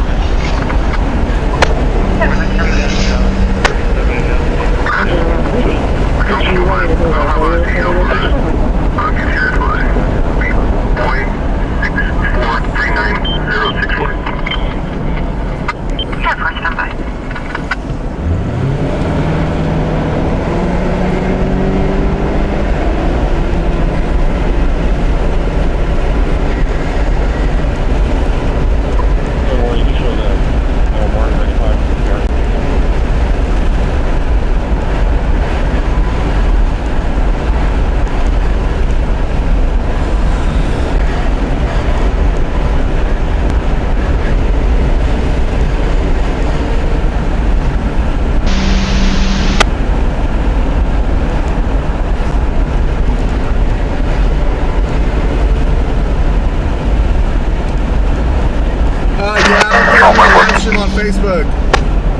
I think I'm done.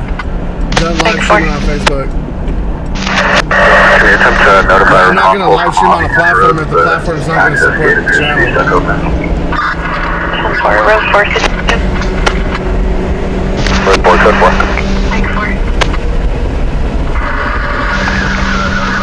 From 328, 2006.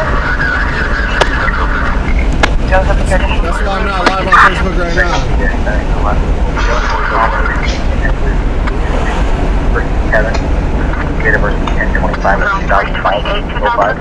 Alright, they said South H and White Lane. Go ahead with your search. Something about a turning lane, left turning lane. I think it's this dude right here.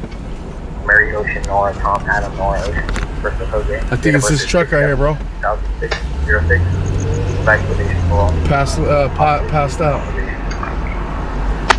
Hey, affirmative, step back to spot on running 244. Nope. They're moving, they're talking. It's not that truck.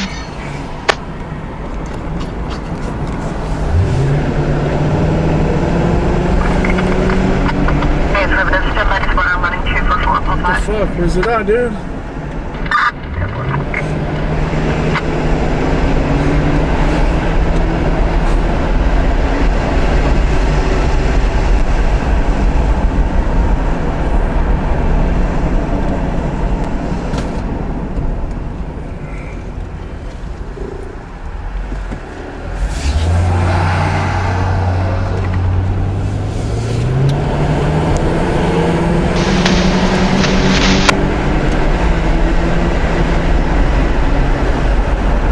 For me. Road 2.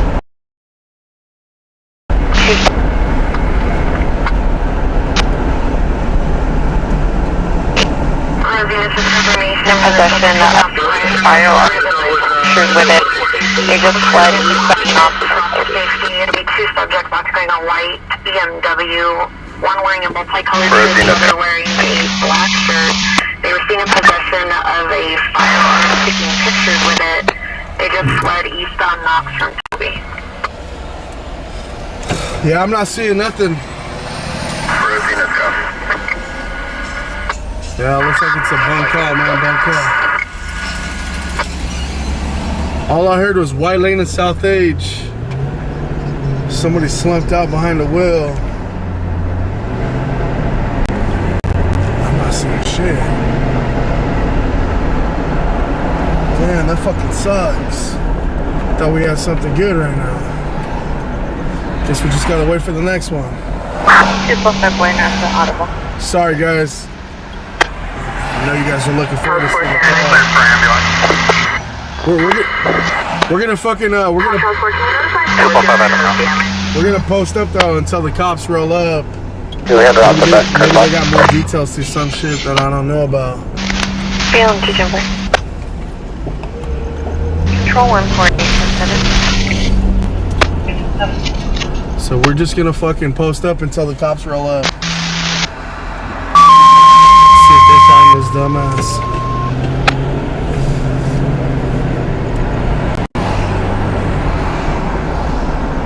Yeah, I don't see shit. Like I say, 0 number 87th Street 1, section 87th Street, point of fix. I don't see nothing.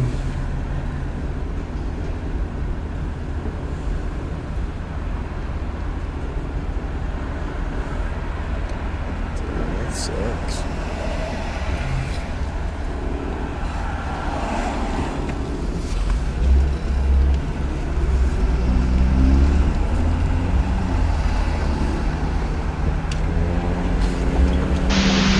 Oh, there goes the fucking BPD right there, dude.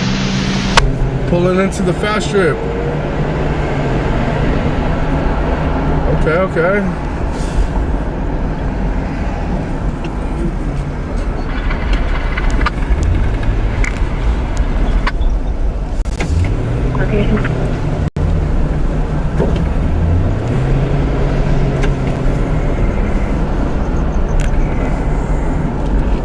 So maybe, see, maybe it's inside of the fast strip.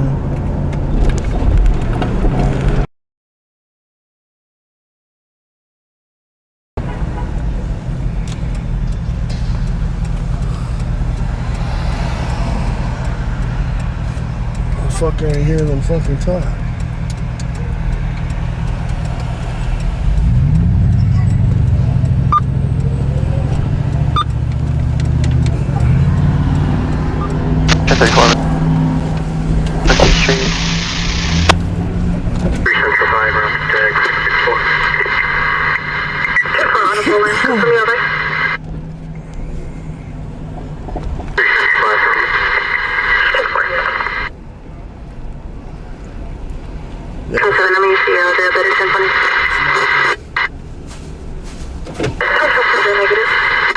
It's nothing, guys. Let's get out of here, man. Damn, what a bummer. Yeah, when they're just when they're side by side like that, when they're side by side like that, they're just talking, trying to figure some shit out too. They're unable to locate. So this is a no-go, man. Gang 8, control it. Bravo is no stops, negative adult or juvenile probation, negative parole, 27 is none issued. Male left, Toledo, no stops, 27 is valid, negative adult or juvenile probation, negative parole, unable to locate on your last. Do you have any further on Montana? Negative adult or juvenile probation, negative parole, 27 is none issued. Male left, Toledo, no stops, 27 is valid, negative adult or juvenile probation, negative parole, unable to locate on your last. Do you have any further on Montana? The one with Montana is going to have two last names. Part of Neil, which is John Adam, Robert Adam, Mary Ida, Nathan Lincoln Ocean. Yeah, but it's fine.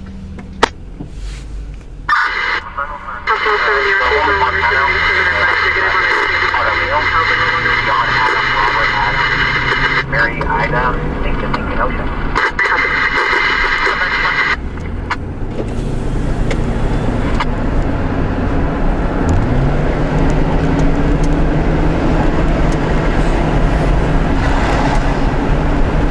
What the fuck you doing, dude? 34.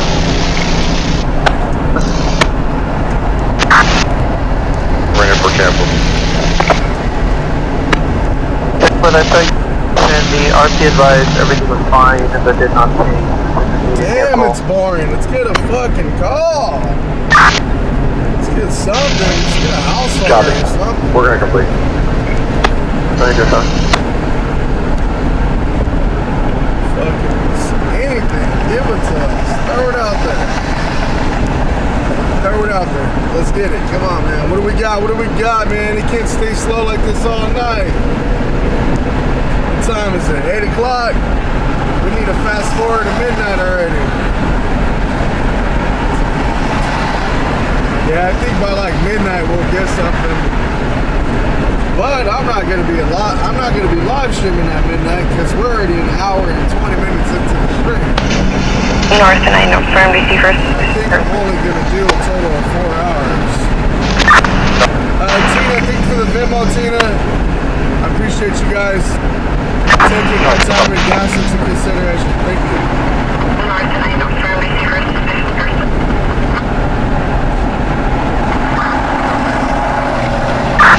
Control, full Phantom.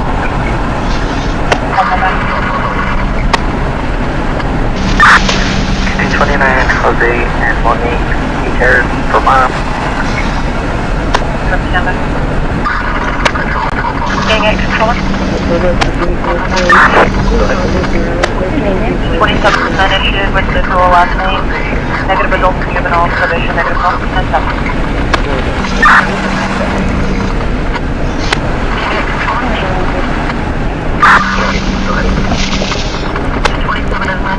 Last unit first plate ID. Negative adult or juvenile probation, negative 12%.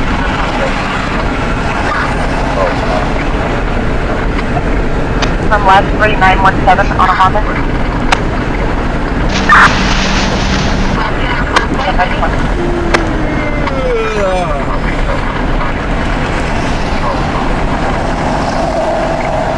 Tina's South Current 2021 Honda Utility. As registered to your mail and email house. Hello, we're on the freeway. Why are you braking? 311 Arizona plate, Henry Mary Adam 2 George 0 on a Mazda. Daniel Kern and the girl.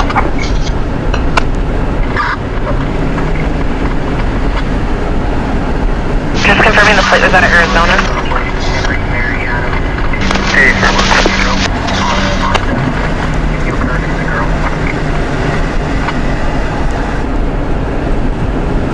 Why are you braking? Control 1, Louis 1, your tires on Central 1. Stand by.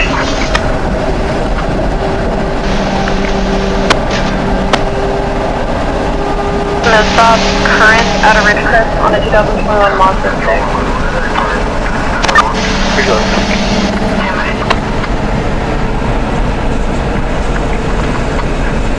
Wow, bro, you see this car, dude?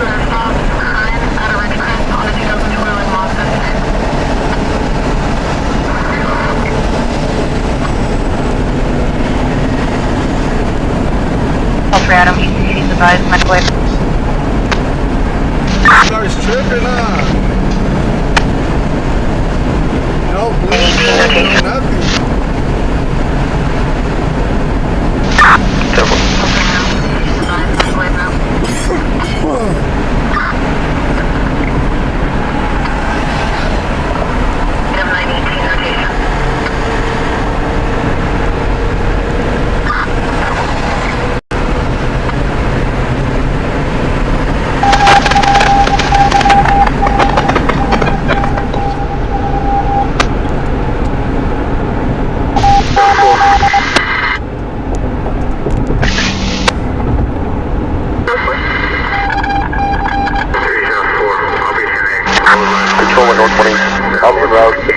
North Bayou, Kevin, North Port. 455 Adam, controlling. 455 Adam. There's no firearms registered here now. I'm unable to determine on your mail. The dose is going to match the CDL. The CDL is no middle initial, and there's over 150 returns. 455 Adam. There's no firearms registered here email. I'm unable to determine on your mail. The dose is going to match the CDL. His CDL gives no middle initial, and there's over 150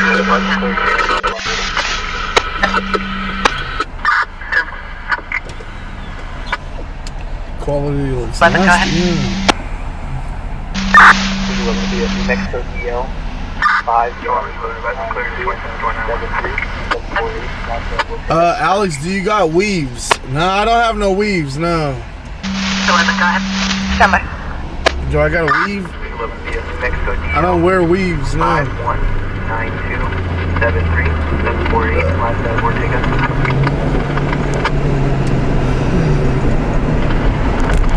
Stand by.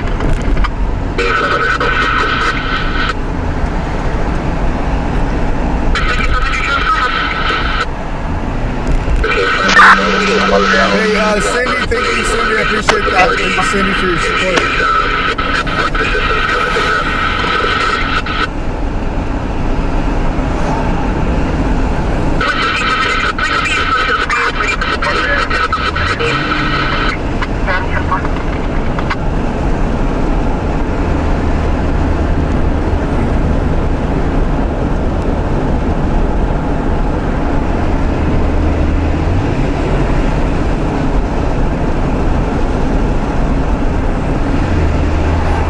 Viewers are dropping. I don't know. It's up to the viewers on how long we're live.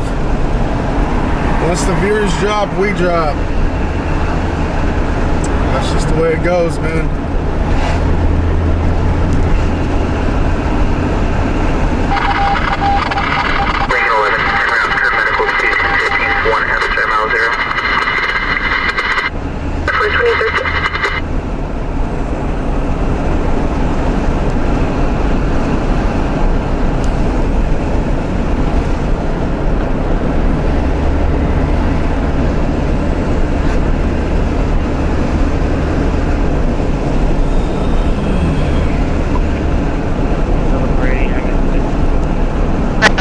Cessna stop developed out of New Mexico. I don't mind having an early night if that's what you guys want. We've already been live for an hour and a half. It's up to you guys. Wednesdays are pretty slow, man.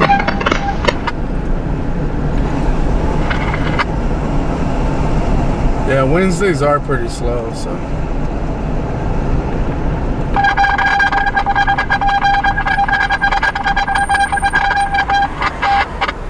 Yo, Sundays are more active than Wednesdays. Control no 6. Where's 6? This information, I got real weapons call at circular there, it's something to GOA. Where's 6 so far? Control no 6. I got real weapons call at circular there, it's something to GOA. Where's 6 so far? Rita and Riddle. Rita and Riddle, thank you. Lincoln, over 4, tag 355 on Jackson. Thank you for your support into the channel. 415 transmitting encampment 504 Jackson.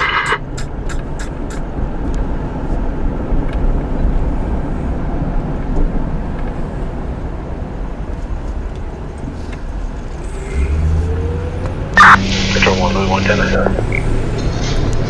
Louis 110.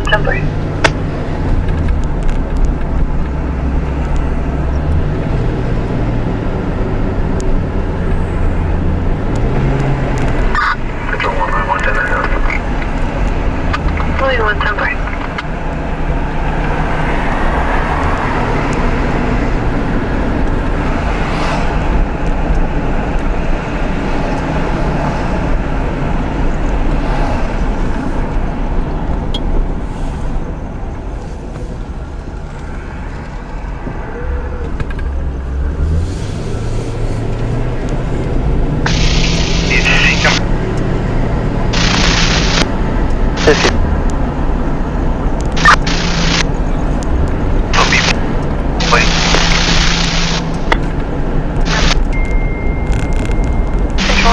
Can you to check the welfare all night?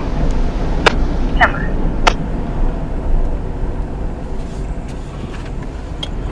Hold on, guys. We're gonna stage and we're gonna watch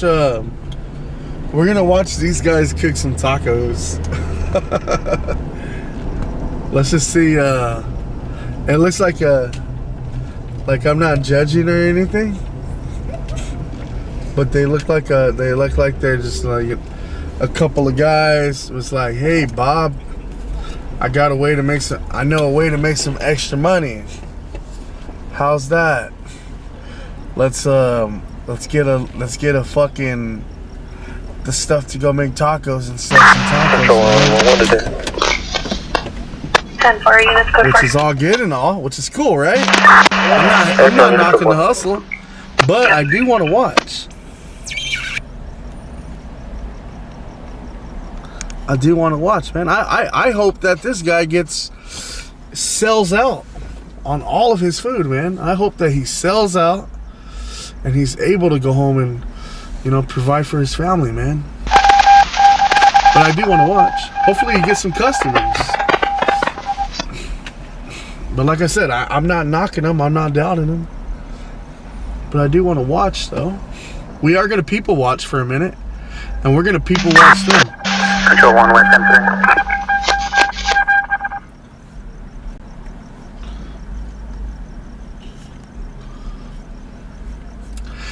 West Empire.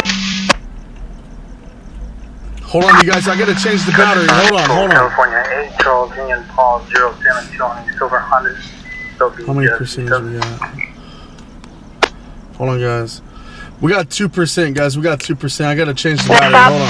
Expired February of this year, 2008 Honda Ford McFarland.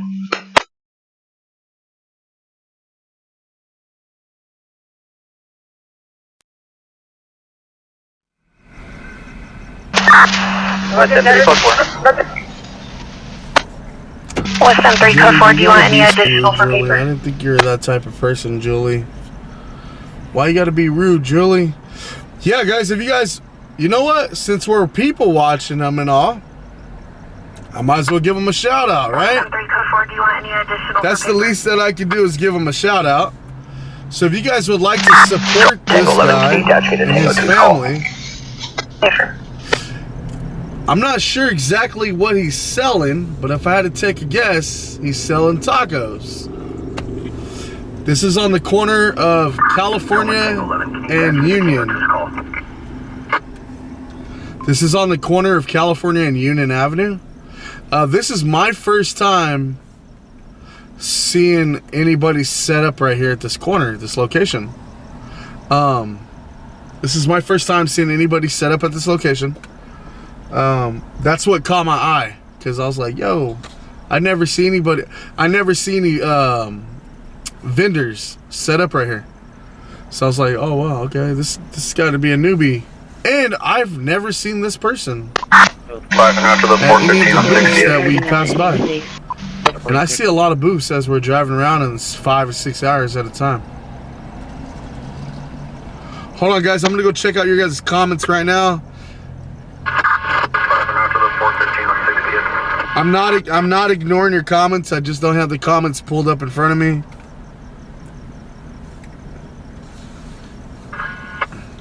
I should ask that dude to go to the pumpkin patch. Hold on, you guys. I'm gonna put subscribers. You have to at least be a subscriber for 5 minutes. Because I feel like 20 minutes is a long time.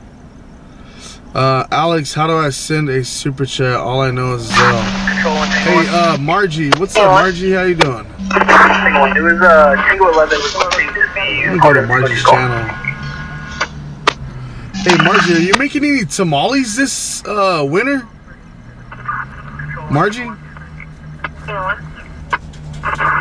was Tango 11 requesting to be. Margie, are you taking any orders to make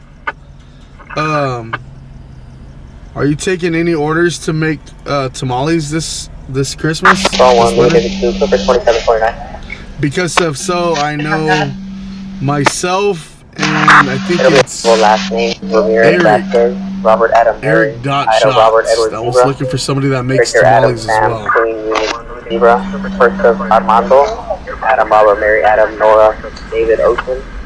Also, two guys, oh my gosh, Ashley H. Ashley H, thank you for that big old dono. Oh my gosh. Ashley H, thank you for that. I really appreciate that. Thank you so much. Along with Amy and Last subject Drew. talking, you're on the Kern County Off Sheriff's to radio channel. That's for Australia information. we go so we can try kangaroo tail soup. Once again, Ashley H, thank you for that big ass super chat. Once again, Ashley H, oh my gosh. Man, thank you so much. I appreciate that.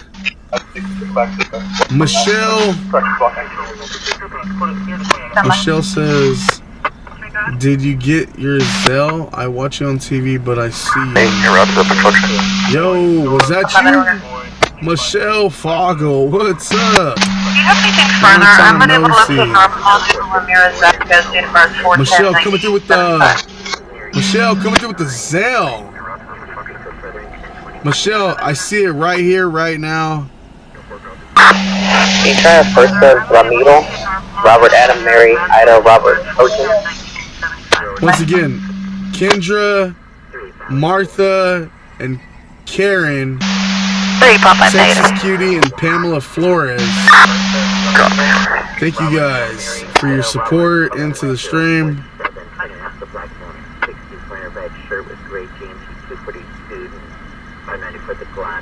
Thank you guys, man. Let me take that off.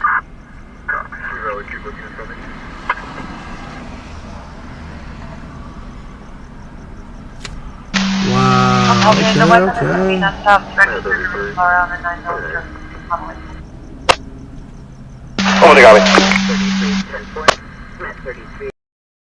6218 holiday.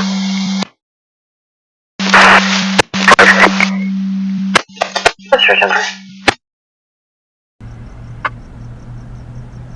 6218 holiday. 33, copy, en route. What's your number?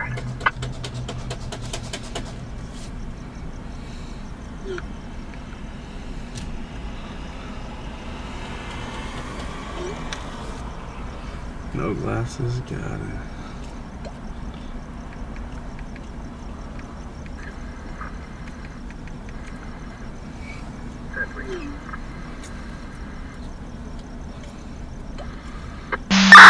At 33, visual control 2. 1096, booking tag 637 on 38th Street, possibly related to our prior of 604.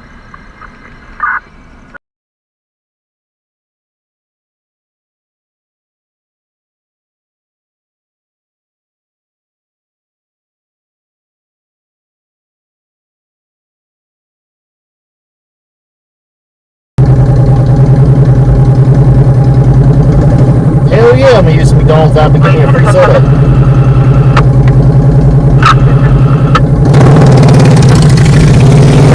That guy was waving at Ruger. Ruger was staring him down. Get him! Look at him! Go get him! Watch him!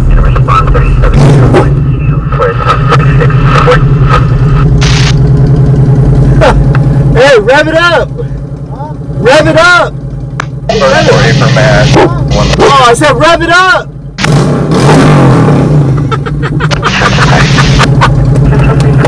He's woof, woof.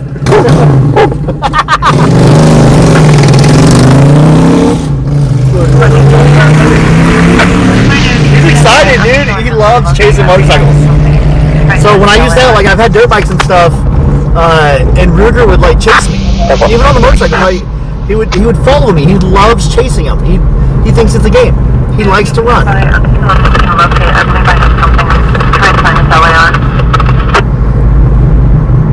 Watch, here we go. He's gonna do it again. Watch.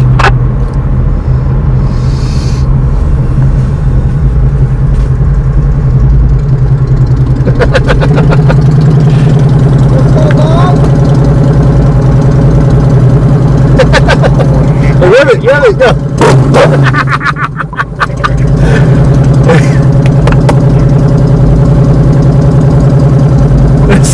Watch, guys, watch this.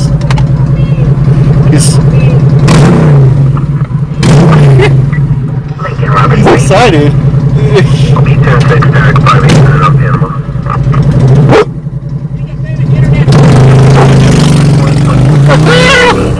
He said, "You're that famous internet guy." No. I'm not famous, brother. Cool though. Shout out to the guy on the bike, man. That's cool. I love it. There's no case number associated with the fact that he was charged with possession of fire with a motorcycle severe dedicated burn. However, there's no case number associated with the fact that he was charged with possession of controlled substance paraphernalia and unable to locate him.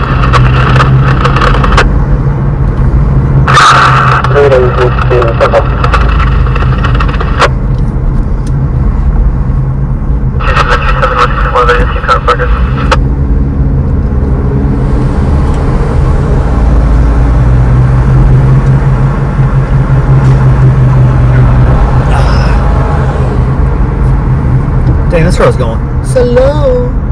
Oh, there we go. Bro, we don't have to come to a stop to make a pull into a drive-through.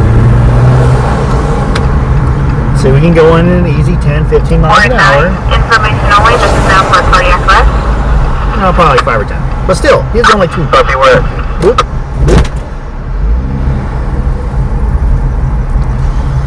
Alright, Ruger. What's up, Paulette? How you doing?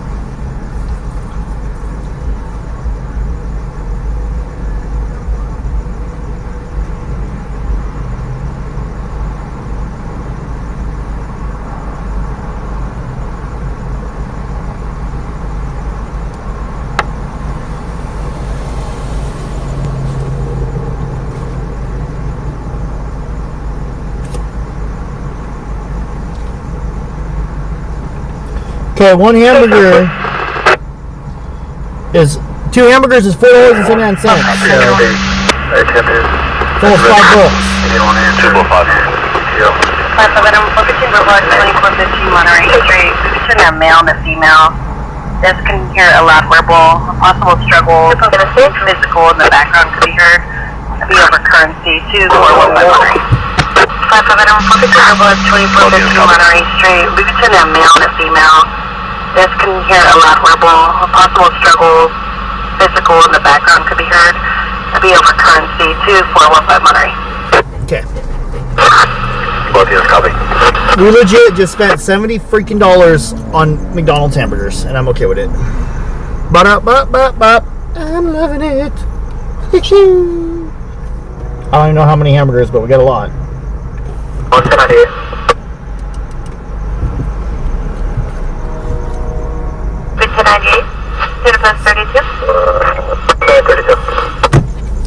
And yes, I'm going to give Ruger one. On University. 4301 University. Near the Mission Hills. Yeah, I got an online order at CK63. 415 purple. What's the name? Jacob? Appreciate that. Alright, thank you.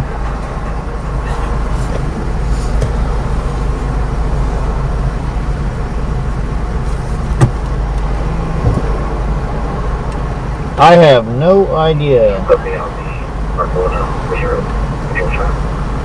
Almost 30? They went up. We had to get double cheeseburgers because they don't have the deal for the McDoubles no more. Be a Hispanic male, late 50s, early 60s, person, Fabian.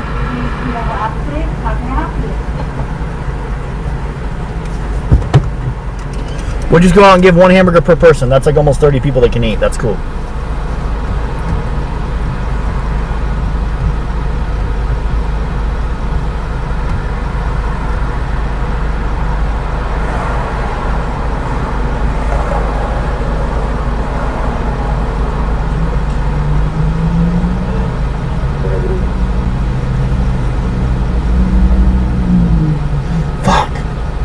That stretch fire. Station 9, Engine 9 and 11, Truck 7 Battalion 2, 2801 Ash Road, the Laurel Glen Bible Church, southern part of the building. Reporter of the building. It's going to be on a California Ocean,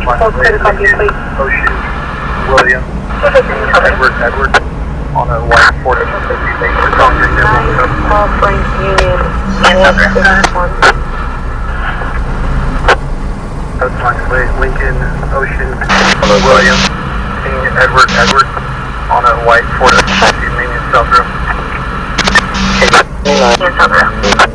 Resident with the date of birth, May 1958. Two calls.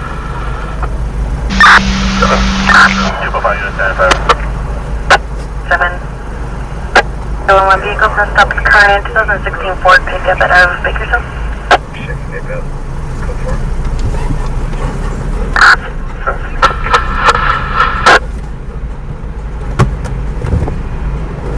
How many hamburgers do you want to hand out, Ruger? The bus session will be May 30th. Really?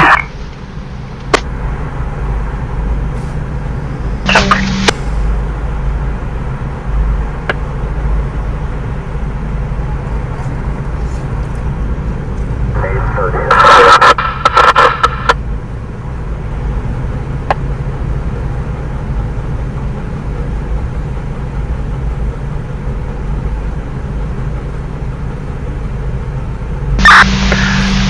Ruger, you want to go eat a hamburger?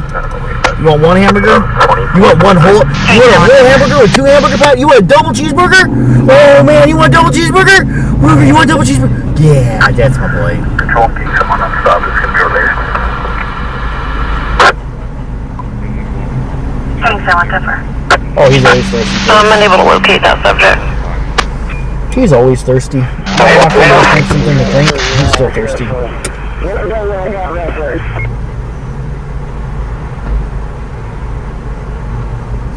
I'm unable to locate that subject. 3 3s and 2 6s. State trucks continue automatically. Enter discussion.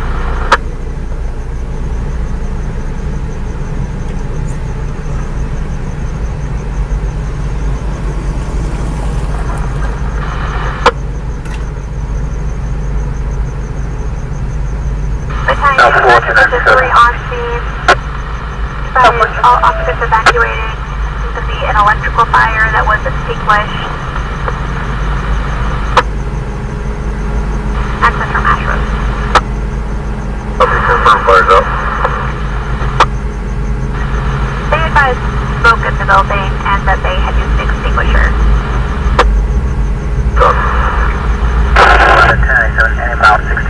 Schematic blade 1114, Madison Drive. Stage for PD. Schematic blade.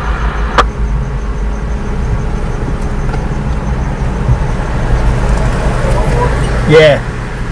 Thank you.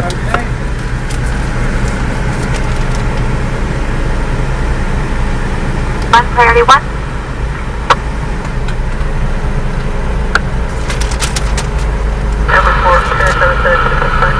There's our receipt, guys. Now next exit, I believe is Olive. 245 out of it. 521, you can disregard. You can send a perspective. Copy, 1032.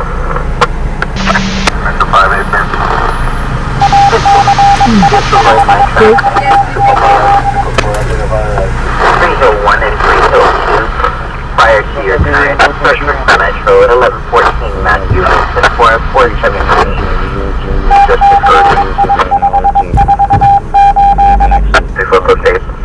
We got a 417 with his brandishing a firearm. Oak Street, Turkeston Avenue, map gauge 103, 30 Citizen Charlie. Copy, Turkeston Avenue, Joseph Road. Central 5. To the second half of the year.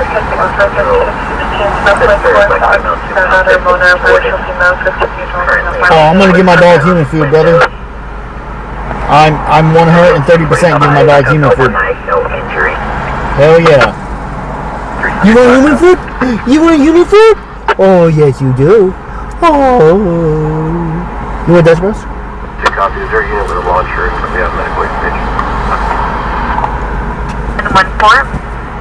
Matthew Henson Drive, map page 103, 33 East Anna, right now, McLean. Ew, that's nasty, my white lie. 10-5, 11-14, unit 7, rest to take 671. Copy. 10-4-2, Larry.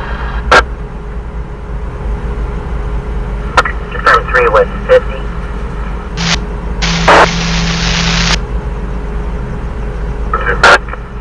3 Metro 2, copy en route with the launcher. Metro's in negative on a launcher, will be around for training. 3 Shell 4, UTL, I'll be 10-8. After the around 640, all advised. Unit with the launcher for 1114 Matthew Henson. Well, go ahead and put it in, nice ball, go ahead.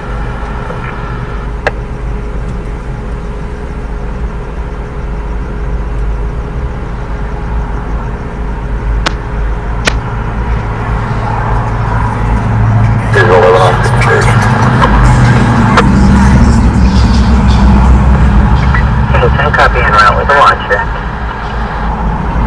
I'm away from my car. Can you re-advise the call? Affirmative. The 245 no entry with a knife and 417 with scissors. 1114 Matthew Henson. Second hand of a black female, male 16 for some Jordan. She's in the rear yard and suspect. 245 and out of 10. Thank you.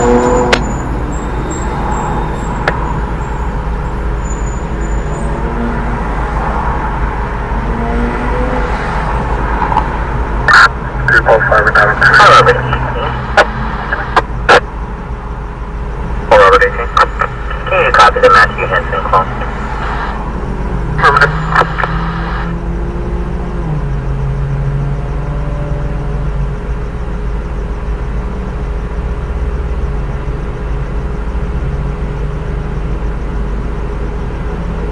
Zero Sundale Avenue, difficulty breathing.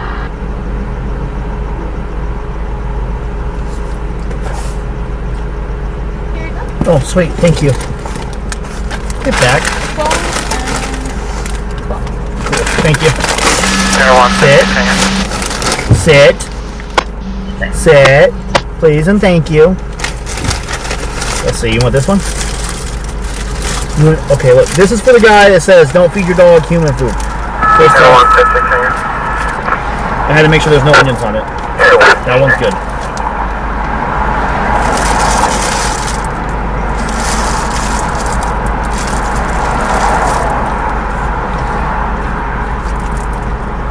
Show 1, 1087. Oh, yeah, I'm just a bad owner.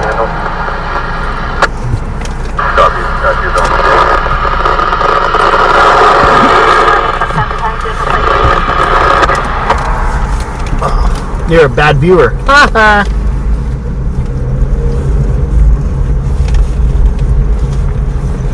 Okay, let's go see if this guy wants a hamburger.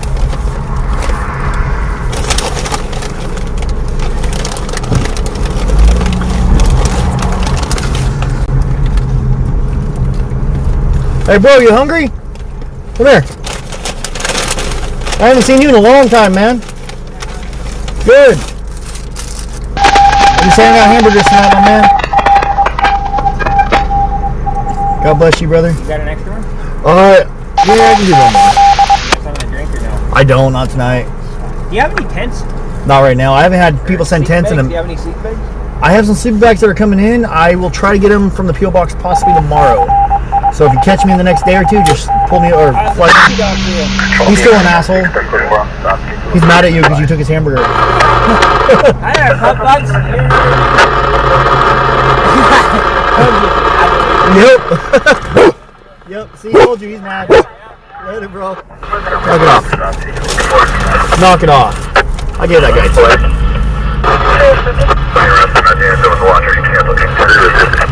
Only because he asked. Really nice.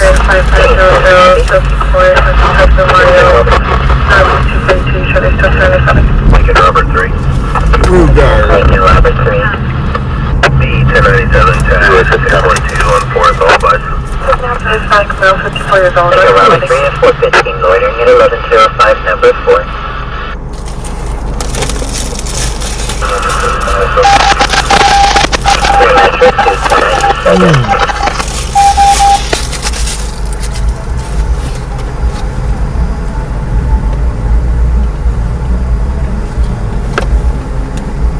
This dog is capital pissed.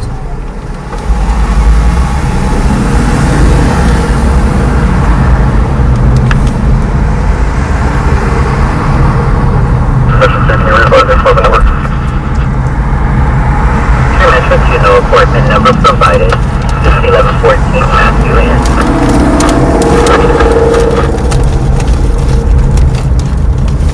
Let's see, is there anybody else over here?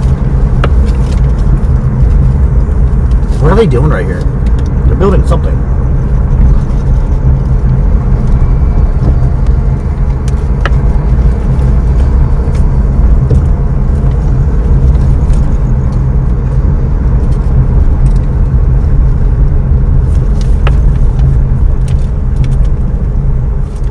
What's up, Jake? We got Mason in the chat. What's up, brother? My brother from another mother. What's up, man?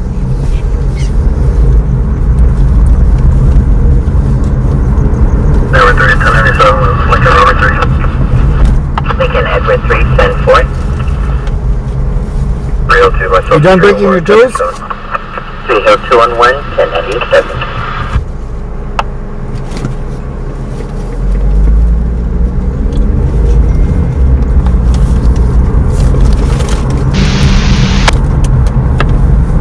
I'll be approaching from the parking lot on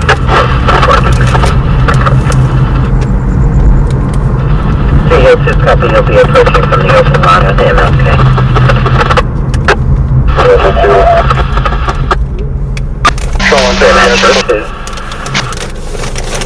The rest of the music is on the west, we're coming out the back door. You partially send when I copied information regarding back door. 302, I copy the crossfire.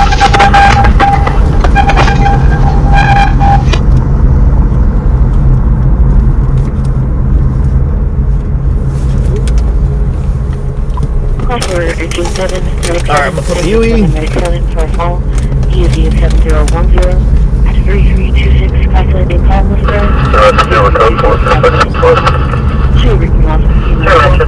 code 4, second half sled. 24, you can disregard. Oh, I recognize this kid. Forward 18, copy. I know, man. What up, man? You guys hungry? Baxter! What's up, Baxter? Yeah. Where's your mama? Yeah, I'm gonna give you 2 extra hamburgers, okay? That way, one for your girl, and then for Baxter's mom. I always forget her name. Lindsay. Lindsay. Yeah. So there's 3, one for each of you guys. And then here's 2 more for the girls that aren't here. Thank you so much. You're welcome. God bless you. What's up, Baxter? Baxter. You're welcome, man. I gave you guys 2 extra. That way for when the girls get back. Baxter, bye, buddy. How you been, man? Yes, sir. You got any tents? You know, I've had like 2 people ask me for tents now, and I don't have any right now. Alright. I'll ask my viewers if we can get some donated or something. I'll start hitting them out again because I know it's starting to rain. Yeah. I woke up this morning at like 7 and to that big thunder. Yeah, I know. And that was crazy, huh? yeah, there's so where I live at, there's one guy that like a homeless guy that lives behind my neighbor's house. He's super cool, man. I'm always going over there getting him food and stuff. And I woke up and I stuck my head out the window and I could see him over there, you know, and I just saw him trying to throw plastic over him. I was like, fuck, dude. I would have hooked him up too, you know, but it just started. It was out of nowhere. I didn't know it was supposed to rain at all. Yeah, I know, it's crazy, huh? It came out of nowhere. Just all of a sudden it started raining. I said, what the hell? Yeah, but you know, winter's upon us. I'd rather be cold than hot though, because you can always bundle up. Yeah. But no, I'll see what I can do. Maybe I could start a little a challenge to raise some money for some tents. They're like, I think I get them for like 20 or 21 bucks a pop. Alright. And then I think I have some sleeping bags that came into my P.O. box, so I'm gonna pick those up. I might have like 12 to hand out. So, how you doing on shoes? You okay? I need a pair. What size do you wear? 8. 8s? I think these are 8s right here. They're nothing crazy. They're just get you by. I believe. You think these will fit? He keeps an eye on people. Yeah. You think these will fit you? I'm not sure what size they are. They're either 8s or 9s, I think. I don't know. Are those too big? If they're too big, just hand them up to someone else. Let's see if I have this kind of price.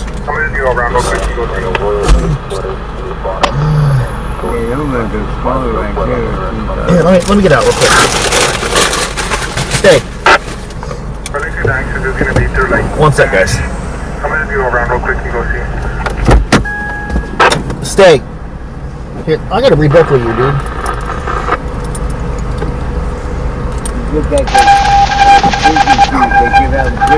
Yeah.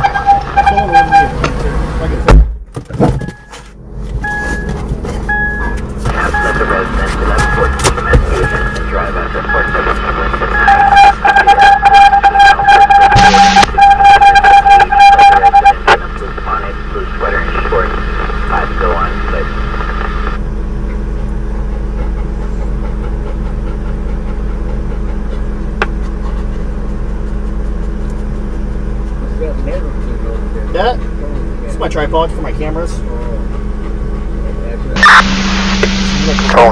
use Corpus back. Hold up. No, it's to hold my camera. Oh, I think to jack up the trailer. No, not right now, man. I'm supposed to have some stuff coming. Oh, here. These are small. Hey, do you guys need a pair of shoes? Nothing crazy. They'll just help you out and get by. You guys want a pair? What size do you wear, bro? I think these are the right size.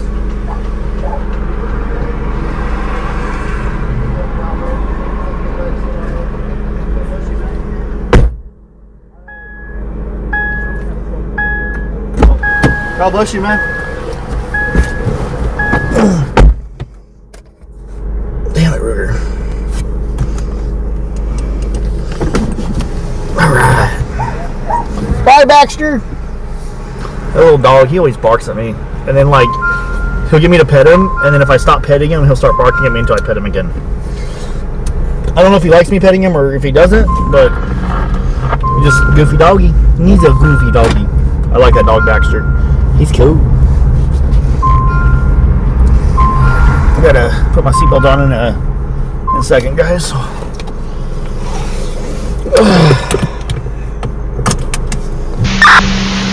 Paul 5, we're code 4, enabled access. Fine, come on.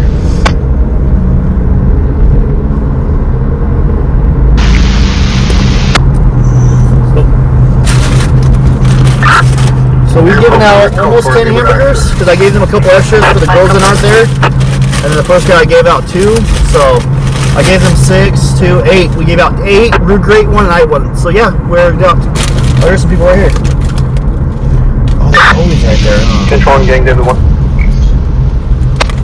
Gang David 1. Can you merge this call back with the code 6? I'm sure I have enough for these guys. There's only 3 people I see. I'm gonna flip around. Control and gang David 1. Let's see. Hey, friend. Can you merge this call back with the code 6? Traffic stop will be related to.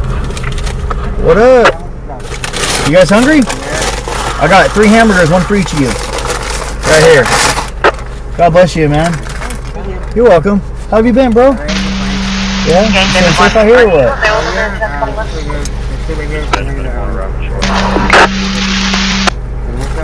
Yeah. I saw you yesterday. I was at the Deja Vu. Oh, yeah. I drove by there. Yeah. I was at the restaurant. Gang David 1, are you available to 1021? Nice. All right. Well, God bless you guys. You stay safe, man. I'll see you around.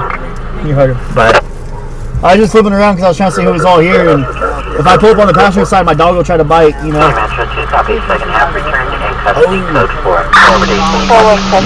All right. Well, God bless you guys. I'm gonna hand out the rest of these. I had a couple left, so you have a good night, guys. Give him like 3 of them. Paul 5 boy, MDC for 7. Upload copy.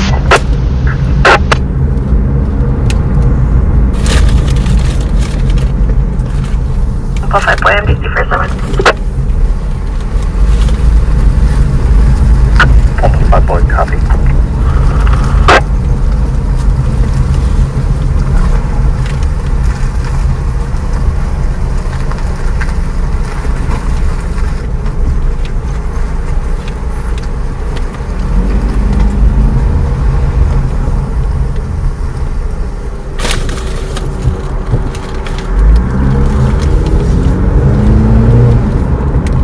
Hey, shoo, you, shoo. $2 super chat. Yeah, you. Thank you. Thank you very much. Appreciate that. I really do.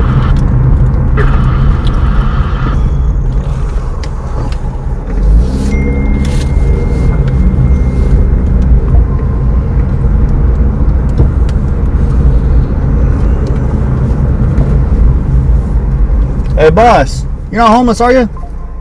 I said, you're not homeless, are you? Oh, okay. Sorry, I was just handing stuff out. You have a good night. Damn it. I knew he wasn't homeless. I ain't gonna lie. I actually had no idea. This person might be. Let's see. Hey, you hungry? I got you a hamburger. Thank you. You're welcome. God bless you. God bless you too. What's your name? Jacob. Nice to meet you. Nice meeting you too. She's nice.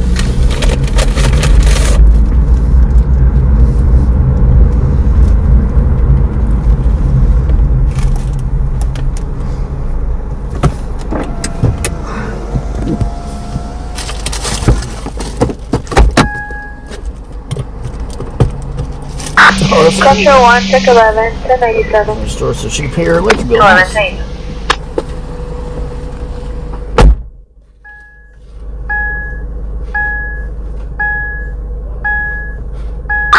Control 1, check 11, 1097.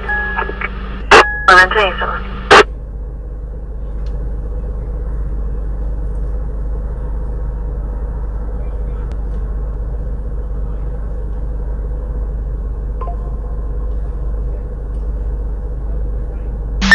Control 1 2 Papa, shows code 6 in the alley, just south of 958 Fairway.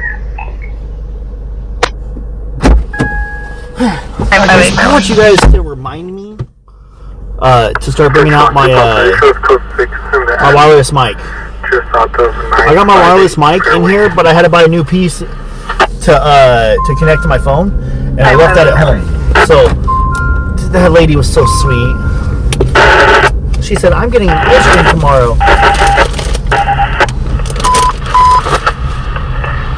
Hey, boss. Hey, you hungry? Here, I got you a hamburger. Westbound on the black Toyota Tundra with a Raider sticker on the back window.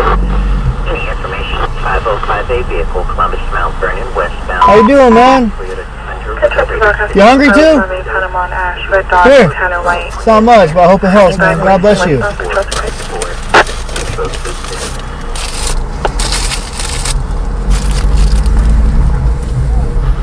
That way I'm a little closer to you.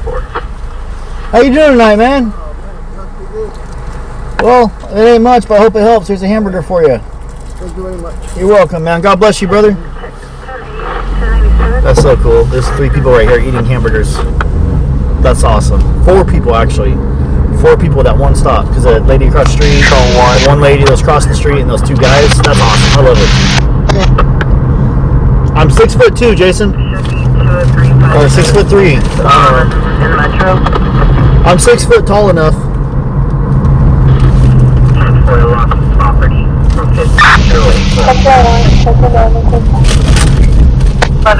There's a few people right there.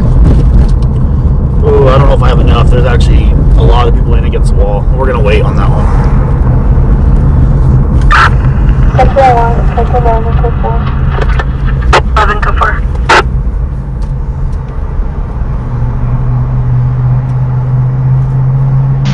Patrol 1, North David 1, can you log a patrol check at Lake Willow? Okay, what's that? Engine 10 minute 3, engine 10 minute 3, final conscious call. Easy at 10:15 at 3808. Can you log a patrol check at Lake Willow? 3808. on Metro. So we're code 33 on Metro for Cobra. For the Cobra units, code 33 on Metro. Met 40 of traffic.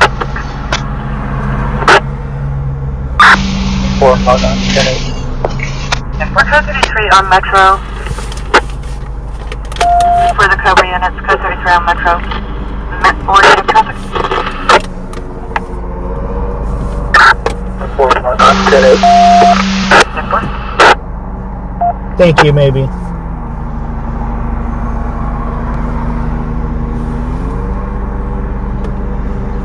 No, she did not.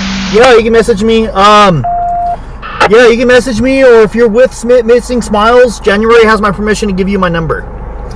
If you're with Missing Smiles, January has my permission to give you my number. Just shoot me a text. I don't think I've seen the new flyer yet. I know she was supposed to get in contact with somebody for their daughter that might be working on Union or something like that.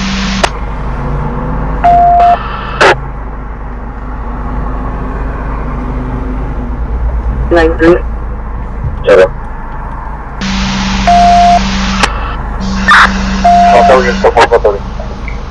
We're code 30 on Metro, shows the code 30. Unit, stand by for another call.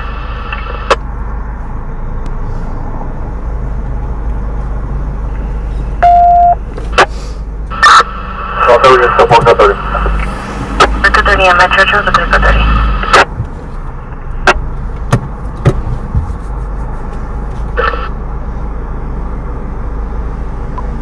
Absolutely, Katrina. Priorities free. Thank you. 11627 Pacific Harbor Ave. 113 B is in boy for her problem. That's okay. Pacific Harbor, White, person.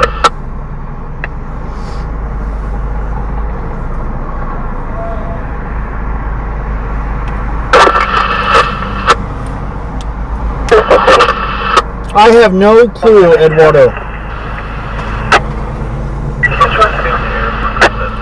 As a veteran, I am so proud of all of our soldiers, says Daddy Fish 247. Dude. 11627. Amen to that, brother. I am not a veteran. I actually,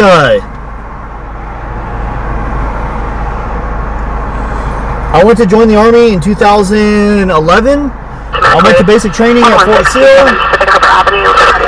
I was on base for about 3 months, and I got sent home for a medical issue that I don't want to talk about. But yeah.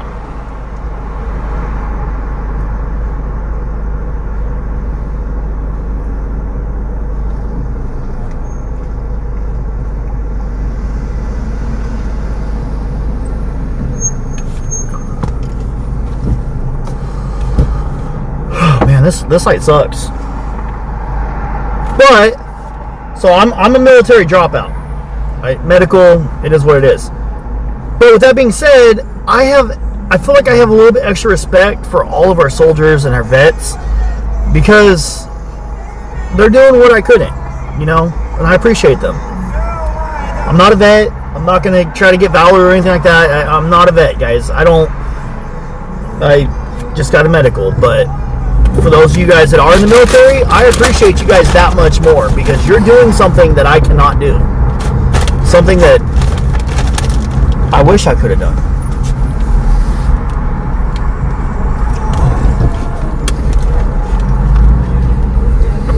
Let's see, these people are hungry right here.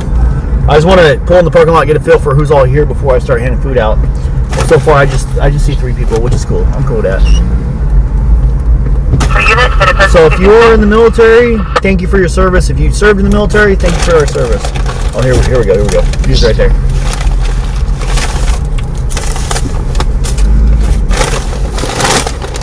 Hey! Avenue. In that case, Hey! 113B is the first center problem. You want a hamburger, bro? Hey, you're welcome, man. God bless you, brother. You can clear the patrol check out subject in the air. That's a big guy in a truck. Patrol 120, you can clear the patrol check out GTO. Any subjects in the air. There's the guy's on a dirt bike. If you can afford a dirt bike, you can afford a hamburger. Hey, you hungry? Here you go, man. Here's a hamburger. You're welcome, man. God bless you, brother. God bless you. Hey, you too.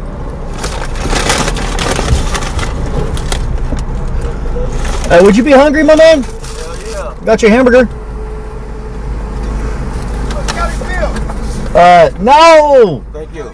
Dad's gone live. Hell yeah. Nice to meet you, man. I appreciate it. Thank you, bro. You're welcome, man. God bless you. Hey, you have a good night, man. Thanks for watching. Thank you. That's a viewer. That's dope. He said, Kelly Blue. I said, nah, Dad's gone live. He said, oh, I watch you. Yeah, that's right. I love it. The joy, man, the joy.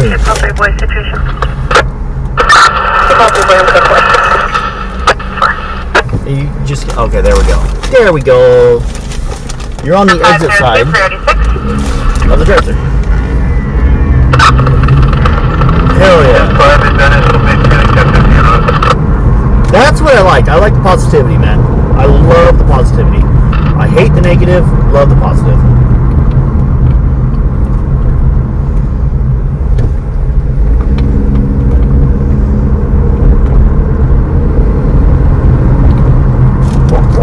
There's the guy right here. Hey, you hungry by chance, my man? You want a hamburger? Sure. Here you go, brother. Thank you. Hey, you're welcome, man. God bless you. You stay safe. I love it. That's cool. That's right.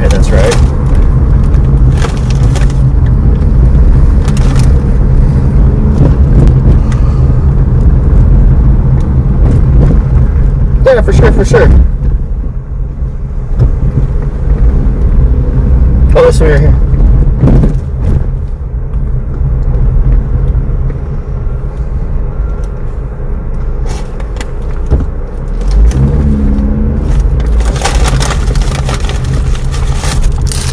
Hey, are you hungry?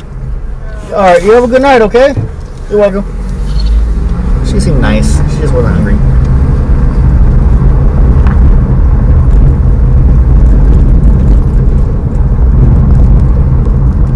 See, I'm not going to large gatherings of people.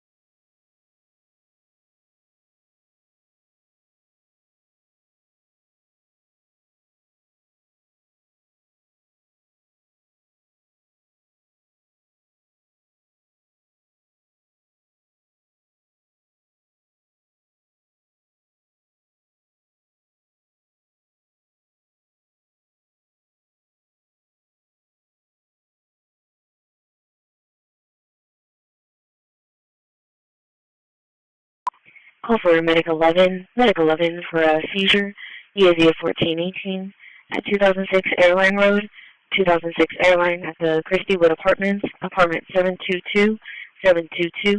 I'll show you working off of fire dispatch at 2315.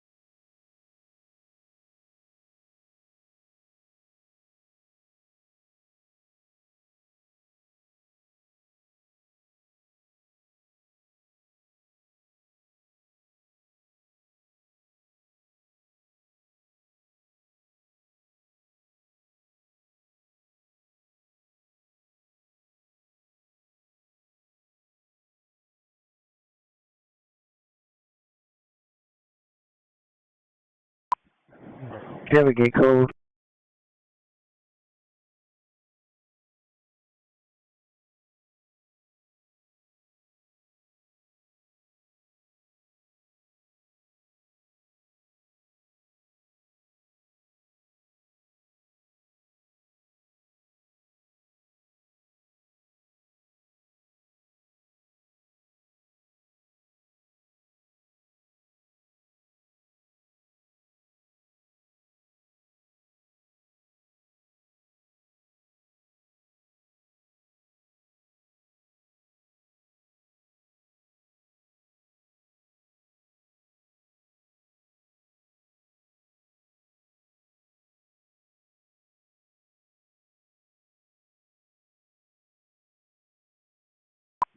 Very close in the complex.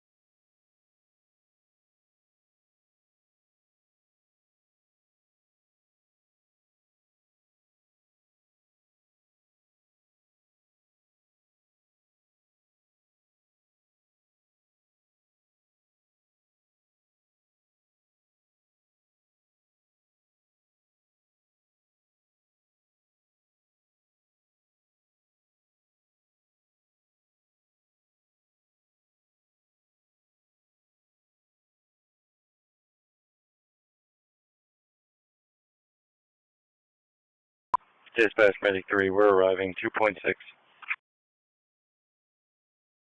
Medic 3 received.